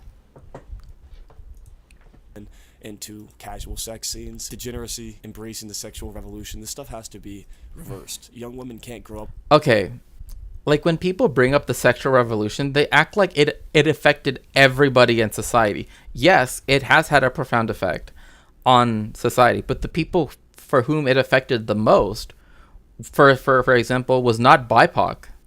That's for sure, right? Like, still to this day, people hold BIPOC up to a higher standard because of the fact that they are hypersexualized, right, by white people. Like, this is making it seem like, and then the next day, right, oh, women were just like, succubi. But in an environment where casual sex is seen as something that's good and they should go experience their bodies and enjoy all that stuff, that's not good. Sex is meant to... Oh my gosh. You shouldn't enjoy things again, it's if you want to, right? He's like, no, I want to foreclose that possibility. It's not even a question of whether or not you want to partake in it. Because, of course, you can't imagine that women would have, I don't know, choice in that. He presumes that they all want to partake in it, but now it's like, but men don't ever do that, of course. Women have all the power. That would be okay to do the things right, exactly. In continuing the saga of Cam has a bad therapist. He talked today about how beautiful I am and how great my hair is for a minute and a half. Then told me I needed to. Oh no. That is. See, like. That is one of those things when it comes to therapists that, like, I'm always like, should I take a moment, right, to be like, look, I understand what you're trying to do and I respect it, whatever, like, I'm willing to, or maybe not even say that, right? I understand what you're trying to do, but I'm not comfortable with when you say those types of things or whatever, right? Because that can cross a line so quickly. And I don't know, I just feel like sometimes, like, if you can't have open communication with your therapist, which is one thing, but also if that continues happening, then there's a larger problem, right? The sexual revolution where the deposed sex the king. Where we finally depose the sex king. Something and justifies the means. Yeah, pretty much. We need to troll him with Annie Funicello beach films and Simone de Beauvoir. To me, this guy's whole argument is contradictory. First, he argues that women aren't available enough for men, but then women are turning against monogamy. By that logic, there would be more women in the... Yeah, no, exactly. He'd be so... Yeah. So men on dating apps are creepy. My wife and I did the poly thing for a while and never had trouble on apps. But when she would match with someone, they would instantly be a creep. I mean, again, it's one of those things where it's like, this is where you just listening to, like, you know, where it's the different forms of biases, right? Confirmation bias, etc. And yes, please join us in following Big Rim Zeta. Wonderful friend of the stream. To be between a monogamous couple. And even if you don't wait till marriage, like just the idea of only saving sex for a committed relationship, that's a lot more healthy than where we're at. That's a good step in the right direction. For whom though? Like this is you. Like it's funny because this is him saying this certain mentality was imposed upon us. But what we need to do is have this thing, what I think is the right thing, to be forcefully imposed upon us. Like, but we don't see this in every form of education, higher education, public high school, all this stuff, and just in the general culture of America. Okay, I'm sorry. Where on earth, where in the United States, in public school, do they teach like that that casual sex is okay and it's good? Like, I don't know, like, where on earth does this happen? Because literally, like, most states in the country, if I remember correctly, like, do still teach, like, principally an abstinence only type of thing, right? Like that's their primary thing that they try to teach people, right? And then, right, some kind of like moralized Degrassi high, I guess, I don't know. Like I like he's acting like, yes, welcome to polycule class, you know? Like, no, there are no polycule classes, you know, at, you know, whatever. Seen as shameful to try to encourage women to only embrace monogamy and not be involved in casual sex or casual situations. See, like, this is what speaks to the fact that this is some anxiety, right? Like, because he's saying this about women, but then what about men, right? Because he's already foreclosing on the idea, right, that like men don't do this, right? Like, oh, men are at a disadvantage. Are they? Are they? Because historically, that's never been the case.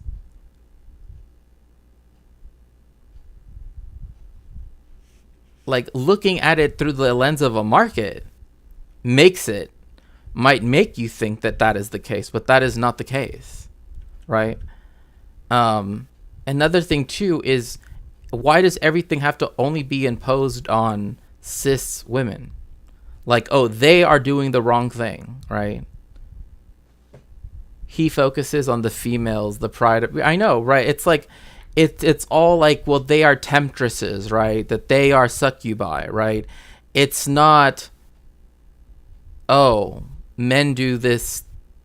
If not, and again, this goes back to this idea from, and also the book that I mentioned last time was called Half Humankind, right? By McManus, right? Where it talks about the quarrel, or, you know, the debate about women and everything that happened between France and then later spread to England, right, with all the pamphlets. Yesterday in Chai's stream, someone did a whole, I recognize queer people are oppressed, but so are straight white men. What? No. Straight white men are literally, it's impossible for them to be oppressed. Like those categories, like the categories that are created by white people via racialization is power. Like, racialization is power. Being racialized is not power. Like, you know what I mean? It's just like, anyway. Relationship, like type relationships where there's no actual commitment. And this has to be reversed. I think technology, like the dating apps, social media, the cat's kind of out of the bag. There's only so much we can do. But I think that generally encouraging people to be involved in real communities and not only rely on dating apps. Like, what does this even mean, right? Like, I remember I used to date couples. Thank God it was before dating apps. But, oh, well, you know. Oh, yeah, it was a blast. They said DEI is racist. People don't even know what DEI is. Like, literally. Like I've talked to people, like, asked them what they think DEI is, and they just, like, completely have no idea what it was ever. Okay, so now we're gonna watch this dude. Starting today, Okay. This is, like, again, a new atheist type, right? I was just like, you know, like now he's just, like, recycling, right? The same ideas over. So I'm like, okay, let's move on. This dude is like a new atheist, right? His name is it Armin? Anyway, well, we'll soon see, but you'll see where this goes. boycott against Israel is changed forever. There's a new app. Yeah, Armin Navabi, right? And yes, there is an app called No Thanks app, right? The descriptors throw me off. But he's like a new atheist, right? That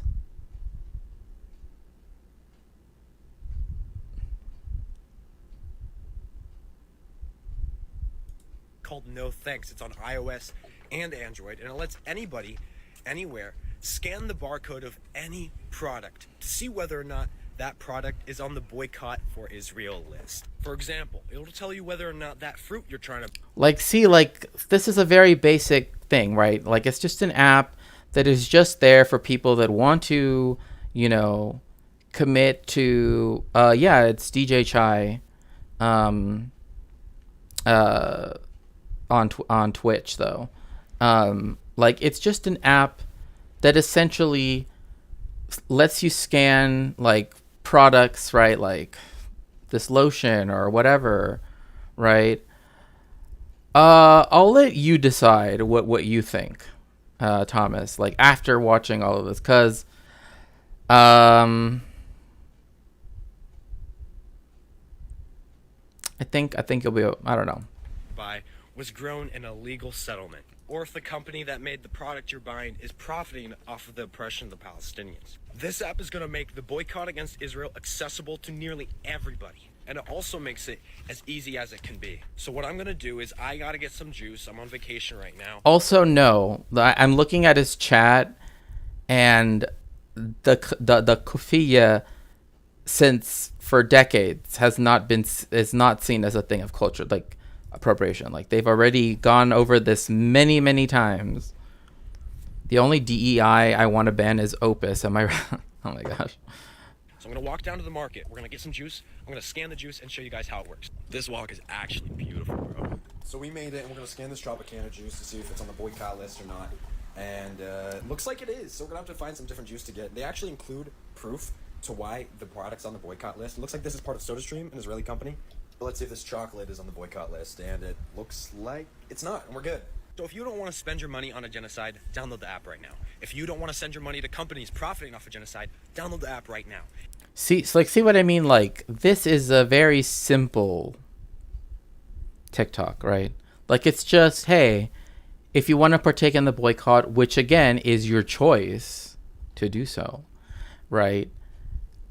This is a way to do so. You know, this is a way to do that, right?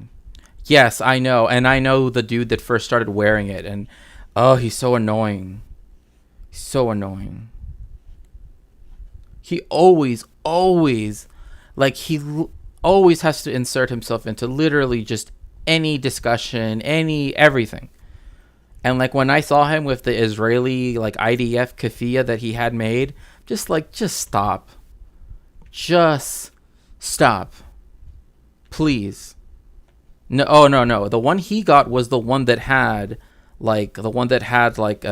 instead of having, like, the, this right here, instead of having like this, instead it has like Stars of David, which, you know, and then it also has Tzahal, right? So it has like every once in a while it has like the symbol of the IDF, and I'm just like, bruh, that's just, and it's like camo colored, which I'm just like, If you want to support and stand in solidarity, literally Zionists can never do anything for themselves. They literally have to just steal everything from Palestinians. with Palestinians, download the app right now. And if you know anybody, have any friends who stand with Palestine, send them this app too. Tell them to download it. And before you go, make sure you repost and copy the link on this video so more people hear about this app and more people share this app to others. Thank you, and free Palestine. Okay, do you guys know what the problem with this is? I went and checked while I was watching this. As you know, I haven't pre-watched this, so I have to do my... Oh, you know, Armin, do you know if I don't know,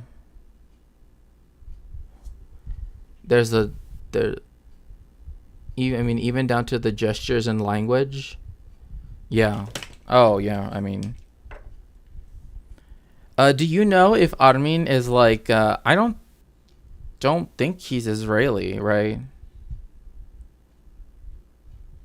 But if he is, I mean, I know him from atheist call-in shows. I think from the atheist experience, right? He's an atheist, but like a new atheist, right? Definitely one of those like anti-theist types.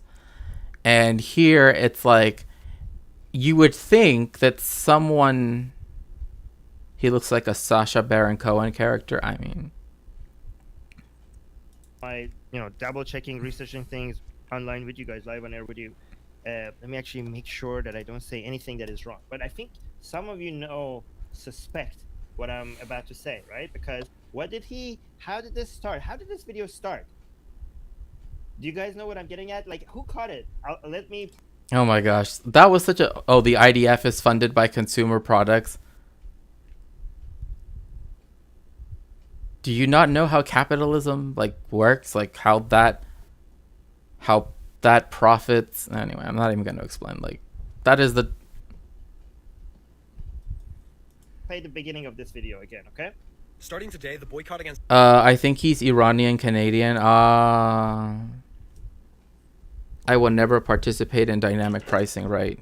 Yeah, ex-Muslim. I do remember that. And yeah, I mean, I thought he was Iranian because Armin Navabi is like in Farsi, but I don't know, because there are, Persian Jews, right, that have their like, I've seen Persian Jews that have this surname. Or no, actually it's just Navi, but yeah, Armin Navabi is a Persian name. So like Patrick Bet David. Israel is changed forever. There's a new app called No Thanks. It's on iOS and Android, and it lets... I don't need to pray anything else. What did you guys... Oh my gosh, does he really think that this is an own?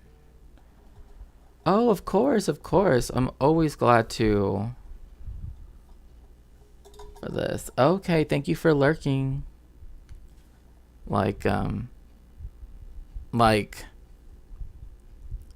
is he saying problematic stuff? Oh, he is. He's the one saying the problematic stuff. The tax revenue the Israeli government from companies is the issue, right? It's like, do they not realize that, like, yeah, the corporations in Israel, right, also have a huge, right, have huge investments, right, that are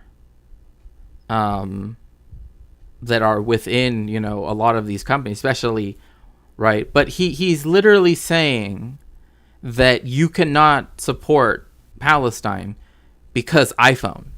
Like, he's literally doing that meme, right? Where the dude is like coming out of the well, right? Where he's like, I think society should change somewhat, right? And this coming out of the well, oh, but you participate in society, right? Literally doing that, but with an iPhone. Like, oh, because you're using a smartphone, Therefore, you can't actually support Palestine.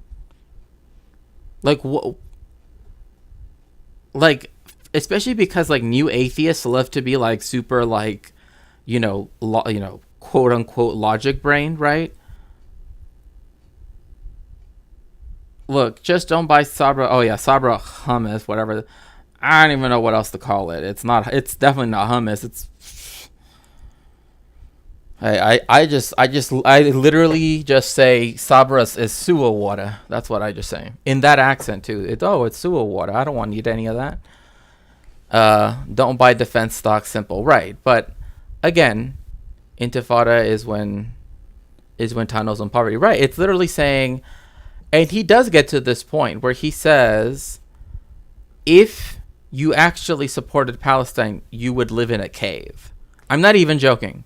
He actually says that.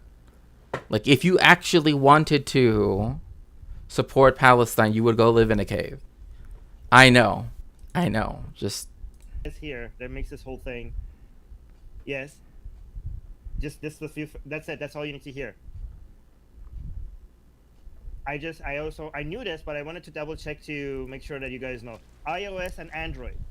Where are these things partly designed and made? Where are Apple phones and Android phones? Where are they designed? Where are they made? They're in Israel. Okay. Sewer water. So yeah, I have bad news for everybody who wants to boycott Israel. You would have to get rid of your phones. Yes, you would have to. You see what I mean? Like, these are the people that like to be like, oh, see, I know logic so well. Like, I literally, reading Aristotle, right? Like, reading Plato's Republic is what gets me to shoot ropes. You know what I mean? Like, these are these kind of people, right? Like, oh, I read the Republic, right? Like, all that stuff, right?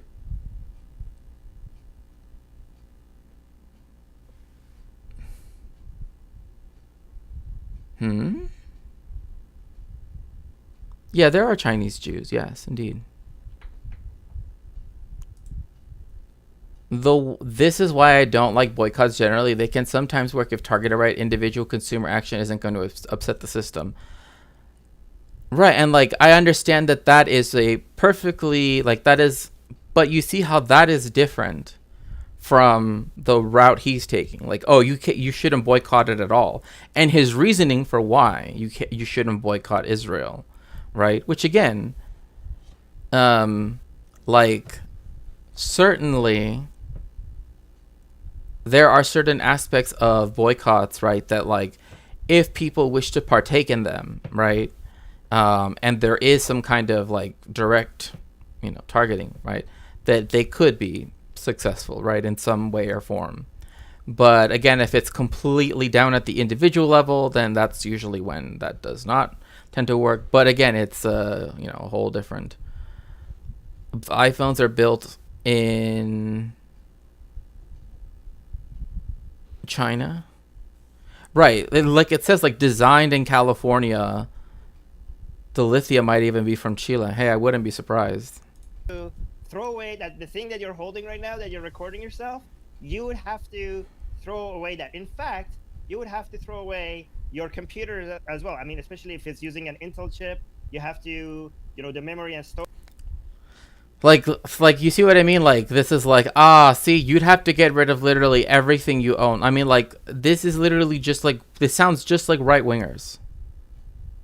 Right? Like, this is literally what right-wingers say, right? And we recognize it when right-wingers, right, say this and lurk. Okay.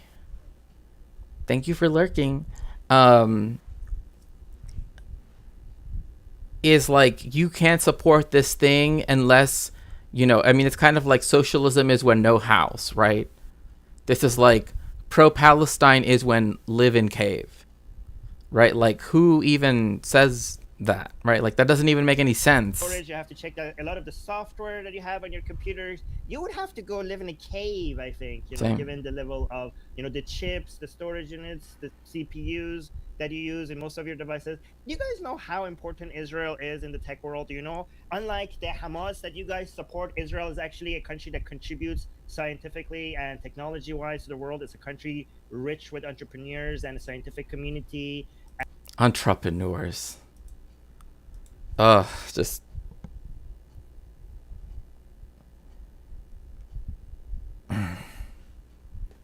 Guys, I want you to memorize... Oh my gosh. No, like this type of framing, right, which is, again, disingenuous from the start, is like,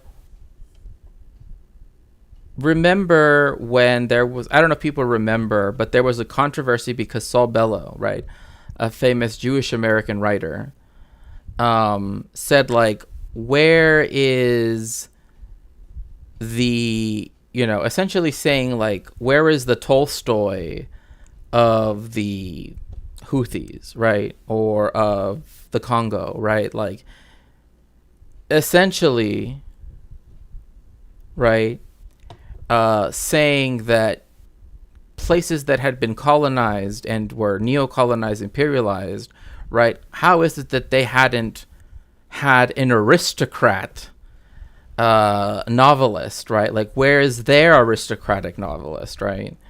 And this, to me, definitely falls into that category, at least, to some degree. I would say to a large degree, right? Because it's literally saying, because Gaza doesn't have Intel, right, microfabs or whatever, or because it doesn't have, which, by the way, Gaza has universities, but they've all been destroyed by Israel, right? So if he wants to be like, oh, science, whatever, Gaza had scientists.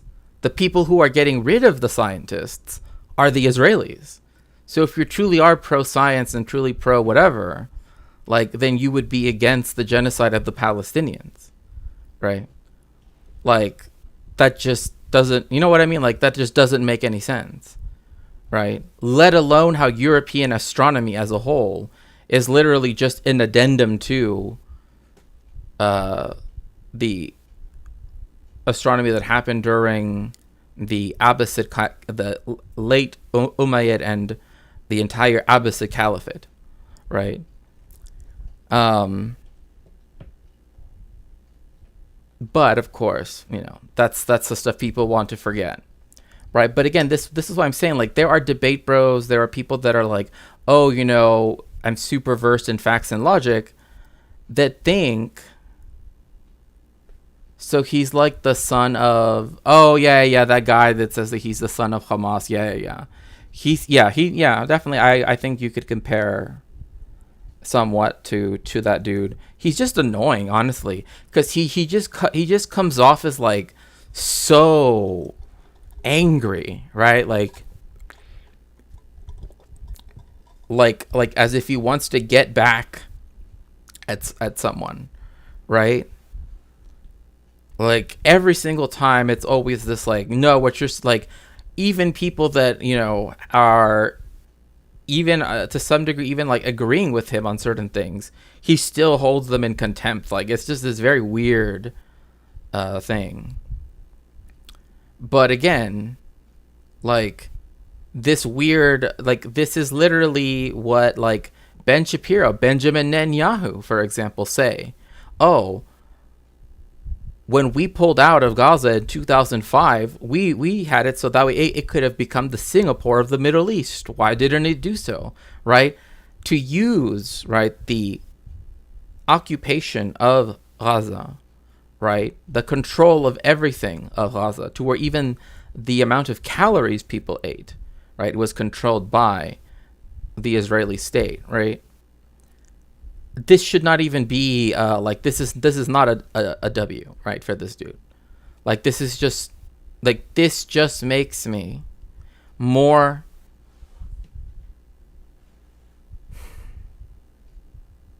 convinced, right, that so many of the people that try to argue in this way, like other streamers, right, who are currently committing war crimes by being in the occupied territories, and saying that they're going to hang out with a noted war criminal and give him money and a platform, of course.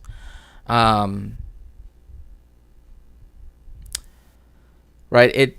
It's always done in this like, well, but logically, blah, blah, blah. Like, Gaza could have been like this. Gaza could be completely intact, but Israel had to destroy it. Right? So that's why I have no, like, this stuff just is a priori. You can just dispense with it. Right? Like, you do not have to even engage with it, because, like, that's the problem, is they believe, right, that, oh, you have to reply to everything. This is literally illogical. Like, we know the facts on the ground, right? They can say, oh, it could have become the Singapore of the Middle East. No, not when you control the water, not when you see them, not when you compare them to animals, not when you do what you're doing right now.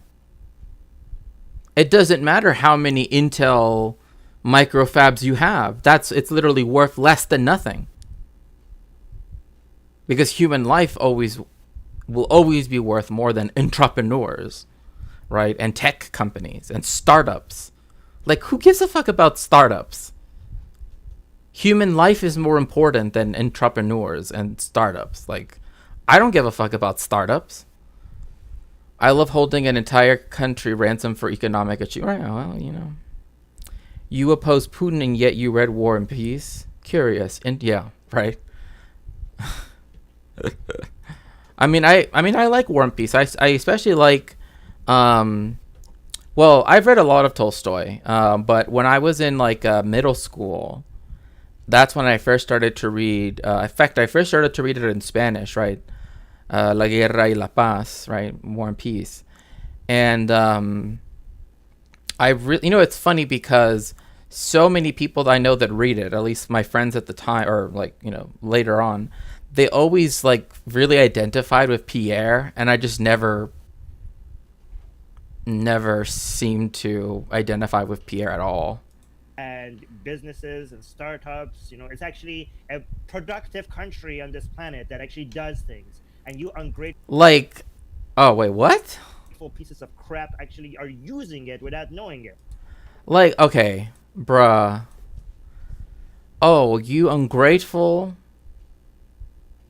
that you would dare to have smartphone, eat hot chip and lie, right? Because don't you know that Israel helped to do all of those things for you? Like, what kind of logic is this, right? Like, if you were to use the same logic for, like, say, religion, right? Like, oh, how can you say, right, that you believe in, whatever, these ideals of toleration and blah, blah, blah, if those principles were founded because of, religious difference and piety that those people had, right? Then I guess you can't have all of your little freedoms that atheists love to, be First Amendment absolutists and all the like, right? Et cetera, right? Like, if it wasn't for the 30 Years' War, you wouldn't have the First Amendment, right? Like those are some of the historical, precedents, right, that needs to occur for this idea to even take root in the Enlightenment, right?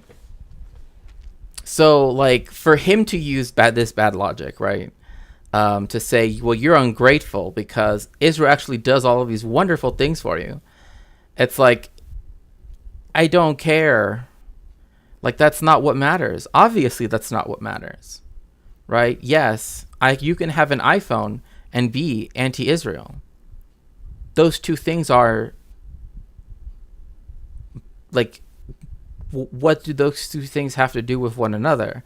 The difference is this person is advocating the use of an application, right, for people that want to partake in a boycott that is of their own choice, right, which is also their right under the First Amendment. So much for free speech absolutist, right?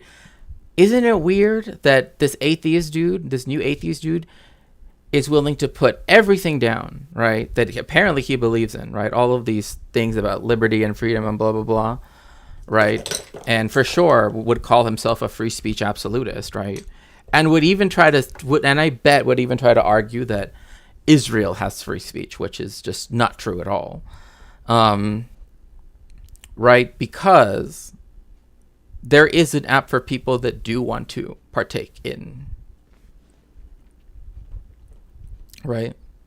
It's ridiculous. You want to not buy like a chocolate or a, like a piece of candy or some dates that you want to not buy them? Okay, well, do it all the way. Do it all the way and go live in a goddamn cave. Like, this is the same thing when right-wingers tell people that are, like, socialist or whatever, that you should go out into, like, you should go somewhere else, right? Wherever that might be, right? Like in the middle of nowhere, as if that's even possible, right? Like in the United States, if it's not privately owned, then it's owned by the federal government. So, like, there is no place where there's nothing, right? And they're like, we'll start a socialist society there. That's not the point of socialism. It's not to have a super secret, society all on its own. The point is that it has to be a collective thing, right? Rene called it with algebra. The absence of logic in his positions is the most glaring. Right, exactly. Like, but yet these like new atheist types are the ones that are always never ending about, it's illogical to believe this, and it's blah blah, and they will like break down every single little thing, right? Like these are the people that like debate bros, right? Because they like the new atheist debate bros, Christopher Hitchens, Richard Dawkins, right, Sam Harris, but they only like it because it allows them to be Islamophobic, really. Because how can anyone look at what Israel is doing in Gaza and be like, but they make computer chips though? Like, I'm sorry, I didn't realize that was like, Bayer aspirin was developed using Jewish slaves in Auschwitz. Does that make that okay? No, it fucking does not. Unbelievable. These people have no idea. In fact, they boycott companies that have not much to do with Israel because of something's happened somewhere. And again, this is just I don't even know what this is. This is just, he's saying this because he wants to say that they are just like, that they're dumb, right? Like that's his point, right? That like they're not rational like us, right? They're irrational, respond only to, and it's just, absence of evidence is not the evidence of absence, right? And also, of course,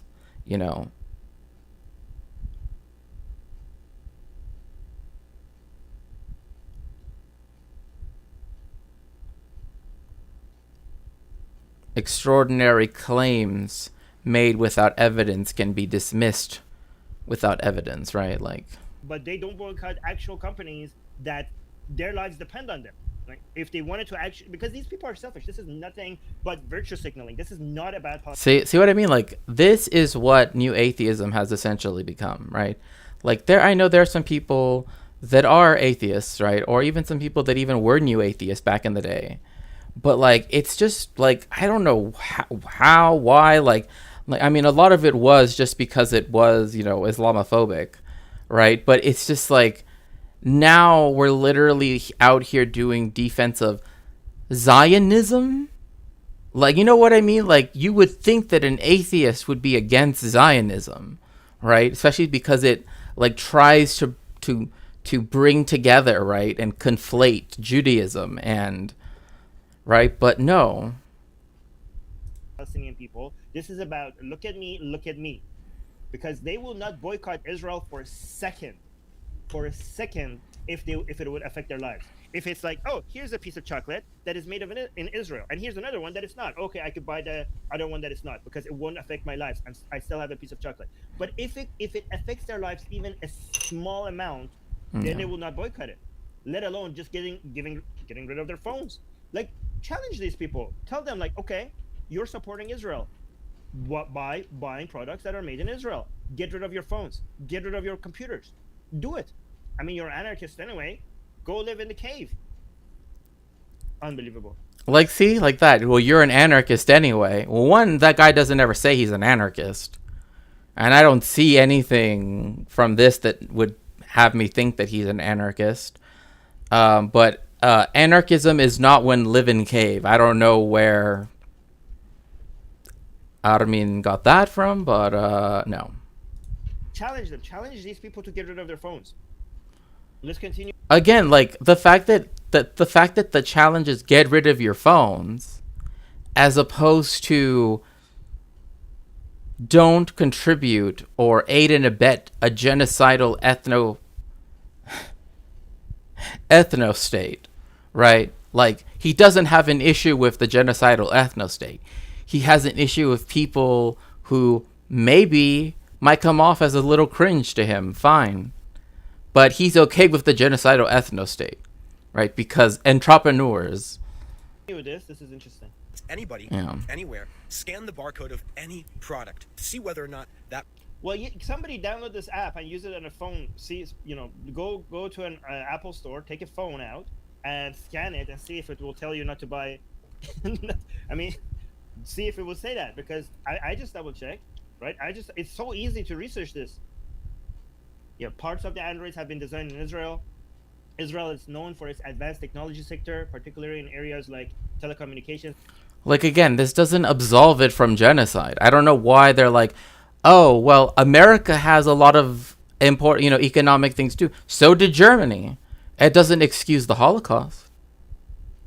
Like, by this logic, then every atrocity that ever happened by a country that happened to be slightly more industrially advanced than the people that it genocided is okay, right? By this logic, by this new atheist's logic, right? Right? Again, if you want to say it's cringe, fine, it's cringe, whatever. I don't care.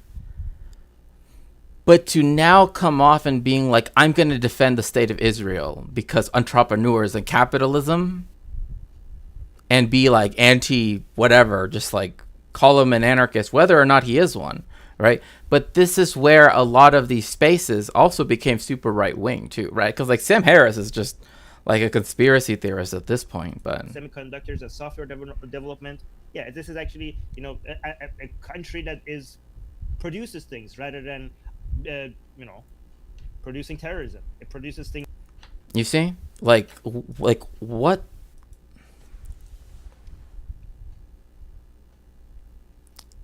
Sassenach, US. Hi, I've been listening and feeding pets, but I would like to comment. Sure. I'm okay with the disruption of life for change. Yes, that includes computers and products. I went waste free and getting rid of plastic products before, and is sometimes one product at a time. Before you know it, the product is out of your life. China has better tech anyway, doesn't it? Right, like, oh, hi Namuni. Yeah, like, I mean, it's not even a question of like quality, right? Like, I mean, yeah, you can definitely take that into consideration, right? But it's also the fact that it doesn't, like, okay, this person says it's available on the two most popular, smartphone, application stores, right? Like, you know what I mean? Like, it's not like you're gonna, like, that's why the app was created, because, and again, I'm not disagreeing with you at all. I think, your point is very pertinent. Yeah, that, like, yes, you can wean yourself off of a lot of stuff. Like, for myself, like, there are a lot of kosher products that only come from Israel, right? But I do know that there are alternatives that are, that are by companies that are owned in the United States, right?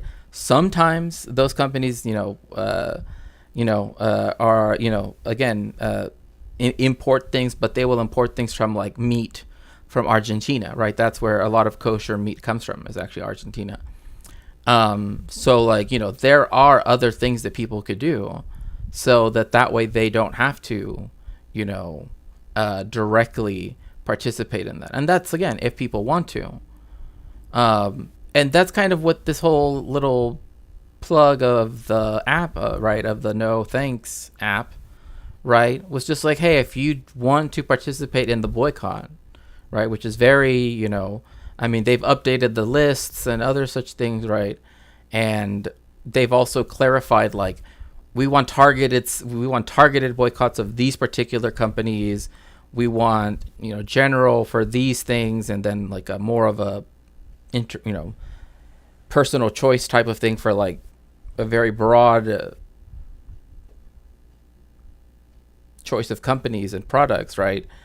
Like that, he's not even taking that into account. The fact that, and one, I mean, the BD, like the boycott, divestment, and sanctions movement was founded because of the fact that it was successful when it came to apartheid South Africa, right? And essentially, Israel has essentially entered that stage, right, where it has become as like, you know, like the fact that countries are like, you know, expelling their ambassadors and, you know, not letting Israel, you know, Israeli citizens, you know, come to their, you know, like the Maldives, which might seem small. But is stop watching H3 included too? Well, I mean,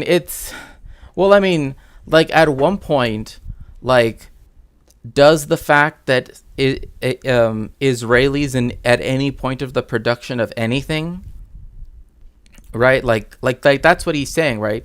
He is hyperbolizing, right? Like the fact that like, oh, Israelis breathe air, well, you breathe air too, so. You know what I mean? Like, that's kind of what this argument really comes down to.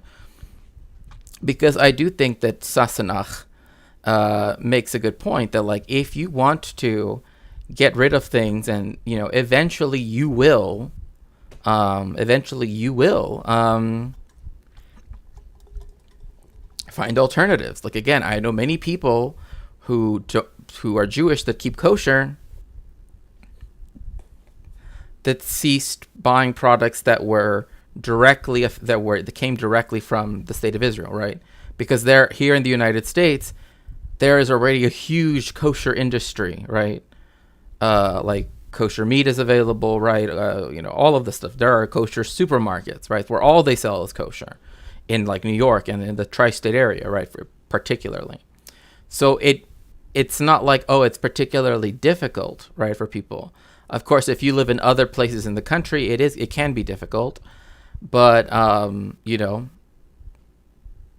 again, like that's people trying to show some kind of solidarity.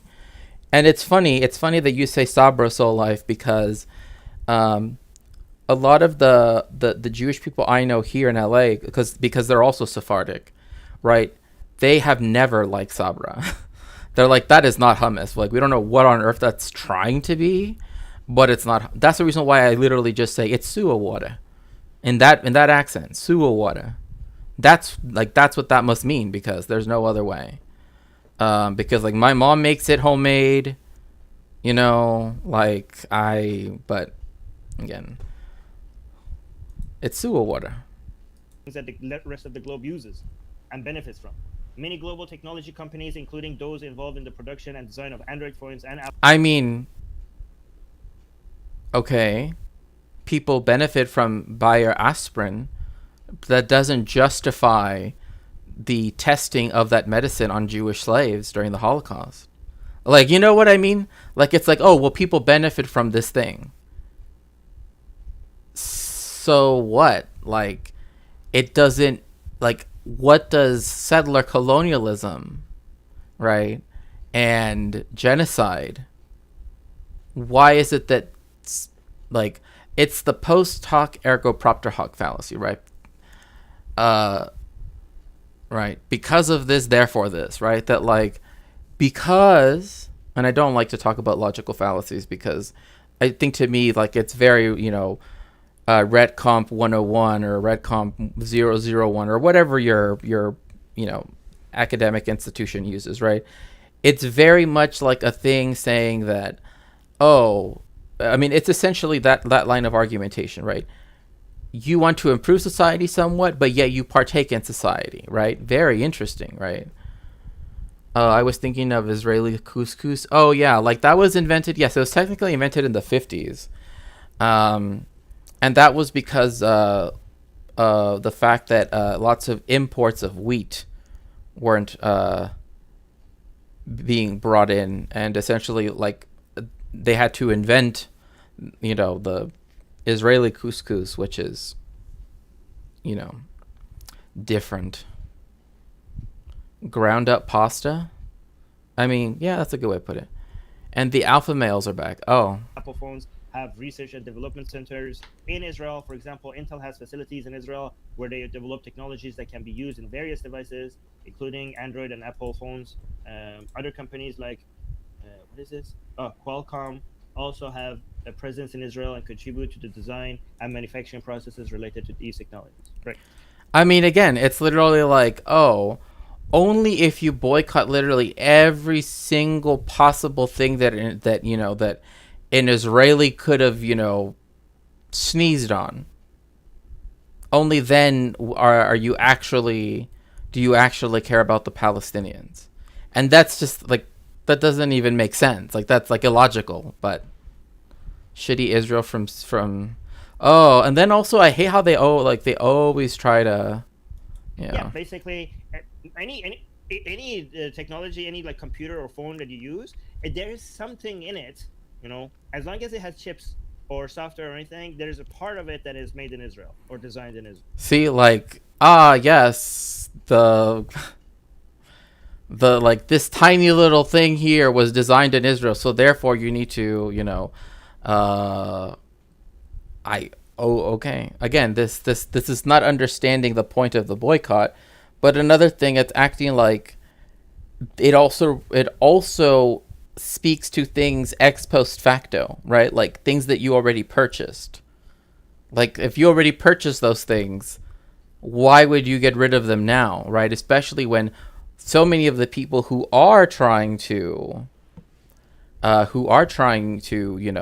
stand up for Palestine and do so in this particular way, right, aren't exactly the people that tend to be, right, people that can just replace everything with non-Israeli built, whatever. Logic, bro, yeah. So good luck with boycotting Israel. But another interesting thing about this is, let me actually go forward. Like, I think a lot of you know what I'm about to say. That product is on the boycott for Israel list. For example, it will tell you whether or not that fruit you're trying to buy was grown in a legal settlement, or if the company that made the product you're buying is. Okay, so so fruit that you're buying is made in a legal settlement. That's not how it works, right? Because these people consider all of Israel. So when he says the fruit that you're buying is made in an illegal settlement, so again, BDS is a two-state solution organization, right? Like that's their stance, right? So he's literally attributing, right, a position that he not only has not said, but actually stated against for this, right? He specifically said, for any illegal settlements, right, that are illegal under international law, and some, it's kind of weird to put it this way, some are even illegal under Israeli law, which really doesn't mean anything. But so again, yes, like it doesn't really mean much to then say, well, what these people actually want is the restoration of all of Palestine, right? Because even if, like the BDS movement only focuses on the occupied territories, as they're so called, right, of the West Bank and East Jerusalem, then you cannot lump him in with people who favor a one-state solution, right, that ends the Zionist project and settler colonialism, and instead has the people that are willing to live equally with the Palestinians, right, in a democratic society, right, instead of an ethno-state that is either committing genocide on one hand, or rather that is committing genocide on one hand and then apartheid on the other, right? Which again, it's like, how can, like, I don't understand how these like logic brain types, right, can even support that, because both are reprehensible, right? Like does this mean that he would say that apartheid South Africa was okay, right, with this logic, right? Brad. What these apps do, they just tell you if it's from Israel, right? But a lot of you, when you hear illegal settlements, you think, oh, West Bank. No. They're not talking about West Bank. They're talking about the entirety of Israel.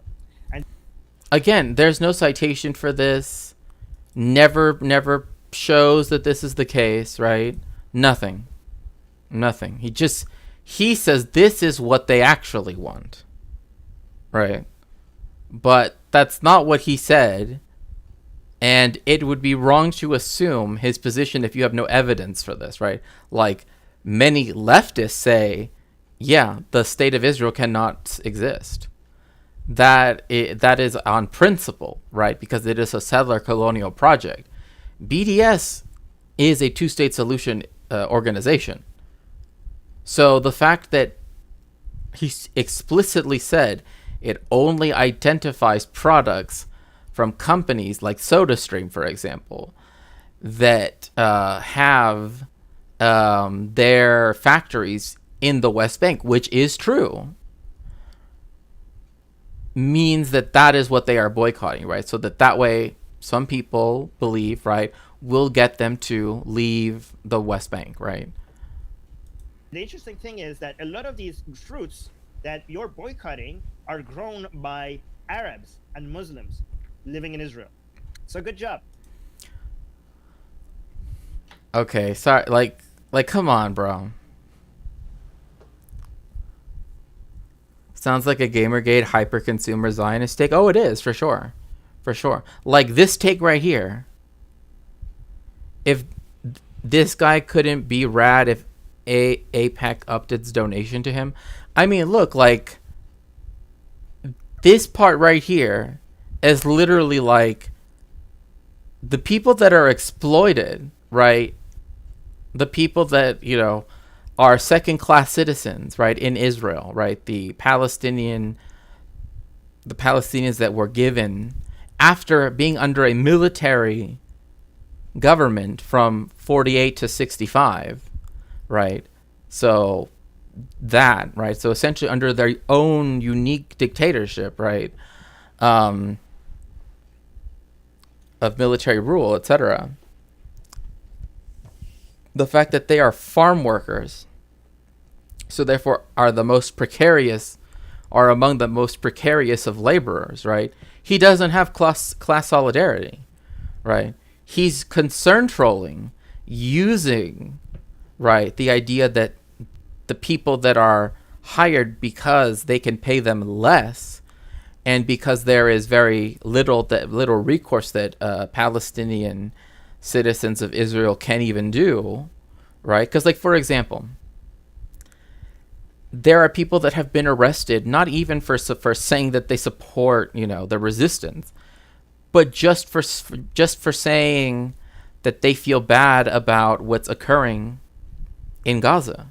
So even recognizing what's happening in Gaza as a Palestinian citizen of the state of Israel is liable to get you arrested, right?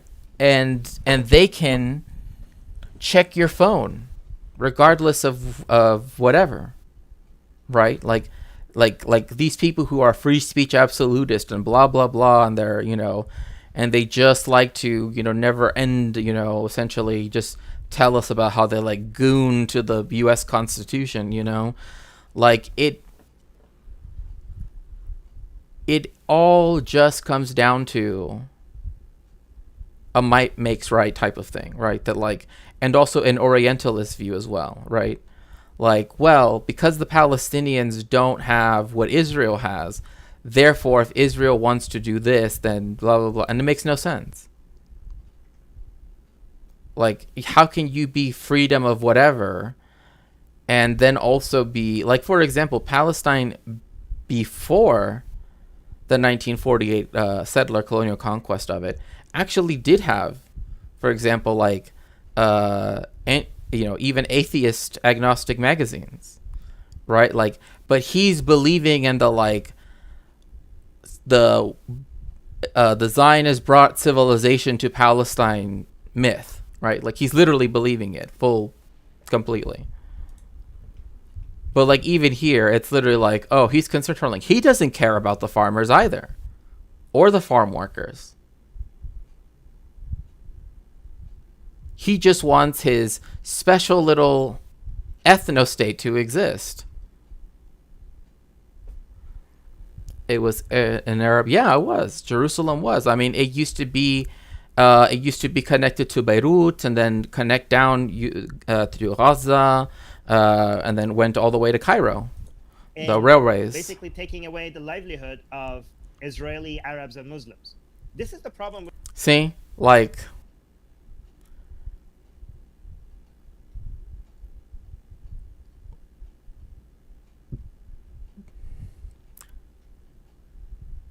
if they're talking about in the West, in the occupied territories, then it's literally people that are compelled to work because otherwise they have lost their own land, right? They have been dispossessed, right? Or they literally have no other alternative because of the apartheid conditions within the West Bank in particular, right? Again, there are roads that only Israelis can drive on. He's defending this, essentially, and saying, you can't be against that because iPhone. You know. Kind of unfair to the Maronite Maronites aren't Orthodox. They're Catholic. When you want to... I mean, and believe me, you don't have to take my word for it. Just ask Loanerbox.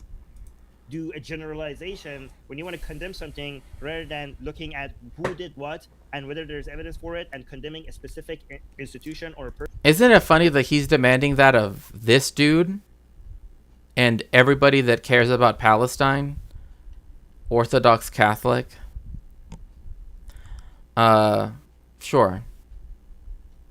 But he didn't do any of that. He just attributed random beliefs to this guy who never said any of this. And in fact said things opposite to that. No, it's not a weird Middle East exception, because you also have Oriental Orthodox, right? And then you have the churches of the East, right? Which includes, right, the Assyrian Church of the East, which is in communion with Rome, the Maronite Church, which used to be considered heretical, right? But then it, after a while, in Mount Lebanon, right, it became part of it got rid of those heretical beliefs, right? It was willing to excise them to then be in communion with the church at Rome. And then in the 1800s, you had the Ottomans the Ottomans give France the protectorship of the Maronites, right? Precisely because they were Catholics. And that's why, like, Lebanon, right? Like, Lebanon as such, initially was going to be a smaller country and only be a Christian majority country. Like, France wanted to create their own version of, like, Israel, but for Christians, right? But they also thought that if they didn't include southern Lebanon and eastern Lebanon, right, so where you have Baalbek, that they wouldn't have enough land, right, arable land to sustain themselves, right? So that's like, because technically that land that we now call Lebanon, right, has historically been part of Syria. It's always been considered Syria. Hence Gemayel. Yeah, exactly. But I don't want to, go into the Lebanese civil war, because that's literally another, like, 10-hour stream. Person for something that they did wrong, when you want to condemn an entirety of a country, right? This is what happens. When you want to act like it's the entirety of Israel that is evil and then act accordingly, then you are punishing people who have nothing to do with anything. You're punishing farmers. You're punishing farmers of a country that has provided the best life and rights and freedoms to Arabs and Muslims. So you're What? Bro, what are you even talking about? What the best rights, freedoms? What? Like, this is literally just Hasbaha. Like, this is literally just that. Oh, well, this is the only country, right, that like allows Arabs to vote. No, it's not. It's like, again, literally you cannot have an Arab party in Israel if it doesn't subscribe to the fact that only Jewish people have the right, and this was something that the Zionists put it through the Knesset years ago, right? The nation state bill, right? That literally states, right, that only the Jewish people, right, as such, right, as defined by the Israelis, right, in the Zionist sense, right, have the right of self-determination between the Jordan River and the Mediterranean. Like, that is law on the books in the state of Israel, right? So even if you are a party that wants to represent the, as they love to say, 20% of the population, right, it denies the fact of history, right, that Ben Gurion, prior to the war, the war of 1948, right, was already expelling people from villages and from settlements, right, even from the get-go, and wanted to completely expel Palestinians from cities like Haifa, which now are famously known to be, which is known as a very mixed city, of different people, right? Muslim, Christian, Jewish, Druze, and Baha'i, right? But like literally wanted to ethnically cleanse as much of the land that they wanted. Same thing too. It's like, it's also a myth as well. And again, the book, The Wars for Palestine, goes into this, that there's a sort of myth that like the Zionists said yes to every agreement, right, for partition, and that the Palestinians said no, right? And that isn't the case. Like, I've kind of mentioned this prior, but I always have to be careful because, like, I understand that there's also the idea of, like, the Palestinians never wanted to partition their land, and the UN had no right to partition their land, right? They said it was going to be partitioned. The Zionists did not accept it because they did not accept the borders that were given, right? They were going to be given 56% of the land, right? But they only made a 51% majority in that land, right? And the other 46% was going to go to the Palestinians, where they made a far larger majority, 50, well over like 60%, etc., if not more actually. And so that is why the green line is not based on the partition plan, right? They did not accept it, right? They were willing to, kind of like what they're doing now with like the truce deal, say, oh, well, we're considering it and we're taking it on as a serious option. But they didn't agree with the borders. They wanted all of Palestine, right? They wanted all of Palestine, right? They did not want there to be two states at all. They wanted one state, all of it and that is why Ben Gurion, both times that he was prime minister, right, for both stints, was more than happy to work with whichever power that he could, and particularly in the 50s, when he became prime minister again in 55, was willing to collude with the British and the French to invade the Sinai Peninsula to then give a casus belli for the British and French to invade and take back the Suez Canal, right? But again, like, you know, okay, tacos al pastor special stream, sure.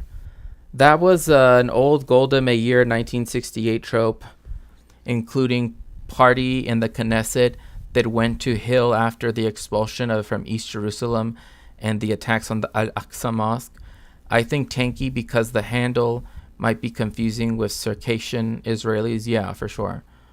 It also went to hell when the alleged Bedouin treaties were broken after the Bedouins started getting displaced. Right, and again, like, the Bedouins are people who are given special rights and privileges, or have historically been, right? Like essentially under the Ottoman Empire is one of the reasons why, like, they never had these issues, right? Because, like, there weren't hard borders as there are now, right? The ability to, you know, move around, right? Or basically, you look at all the Arab and Muslim countries out there, you look at their rights and freedoms, and you pick basically the one country that provides them with the best life, with the best freedoms, with the best rights, and you're like, okay, let's punish them. You know, all of those rights and freedoms, or whatever he's saying, that, I mean, first of all, not even true, right? Like again, this is why the spectacle of electoralism is something that, like, Marxists do talk a lot about, right?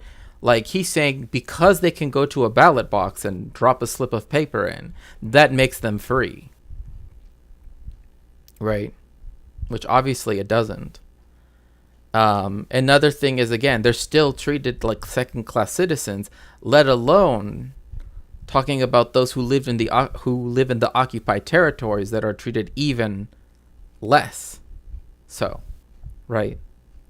They are treated completely as a population only to be policed, right, warehoused and removed, right? So again, like, this whole thing, like, oh, they treat the Arabs the best, that's not even true. Because again, even with the Palestinians that are citizens, even with the Palestinians that are not citizens, it's not as though they can travel freely, right? Et cetera, right? And again, you cannot even have a political party in the Knesset if you have, right, any belief that contradicts the nation-state law, right, or the basic principles of the foundation of the State of Israel, right? If you ever question that, your party is dissolved instantly, right? So that is why only collaborationist parties are the only ones that have ever, and even now, like, Naftali Bennett said, I'm never going to be in a coalition with an Arab party, like, literally, like when it came down to working with an Arab party, there are so many people that, because they're right wing, right, were willing to, in order to have enough seats in the Knesset, but, like, on principle, they don't care, right? Let's punish them. Let's make that country, make the lives of the Arabs or Muslims living in that country worse. So do you understand that you are on the baddie side? You're on, like, how can, like, and also, how can he say this considering what Israel is doing to Gaza and the West Bank, right? Like, and what they have done and continue to do within the current borders of Israel. Like, how can he say that? Like, they're committing a genocide that's live streamed every single hour, every single moment of the day. And he's like, oh, well, you're being mean to the Arabs. What are you even talking about? Like, boycotting something so that then some companies might be willing to leave the West Bank is one thing. But to say that somehow you are committing harm upon Palestinians, it just, as opposed to the state of Israel, is just ridiculous. on the evil side of this equation. I know. Israel treats its Muslims and its Arabs better than any other Arab or any Arab or Muslim country.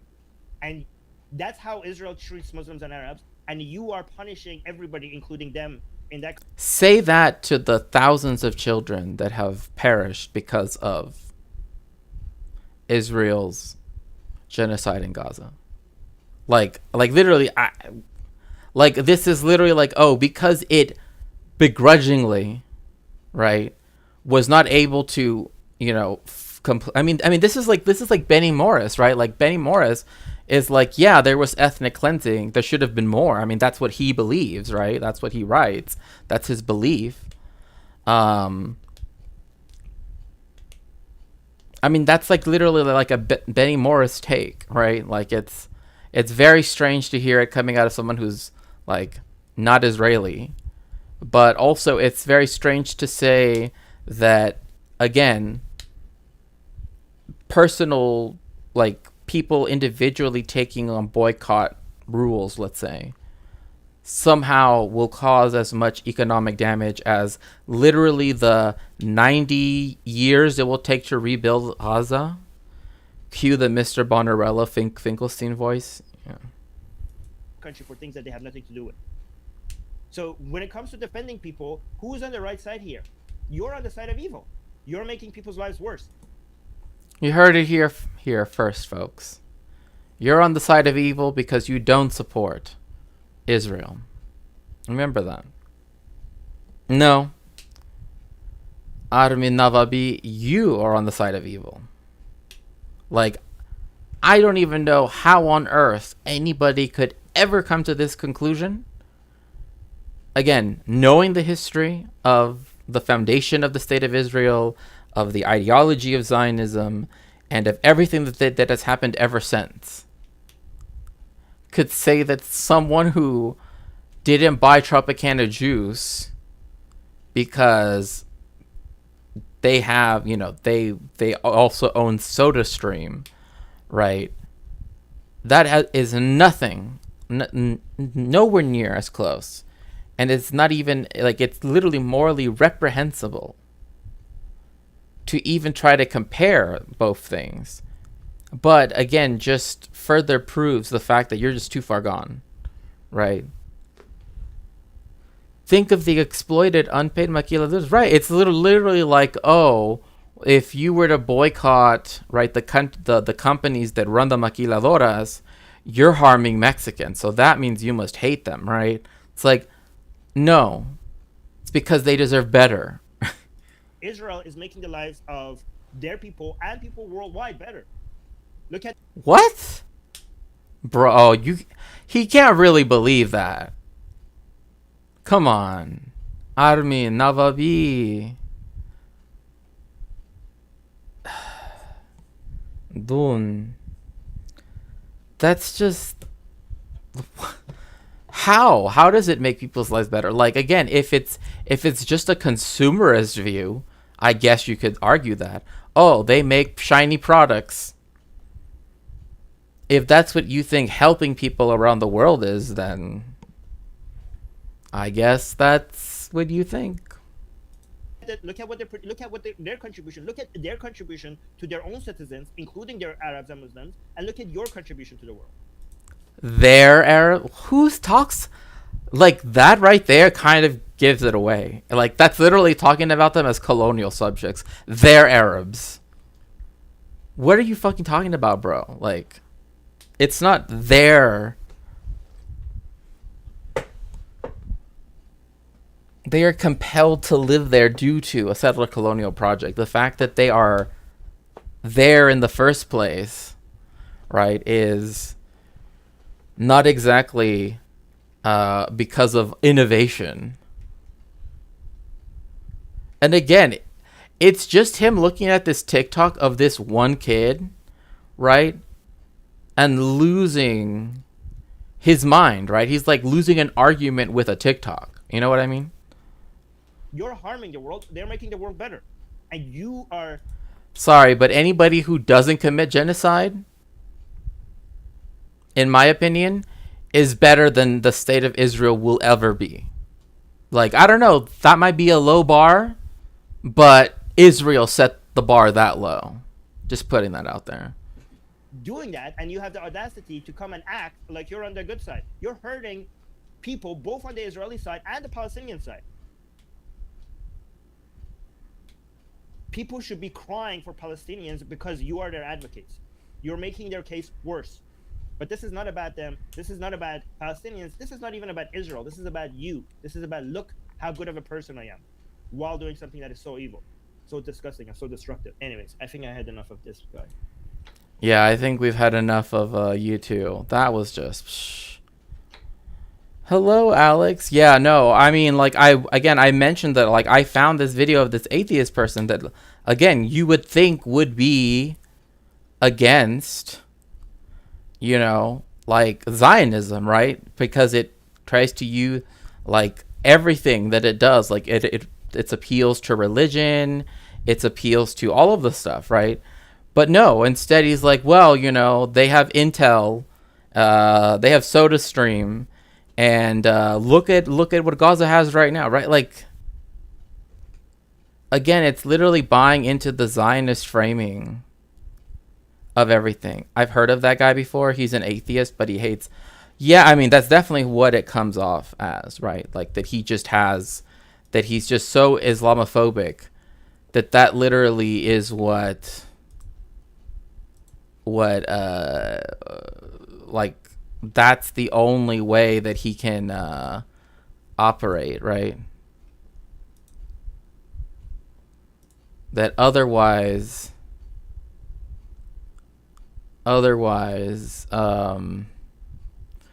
like, there would be nothing else that you know, that he could really do. And it's sad, really. It's sad.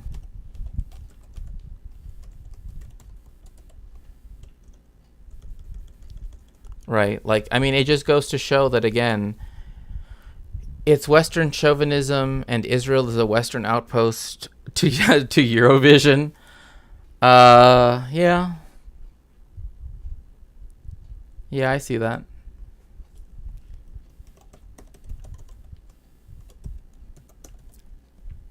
Okay, everybody, I'm gonna go make myself some dinner. So, if all of you could get in the machine so we can head over to Adrian's stream, make sure to tell them hello and that I will be there very soon. Thank you all for joining me. I will see you all. Yeah, I did. I talked about it first. But I'll bring it up next stream, okay? Bye.